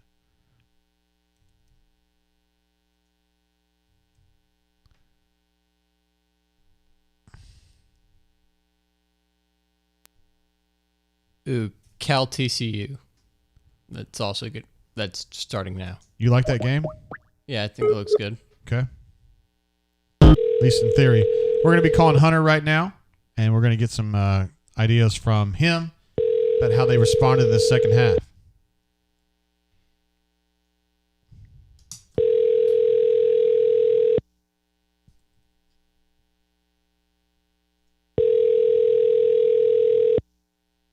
Hello. Hey, what's up, Coach Hunter? Hey, man. It is JG. We're desperately wanting to sir. see what you thought about those second half adjustments. Offense picked it up a little bit. Yeah. I think did a better job coming off on linebackers on the second level up front. You can see that on Hunter's long run right there. He's a little more patient than Bigsby is too. He'll give that backside gap an extra second to open up where Tank tries to just blow the first thing, front side B. But so there were some pretty decent adjustments. Receivers caught the ball. O-line didn't allow run-throughs. Real simple stuff against that kind of opponent kind of leads to an explosion. Yeah, for sure. And then defensively, just tell me, they looked good in the second half just like they did in the first, but what kind of jumped out to you about the way the defense was playing? I think 2 weeks in a row now, I think Marquise Burks has played better than I thought he was going to be. I think he is going to be much more of an able contributor than everybody gave him credit for coming into or coming out of fall camp, really. Yeah, I think that's a good thing, obviously. Again, a lot of guys, man, at the second level, the linebacker bodies. You saw Joko Willis in there making some plays late. Height made plays every time he was in the game. Those edge guys had a good day. Leota had a really good day with him even bumping him down inside into a 4-eye with his hand in the dirt some. Yeah. He showed some versatility and played some really sound football. Yeah, he might end up being a really nice football player for them if he can do some of that too, Yeah, I don't think he's an explosive, an impact guy, but I think he's one of those guys that is just a steady football player that you're going to get good effort out of, that you're going to get, solid sound assignments out of, that you can lean on to do the right thing on the field. Word. Special teams, probably going to give them an A+ for the day. Just talk about the significance of that. And then Alabama State, I think, gets an incomplete. Did their special team guys even show up for class? That was pretty freaking terrible. Yeah, the punter was not good. Nor the protection for him, or the protection on field goal. That's where you really see the difference in major college football teams right there. It's in that third element of the game.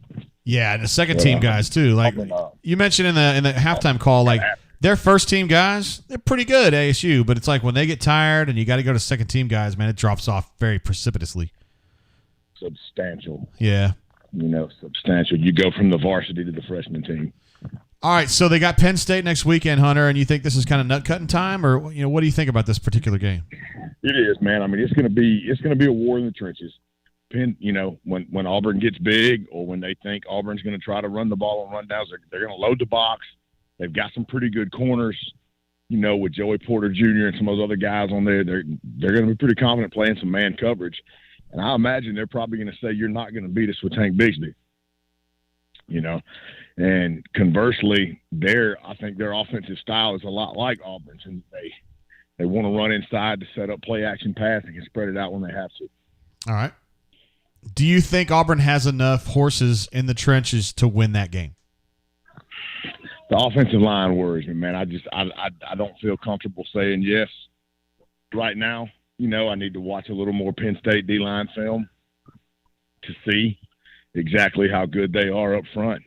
But that's my biggest concern. If Auburn was sound and steadfast up front, I think they're good enough everywhere else to win the ball game. And I think they've got to be advantage at quarterback, which is big in a game like this. Yeah, I mean, statistically, it didn't look like he had a great day today, but he had some bad drops and some drops that I think were going to give him 50, 60, 70 more yards too. So, yeah, you 5 drops. You give him 4 of those, and he's almost at 70%. I thought he threw one bad ball all day. Really, the worst ball he threw all day was caught for a big gain, and that was the wheel route to Hunter up the sideline, but he floated too much. If he puts that thing on a rope, he walks in the end zone. Word. On that. So I don't think he had a bad day at all, and he protected the football. Other than that one drop in the pocket, which he was hit from behind, he protected the football. For that, no doubt. All right, man. I appreciate you talking with us twice today. I know you're kind of out doing stuff with your family, so we love having you on, brother. Hey, man. They're fans, too. All right, man. You behave yourself. Good, man. Have a great weekend. Yes, sir. See you, man. There he is, Coach Hunter. Denton, you hearing that good and clear? Yeah, definitely. Attaboy. All right. We thank Hunter for coming on twice with us today. Again, he's Saturdays. He coaches on Friday nights and all week leading up to the game. You could argue he coaches 7 days a week, but we appreciate him spending some time with us twice today. And he also does the Know the Enemy pieces that we run on Friday mornings. And he's also recently voted in the last couple of years the Bunker's best poster. So the guy's a triple threat for sure. Mentioned some interesting stuff though. He thought Marquise Burks, number 92, 3-tech. Defensive player was somebody that really stuck out to him today, which is cool. He's a second-team guy, but he plays a lot. And when you're going up against Penn State, you're going to have to play your second-team guys some. And it's good to know that you can rely on that depth to try to get some really good effectiveness out of them. That's the kind of stuff you've got to try to find. You got to when you're playing on the road, whether it's Penn State or whoever, somebody good, you got to have that depth. And it's good to know that you're starting to build some of that. Yes. Let's see what else we got here. We may have seen some terrible takes here in the chat. Let's see. Matt says he doesn't know why, but he's interested to see NC State versus Mississippi State. I kind of am too. I'm not sure that I would actually watch it like for real, like sit down and watch quarter after quarter, but I'm interested to see how that game unfolds. Because I think this Mississippi State experiment, it's going to go badly. If they didn't really wake up from last week, that game isn't going to be close at all. Right, because you think NC State's significantly better, right? Definitely. Then having gone to high school in North Carolina, you kind of keep up with the Wolfpack a little bit. So, yep, they're probably hovering around third best in North Carolina. What? Behind App State and Charlotte, North Carolina, UNC. Those guys are nerds, man. I'm glad you didn't mention Duke, though. That's good. After last week, yeah, no. No. Tenno says, to sum up, this is the worst, most sloppy 62-0 win I have ever seen. I don't know how many 62-0 wins you have seen, but I don't know about that. War Report says, shutout. Mike G over here to celebrate after he predicted a shutout in this game and got what he came for, so to speak. Love to hear it. Spicy P says Penn State is about to boat race Ball State. Everybody loves talking about boat races. Quarterback can't even throw 10 yards. Ay. Hey, as long as it's accurate. That's all that matters, right? Yeah, get the job done. Yeah. It's just weird. It's kind of, we're in a weird juncture here with Auburn football, right? I mean, they've absolutely annihilated these two bad teams that they've played so far. But they have, they've gotten done what they need to get done. And now you've got this, one of these watershed moments at Penn State, which I saw somewhere. I could probably run this by some people I know that as far as tailgating interest, I feel like the Auburn-Penn State game is probably going to be the number one game next week. I mean, that's going to be a great environment for football. Hopefully the weather's great. And then it's going to be a lot of Auburn people going up there. Obviously, Penn State people love tailgating, and they're going to be there at Happy Valley too. So if you're going, man, I'm fired up for you guys. That's going to be a fun trip. I hope that you get the weather that you should get, like 72, sunny, Well, I guess at 6:30 it won't be sunny, but you know what I mean. The day leading up to it. Yep. We love tailgating. Denton, where's your favorite place to tailgate? Don't say West Virginia. I'm definitely biased because pretty much the only place I've really been able to tailgate has been Tuscaloosa. Yeah, that's a wrong answer. Like I said, it's been pretty much the only place I have been able to Why don't you just make tailgate. something up, say you really like Nevada or something like that, or Weaver State. One place I'm definitely interested in tailgating, though, is I'd like to go see the Grove. Yeah, I bet you would. Lots of hotties there. That doesn't hurt. No, no. Not only does it not hurt, it's an important part of the process, you know. Yeah. Oh, I messed up my camera. Oops, sorry guys. My Yeah. bad. Auburn Penn State, the only game that I'm seeing for next week that looks like it would compare is Alabama, Florida. Yeah, that's a big one too. Alabama's down there, right? In the swamp. Let's see. Yeah, in Gainesville. Yeah, surely they make Alabama play away from home every now and then. Don't want to make Coach Saban mad though. Look at that. Fat Crack says Denton is a loser. That's not true. Denton's a baller. He's out here on the show, like just taking names, doing legendary stuff. Let's see. Risk says Ohio State will have maybe 45 seconds left if they get the Ducks off the field. Is this game getting tight, man? I thought Oregon had this one wrapped up. Ravine says, Denton, you haven't really tailgated then. That's a fair take. Yeah, that's a fair take. I mean, you're still young. You're not of drinking age yet, so it's hard to get really crazy and do like the Tarzan routine when you're not drinking, you know? Yep. Solo Tiger said, this is a really bad take. We've been on the air for 4-something hours, and this is the worst take I've seen. He says, Ole Miss girls are way overrated, and so is the Grove. What is this? What a terrible take. I think that's the first time I've heard something bad about the Grove. Yeah. Maybe Solo just doesn't know what he's talking about. I don't know. Maybe a girl dumped him there or something. I don't know. Somebody said Oregon won. Is that game over, then? According to the ESPN website, there's still 2:39 left, Oh, okay. but I'm not sure how many timeouts Ohio State has left. Okay. Canoe Man says we're going to motorboat PSU next week. Wait a minute. I thought boat race was the verb we were looking for. Motorboat? Wait a minute. Motorboating is when you put your face in the... Wait. I don't know if that... I'm not sure Man. if that's the right verbiage. Are you sure? I don't know, man. My man, Risk No Reward, who's been with us all day talking about his betting lines and stuff. He's got the parlay setting up if South Carolina can pull this thing off. They did. Oh, so that's a wrap, huh? Yeah, it was final 2017. Wow, they won at East Carolina. That's tough, man. Thought it was at home. No, it was East Carolina. Huh. Yeah, they played over there. So Risk No Reward is a winner. He's a big dub. I'm going to put a dub in the chat for you, bro. Dubs in the chat for Risk No Reward. Nice job. Canoe Man says West Virginia is horrid. Feels like a stranger says fire Denton. No mention of that place allowed. I was trying to. He's just listen, man. Here's the thing about Denton. He don't want to lie to you. He's not a liar.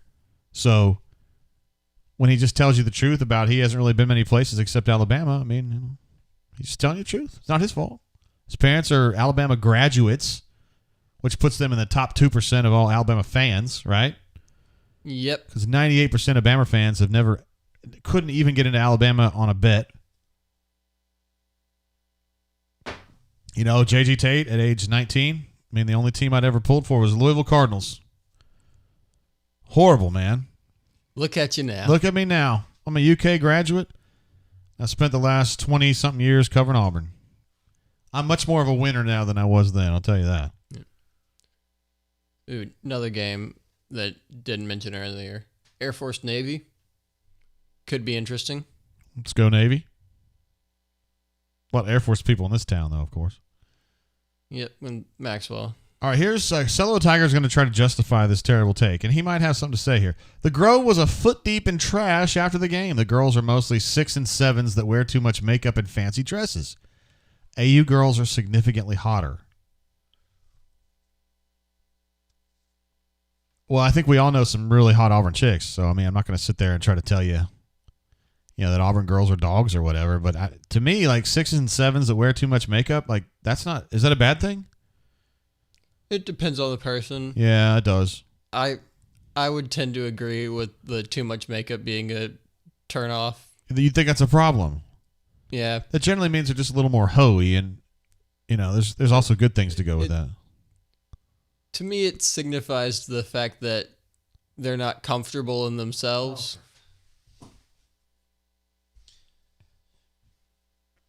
I respect your opinion, Denton. Thank you for sharing it.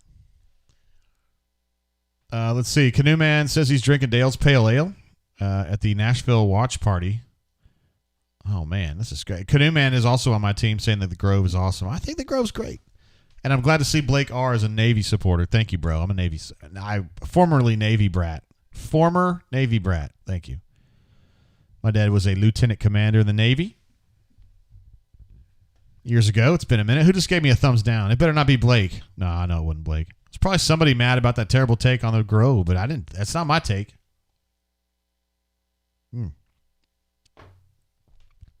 All right, I wonder who else we can get on the horn here. Maybe I'll check with Jay Head and see if he would like to hop on here for a minute. I spoke with him earlier in the day, and he said he would be delighted to come on with us, which we love.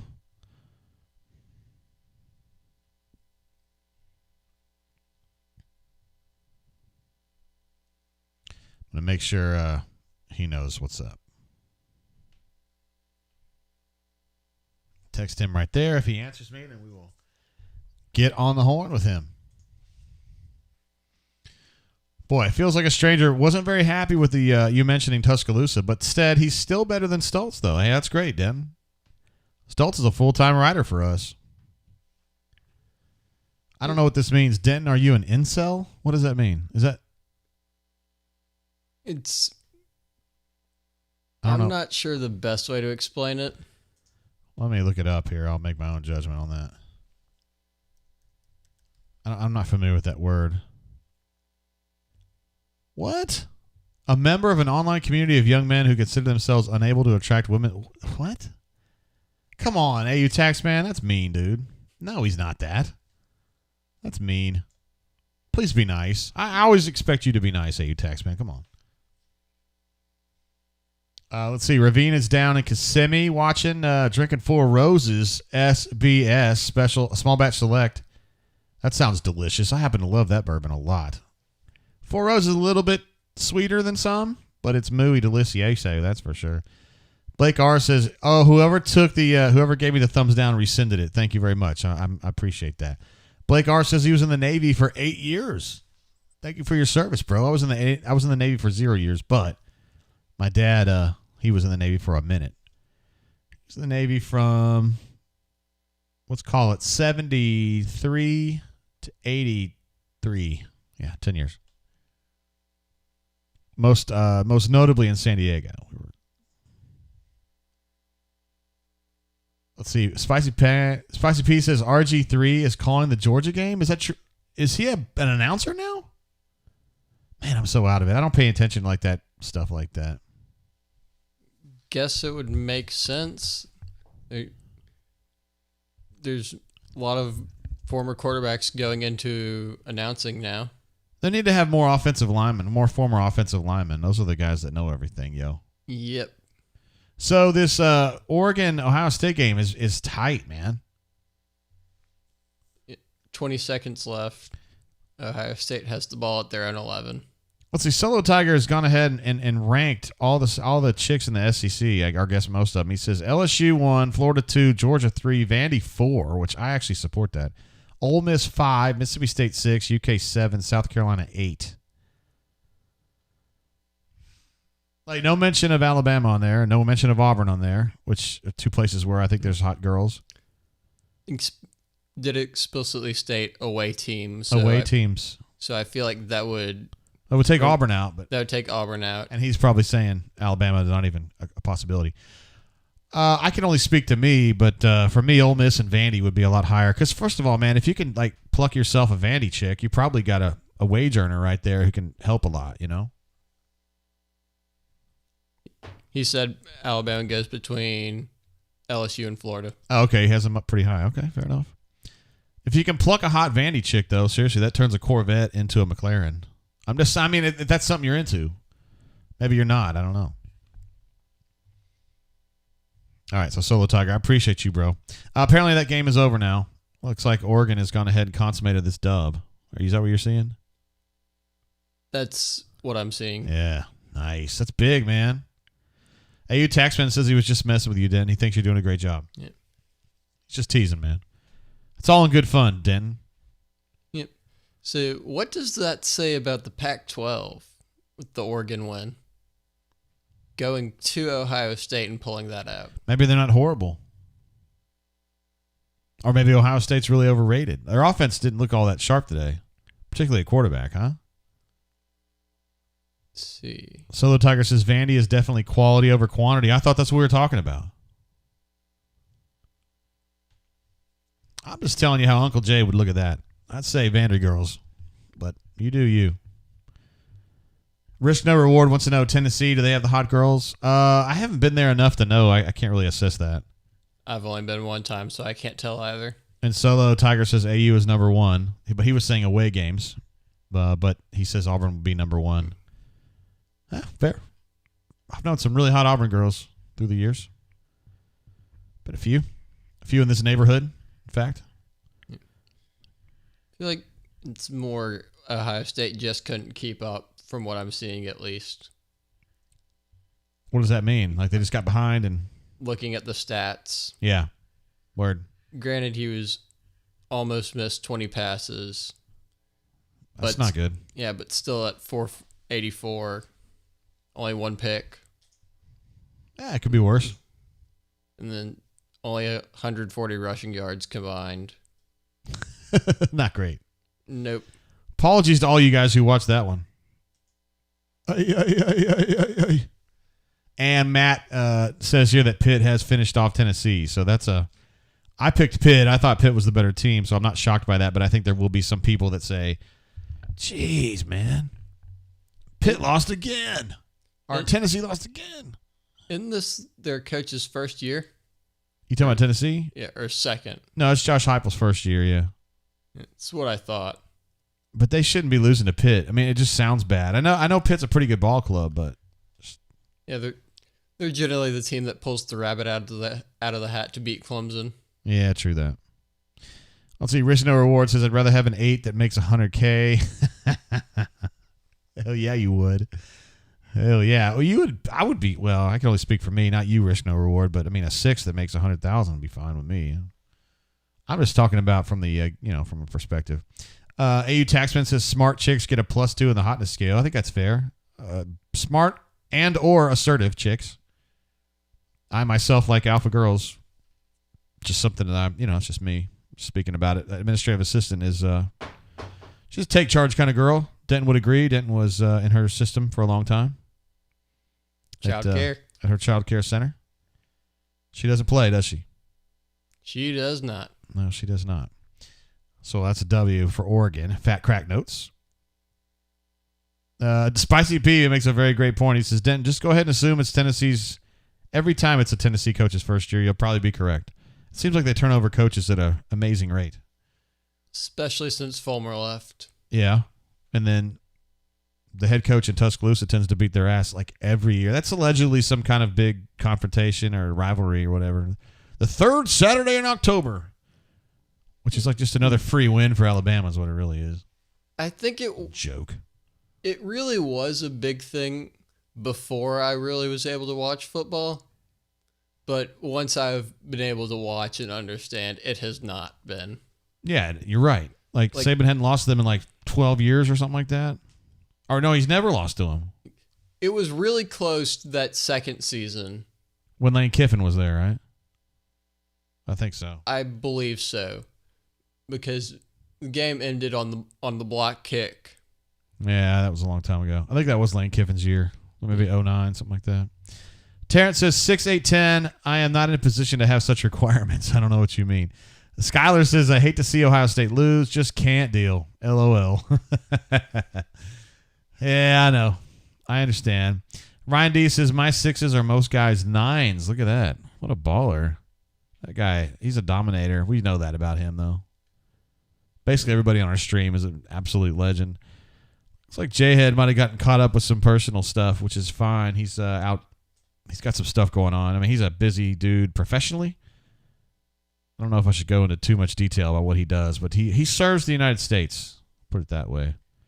And he's a patriot for sure. I'm going to try to give B. Matt a call here. And I think we might be so close to the game being over that he might be actively in a Zoom or something like that. But we'll give it a shot and just kind of see what happens, okay?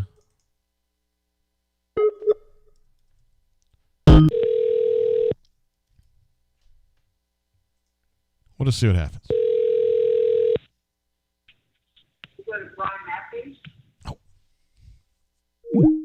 Yeah, okay, I got it. I don't know if you heard that, but they were doing the post-game Zoom, and she had Shelly, who's the SID for Handles Football, she had literally just called on him on the Zoom, so he had to hang up. That's what happened on that one. It's really, really bad timing on my part.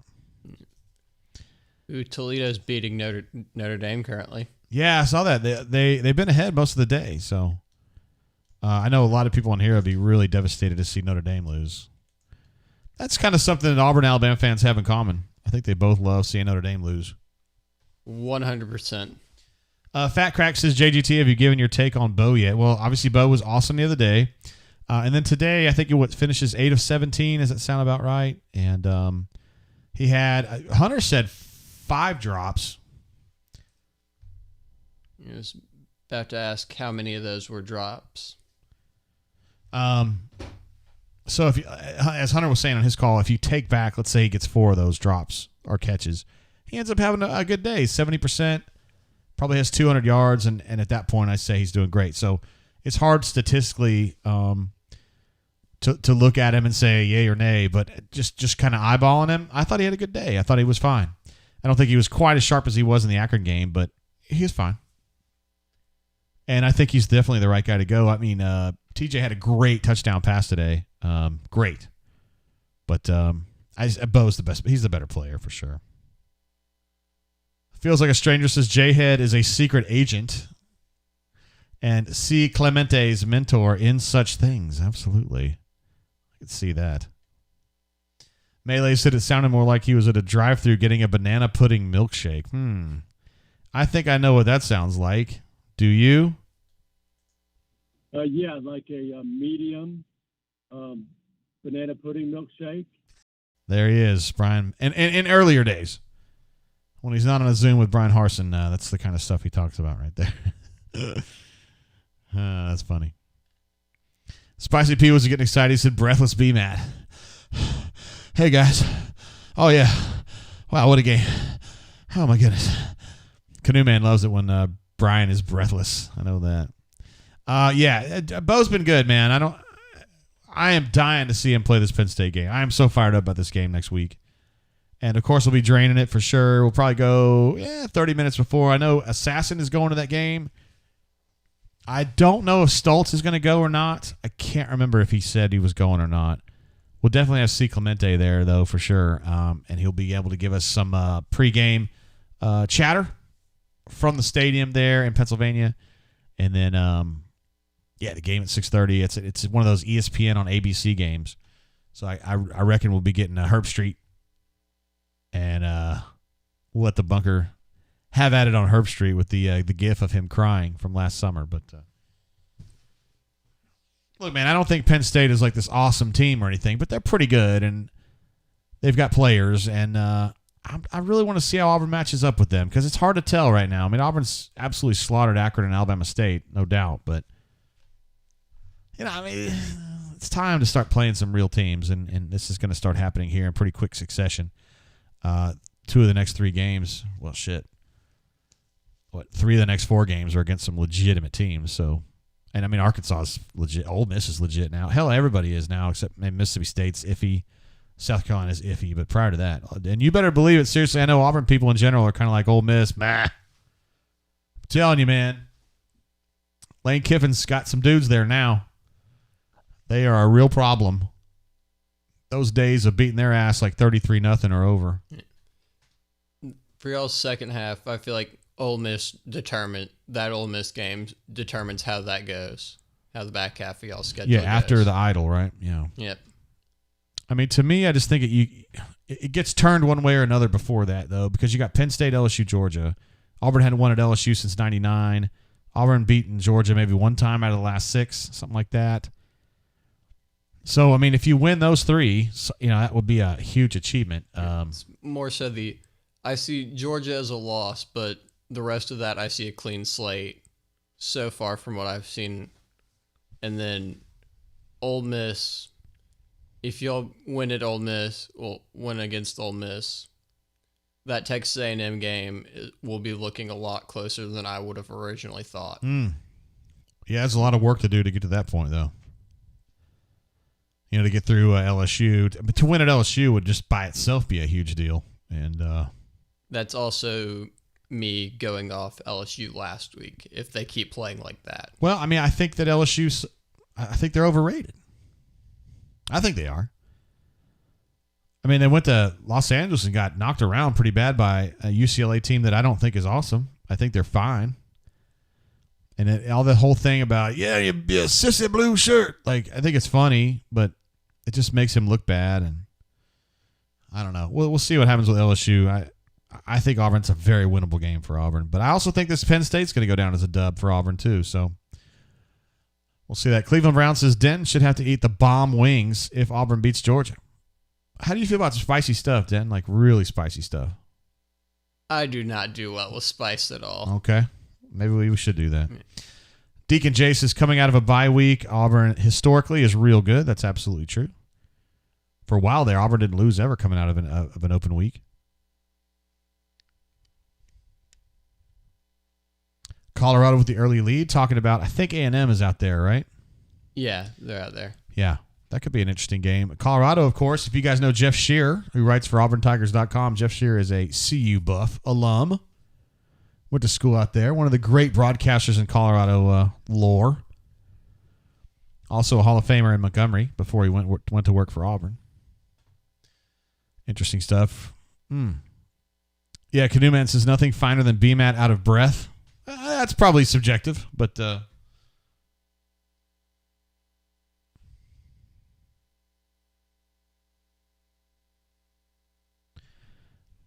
don't really understand what was going on there.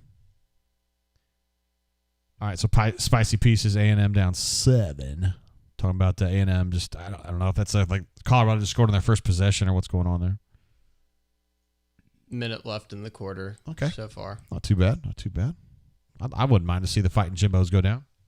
And it looks like Murray State is about to go up on Cincinnati. When Tubb left Cincinnati, I stopped caring.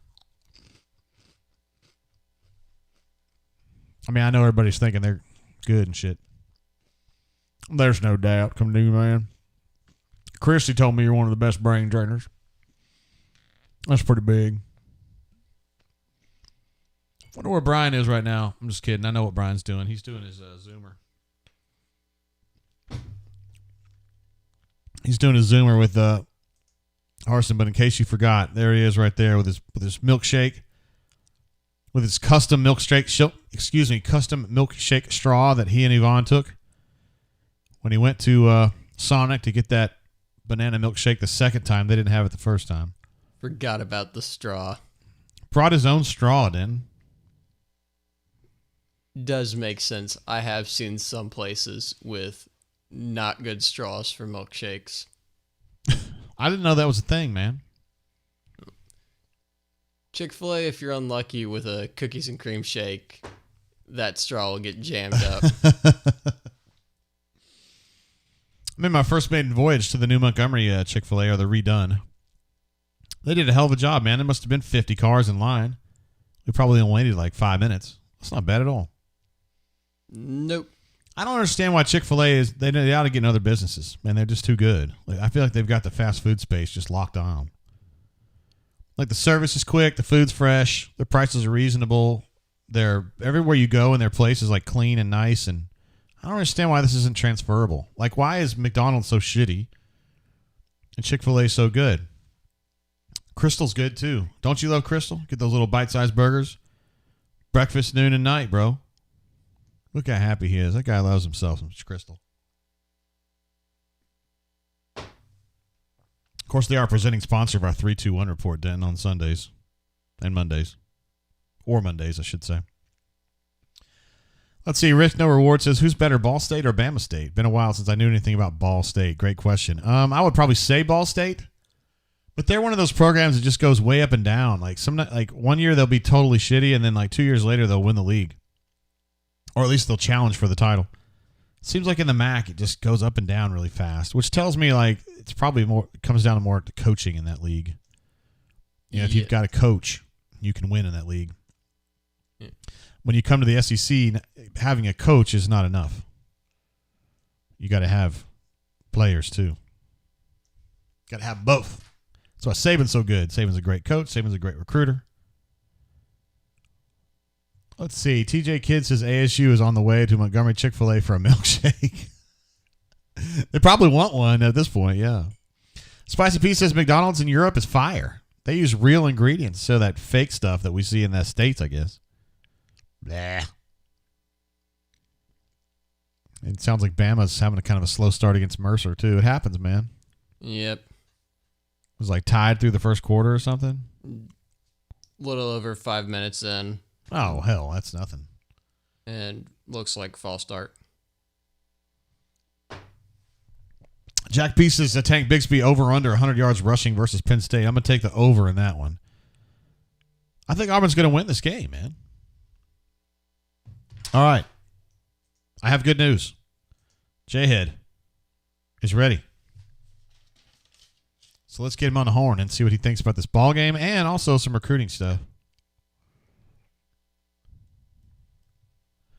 I do have him entered in here. Very good.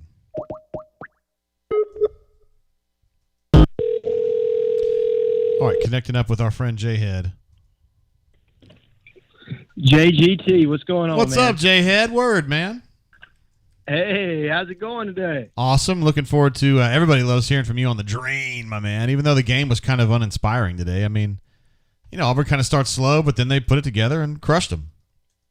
Well, they did what they needed to do, and we did start out flat. I mean, and to be honest, this was a new test for us, not only with having to continue success from 1 week to the next, but also a different time slot. And me and you both know that playing at 11 a.m. in front of that crowd and just kind of waking up is a little bit different challenge than going out there at 6 o'clock in prime time when everybody's had an opportunity to tailgate all day and you can feel that electricity that you typically feel. Yeah. So it was a good challenge.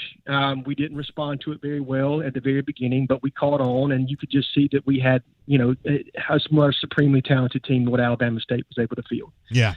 So good to come away with the win. Good to see some good snaps for our running backs.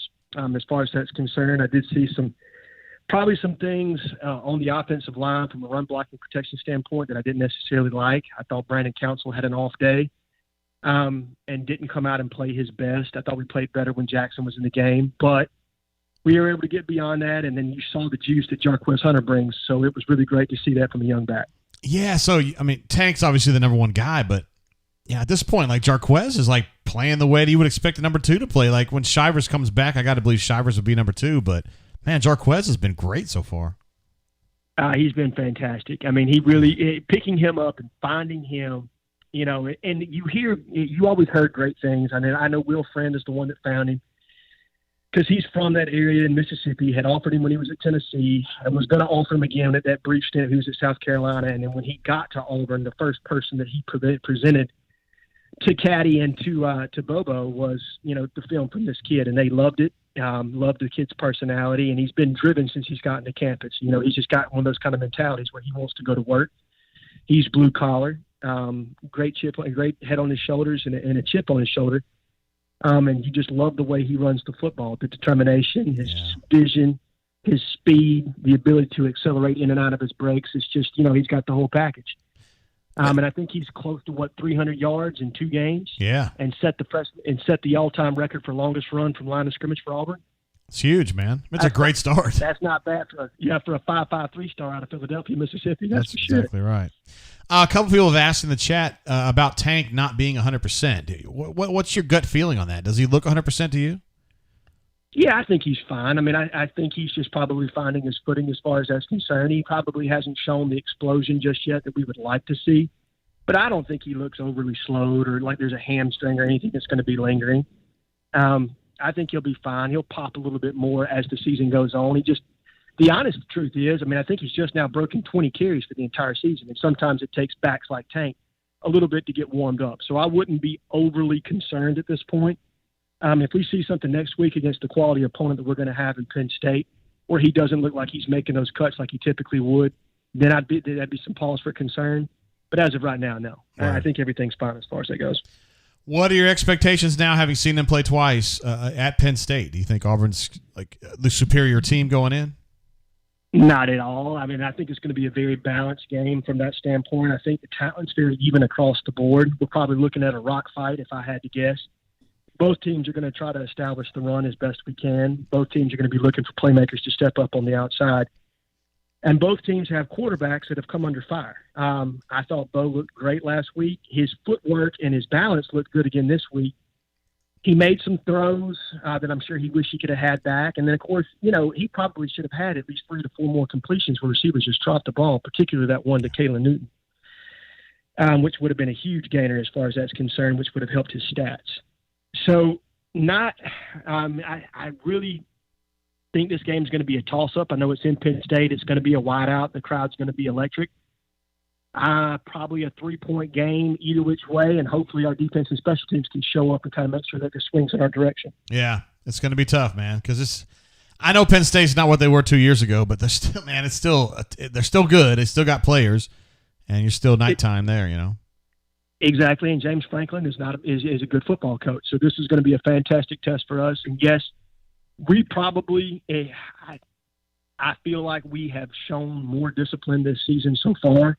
Does that translate onto the road for a big game this way? You just don't know. There are a lot of components here to this, and a lot of things that we don't know just yet about this football team. So now going out and getting that first real test against a quality opponent is going to show us a lot about what this team's going to be moving forward, and whether we have a ceiling of 10-2 or whether we have a ceiling of 7-5. And that's kind of what you're going to get out of this next game moving forward. Yeah, that's a big difference there. Recruiting-wise, J-Head, it's kind of slow right now. They had some 23 kids on campus today, some defensive backs and some young quarterbacks. But, man, these first 2 games, not a lot going on recruiting-wise. What's kind of your take on things in general? Well, I think as of right now, we're in a huge evaluation phase as far as that's concerned. We're trying to see. We know who our top targets are. We've been in communication with them very steadily. But we're also got some guys that we're evaluating, some of those sleepers because of the COVID year last year. And we all knew this was going to happen, that there are some kids who slipped through the cracks. So they're trying to evaluate some of those players along with some other players that they thought they had decent intel on, but they just wanted to see a little bit more and see how they respond. And realistically, let's be honest here, these games have not been big draws. Akron was not a big draw, though it was great to see Darius Clemens on campus for that game because he is a bona fide stud. Yeah. And look, the 2023 cornerback that you referenced earlier, Tony Mitchell from Alabaster, is phenomenal. Now, we are in an uphill battle to get him, but having a kid like that on campus this early is only good. I think we also had Tanner Bailey on campus, who's obviously committed to Oregon. Don't know how hard we're recruiting Tanner right now. If we decide to take a second quarterback, he'd be somebody that I'm extremely interested in us looking at. I mean, to me, he's a right-handed Kellen Moore, just the way he operates within the pocket in that system over in Gordo.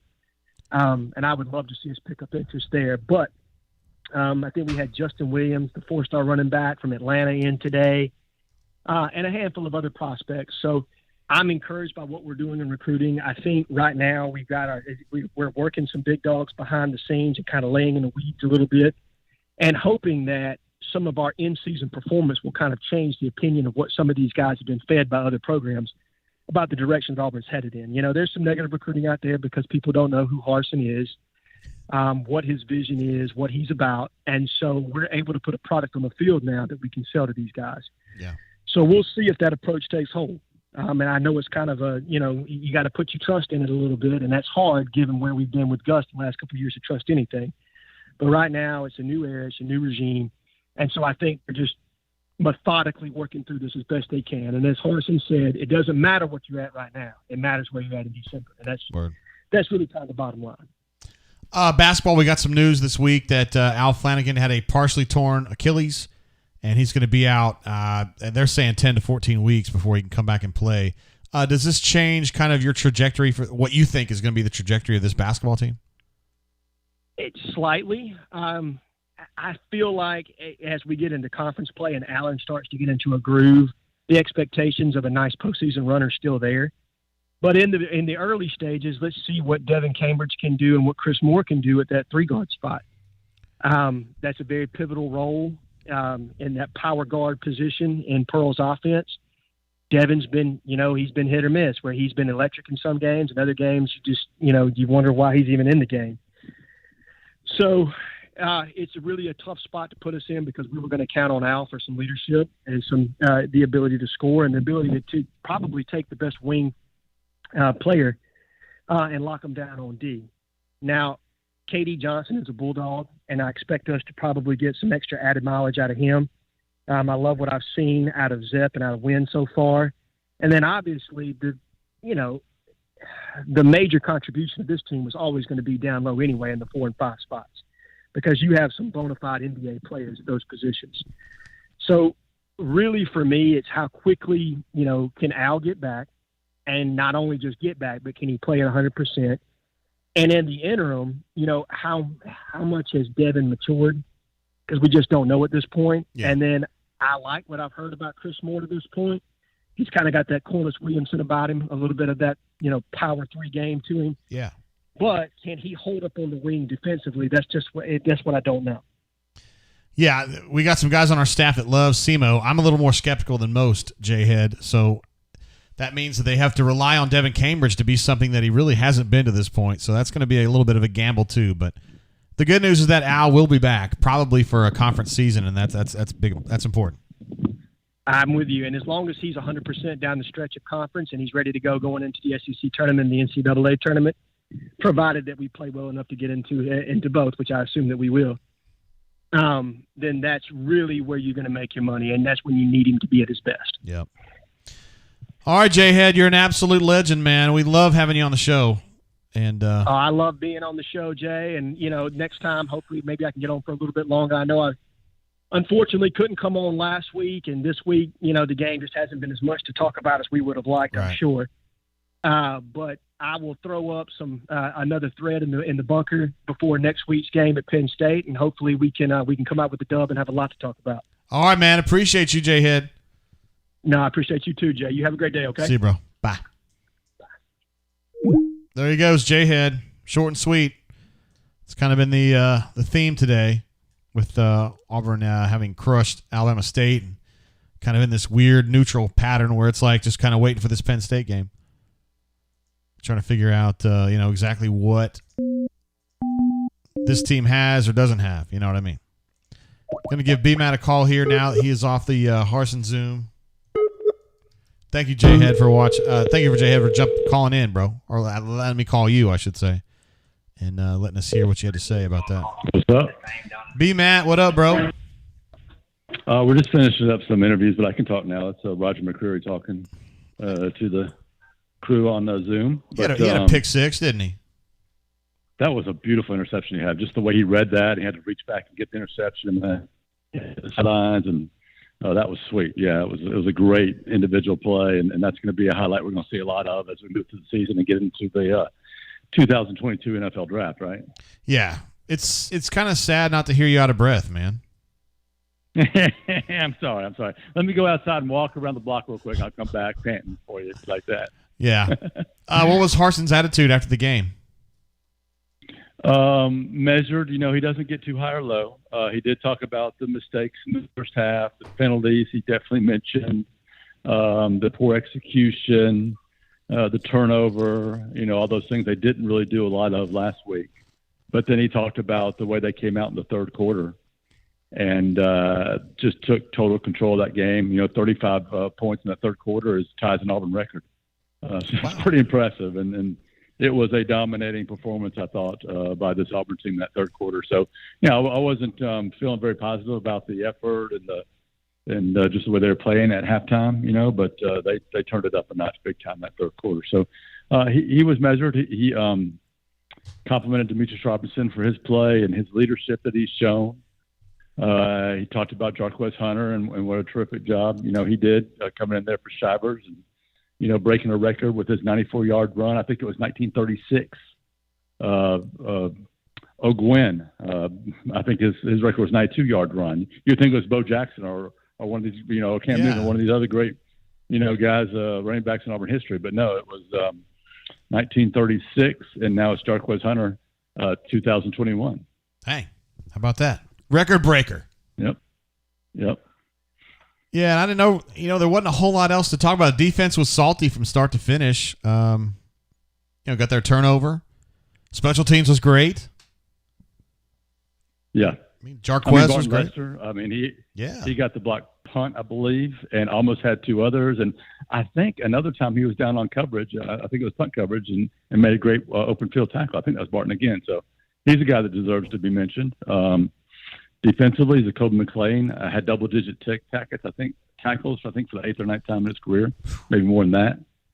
He was outstanding, I thought.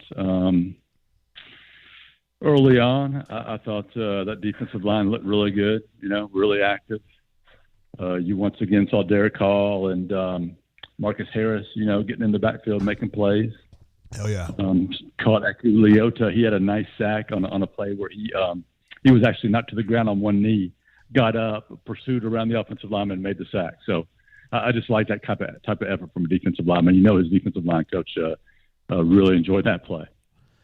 All right, so now that you've seen two games, what do you think we're going to see next week at Penn State? Do you think this team's going to get the dub? Well, I'm always, looking at the negative sometimes a little too much, but the things that concern me are the offensive line again. They had some miscues with the penalties, had some missed blocks. They didn't dominate the line of scrimmage for the whole game. They did certainly for parts, obviously. And then, we talked to Bo, and he talked a little bit about Arizona State, having tighter coverage, playing a lot of man against them. And, Bo underthrew some balls, certainly. But I am concerned about how Auburn's receivers are going to look going up against, a Power 5 team with, I would presume, pretty decent DBs in coverage. So that's going to be interesting to see how well those receivers do getting open, and then how well Bo's going to do, because that first half, I think he was around 50%. He had two drops in the first half, I think one in the second half. But he was definitely off, almost threw a couple of interceptions there. You could tell that this offense was not in sync early on. So that said, Tank and Jarquez, and we'll see if Shivers is back next week. They're really good, really good. And if Auburn can find a way to run the ball successfully and work off that play action, they'll certainly have a chance at Penn State. But they're going to have to play really, really good on offense. Yeah. Better than they did today, because they can't have this lull, this lag, No, they'll because some of those plays that Alabama State didn't make, the interceptions and stuff, Penn State will make, and that place will get crazy, so loud that I won't be able to do a thing right. So they've got to come in there and be really good early. They don't want to get that crowd into it, and they don't want to get behind. Yeah. What else have I forgotten to ask you about, B-Matt? Did Bo have anything crazy to say? No, didn't compare himself to Jesus or anything this time. Just kidding. No, he said he thought he played all right in the first half. Not as good as he needed to play. But said, well, I guess it was Jarquez that said this. He said that, and I don't know if he's referring to Carnell or Coach Harsin, but he said at halftime that coach really talked about their energy, and it was up to them to bring that energy. He felt it was a little bit low in that first half. So, and they, Jarquez certainly did, and that whole running back group did. And then I guess injury-wise, Brandon Council came back. Of course, he gave up that whiff of a block that caused the strip sack there after he came back, but it was good to have him back, right, and not be a serious injury for him. And then who was the other player that came off with an injury? I can't remember who it was, but I saw a report from the TV that he was going to be okay too. Is this, so it looks like Auburn's come out of this. Maybe Romello Height. Yeah. That's it. He looked. You can see the doctors checking him, and I guess he dinged up his shoulder a little bit, but it didn't look too serious. That's good. All right, B-Matt, you're an absolute legend, bro. Yo, stay strong. All right, I'm gonna get to some writing. I'm crank out some stories for our subscribers because I love them so much. Get some milkshake too, okay? Hey, that's a good idea. I got a whole bag of milkshake straws just dying to be put into a yummy cold milkshake tonight. So yeah, I'll probably have to do that. All right, man. Sounds like you know what you want. Peace out, bro. See you, bro. Yeah, Bye. You got it. Bye. There he goes, Mr. Brian Matthews. Providing us some insight from the game. And then J-Head right before that. So we love doing that stuff. It's Corey Dubs in the house. It's JG Wardam Eagle. What's up, Corey? Stoked to see you, brother. We're now at the 5-hour mark. Probably going to cut this thing off here pretty soon just because I think it's just kind of gotten repetitive, I mean, we know what Auburn's got. They went out there and got done what they needed to get done, particularly in the second half today. And now we just kind of wait for this Penn State week and a chance to go up there and prove what they do or don't have. Yeah, I think that's kind of where we are. Colorado driving. They're already up 7 on A&M, going for maybe another one. That would be sweet. I think we'd all be devastated to see Jimbo lose. Yeah, that would be tough. Do you have a problem with Jimbo, Denton? Not really. I don't know much about him to have a problem with him, though. He's a liar. He likes to lie. I just never got a good vibe from him in the first place. He's one of those people that doesn't look you in the eye, Denton. He looks at your neck. Like it's kind of weird. Yeah. Then one thing I did want to note was I believe it was J-Head mentioning the whiteout that Penn State's going to have. Yeah. Penn State's 8-8 in whiteout games. So it's not quite a big deal as some people think it is, huh? Yeah, they always make a big deal about it, but they're 8-8 in those games. Yeah, did you want to take a shot? No. Okay, I was offered administrative assistant an opportunity to take a shot there. I think Ravine's gone now, so he wouldn't necessarily be all that. Corey Dub, also, I mentioned that I'm having the Juke Joint Blue Note tonight, which is you can find that pretty much any ABC. Relatively inexpensive, probably $25 a bottle, $28 a bottle, something like that. But it's pretty tasty. I've enjoyed it. Huh? It's afternoon, she says. Blake says, LOL, I've been here and TWR together, Corey. Of course, you already knew that. That's impressive. I can't do both. My head would explode. Yeah, I kind of, in a way, I hate that Orapor and us go head-to-head because I don't want to go head-to-head with them. But, after the game, you do what you got to do. I'm probably going to wrap this thing up here in just a second. I mean, honestly. No, it's a beautiful afternoon. We got a lot of football on. Auburn just crushed this team and moved on, and we've got something big coming up next weekend, and I think everyone's just kind of, doing other stuff, which I get. I totally get that. It ain't going to be like that next Saturday night, though. We got Penn State, Nittany Lions in Happy Valley, and that's going to be a showdown. It's going to be showdown Saturday, Denton. Hey, can you open up I'm going to see what it looks like if you open up. Hey, Denton, can you open up the window behind you? Hey, look at that. Well, give it a shot. Why not? Look at that. It doesn't look like you're in prison anymore. Woo! Yay. There he is. We got a super chat. Man, it's so bright in here now. We got a super chat coming through from Obby Laker, my man. Been around a minute and a half. JG, who's our deep threat? My biggest concern. Number one would be Demetrius. Number two would be Malcolm Johnson Jr. would be the two guys that would jump out to me. Tavares Dawson also, if he was playing, would also be a guy that would be doing that. Yeah, that's what we'd be looking at right there. D Lucky says, we feel you, JG. Ice up for next week, peeps. Yeah, you're probably feeling what I'm feeling, yo. I mean, like I said, there's not a whole lot we can talk to. We can't go a lot more in depth about this. Auburn has absolutely kicked the shit out of Akron and Alabama State. And now it's time to put up or shut up. You go up to Penn State and you either show that you're a legit team or you're not. And if you're not, you just go home and you regroup and keep pushing. Chris R. says, what time does the bus leave next week? That's pretty funny. That's a shot at Alan Green, of course. We're going to be going on the air. Well, we'll talk about that during the week. But, yeah, we'll probably wrap it up there, guys. It's been awesome hanging out, though. Beautiful day out here in Alabama. Probably beautiful where you are. What'd you say? Give your cup away. Oh, yeah. Do I need to give the cup away? Of course you do. Don't matter if it's been big or not. Well, we haven't had any super chatters lately, and I don't blame y'all. So maybe I should just pick who I think's been really good today, huh? Yep. Oh, good man. Definitely works. Well, I mean, let me just run a couple things by you here, Miss Courtney. First of all, D Lucky was huge when we were up in Huntsville. Oh, well, no, D Lucky gets it. He gets it because he took care of you and got you home. He did take care of me and got me home successfully when we were up in Huntsville last week. Administrative assistant's job. So. She says you took her job. I mean, she's happy about it. Yes. There's also been some other people. I mean, War Eagle 0008's been awesome today. You Taxman's been awesome like the whole day. Spicy P's been big the whole day. I'm making a decision, and it's D Lucky. Okay. All right. We got a winner. It's D Lucky. You're going to be Swoogan number 003. Or is that backward? I don't know. And, of course, you got a note in here from a certificate of authenticity from Chip, who made all of these. And then I'll probably put my little note on there, too, as well. So, D Lucky, according to the administrative assistant, wins today. Although, guys, I know you guys have been kicking ass. We had a bunch of people in here. They've been doing awesome. Auburn Dad for Life actually asked like 4 hours ago if he could have it. And he's been active all day long, so we're going to definitely keep him in mind in the future, okay? That's fine. They can blame me.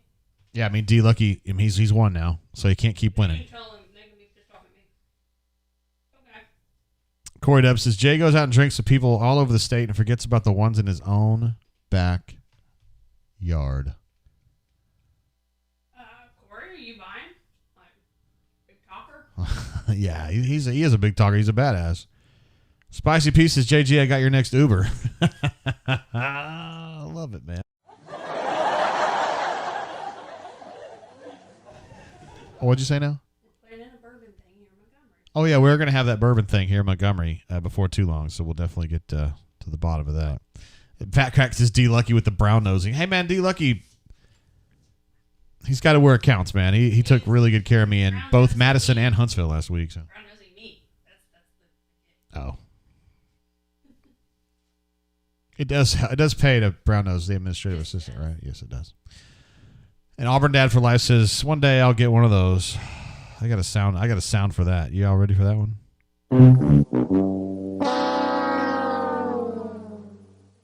We love you though, man.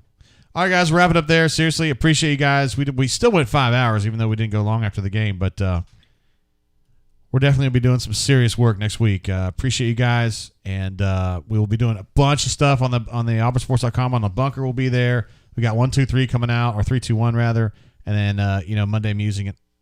I'm just messing with the light. Just give me a minute. Monday musings and all that kind of good stuff. So thank you guys for being part of what we do here at the Brain Train. Also, most of you who are on the bunker and auburnsports.com, we appreciate you too there for sure. Until we see you again. Keep your feet on the ground. Keep reaching for the stars. For Denton, for the administrative assistant, for Sammy, for Maverick, and for all of your friends here, I say peace and love. Peace. Love you guys.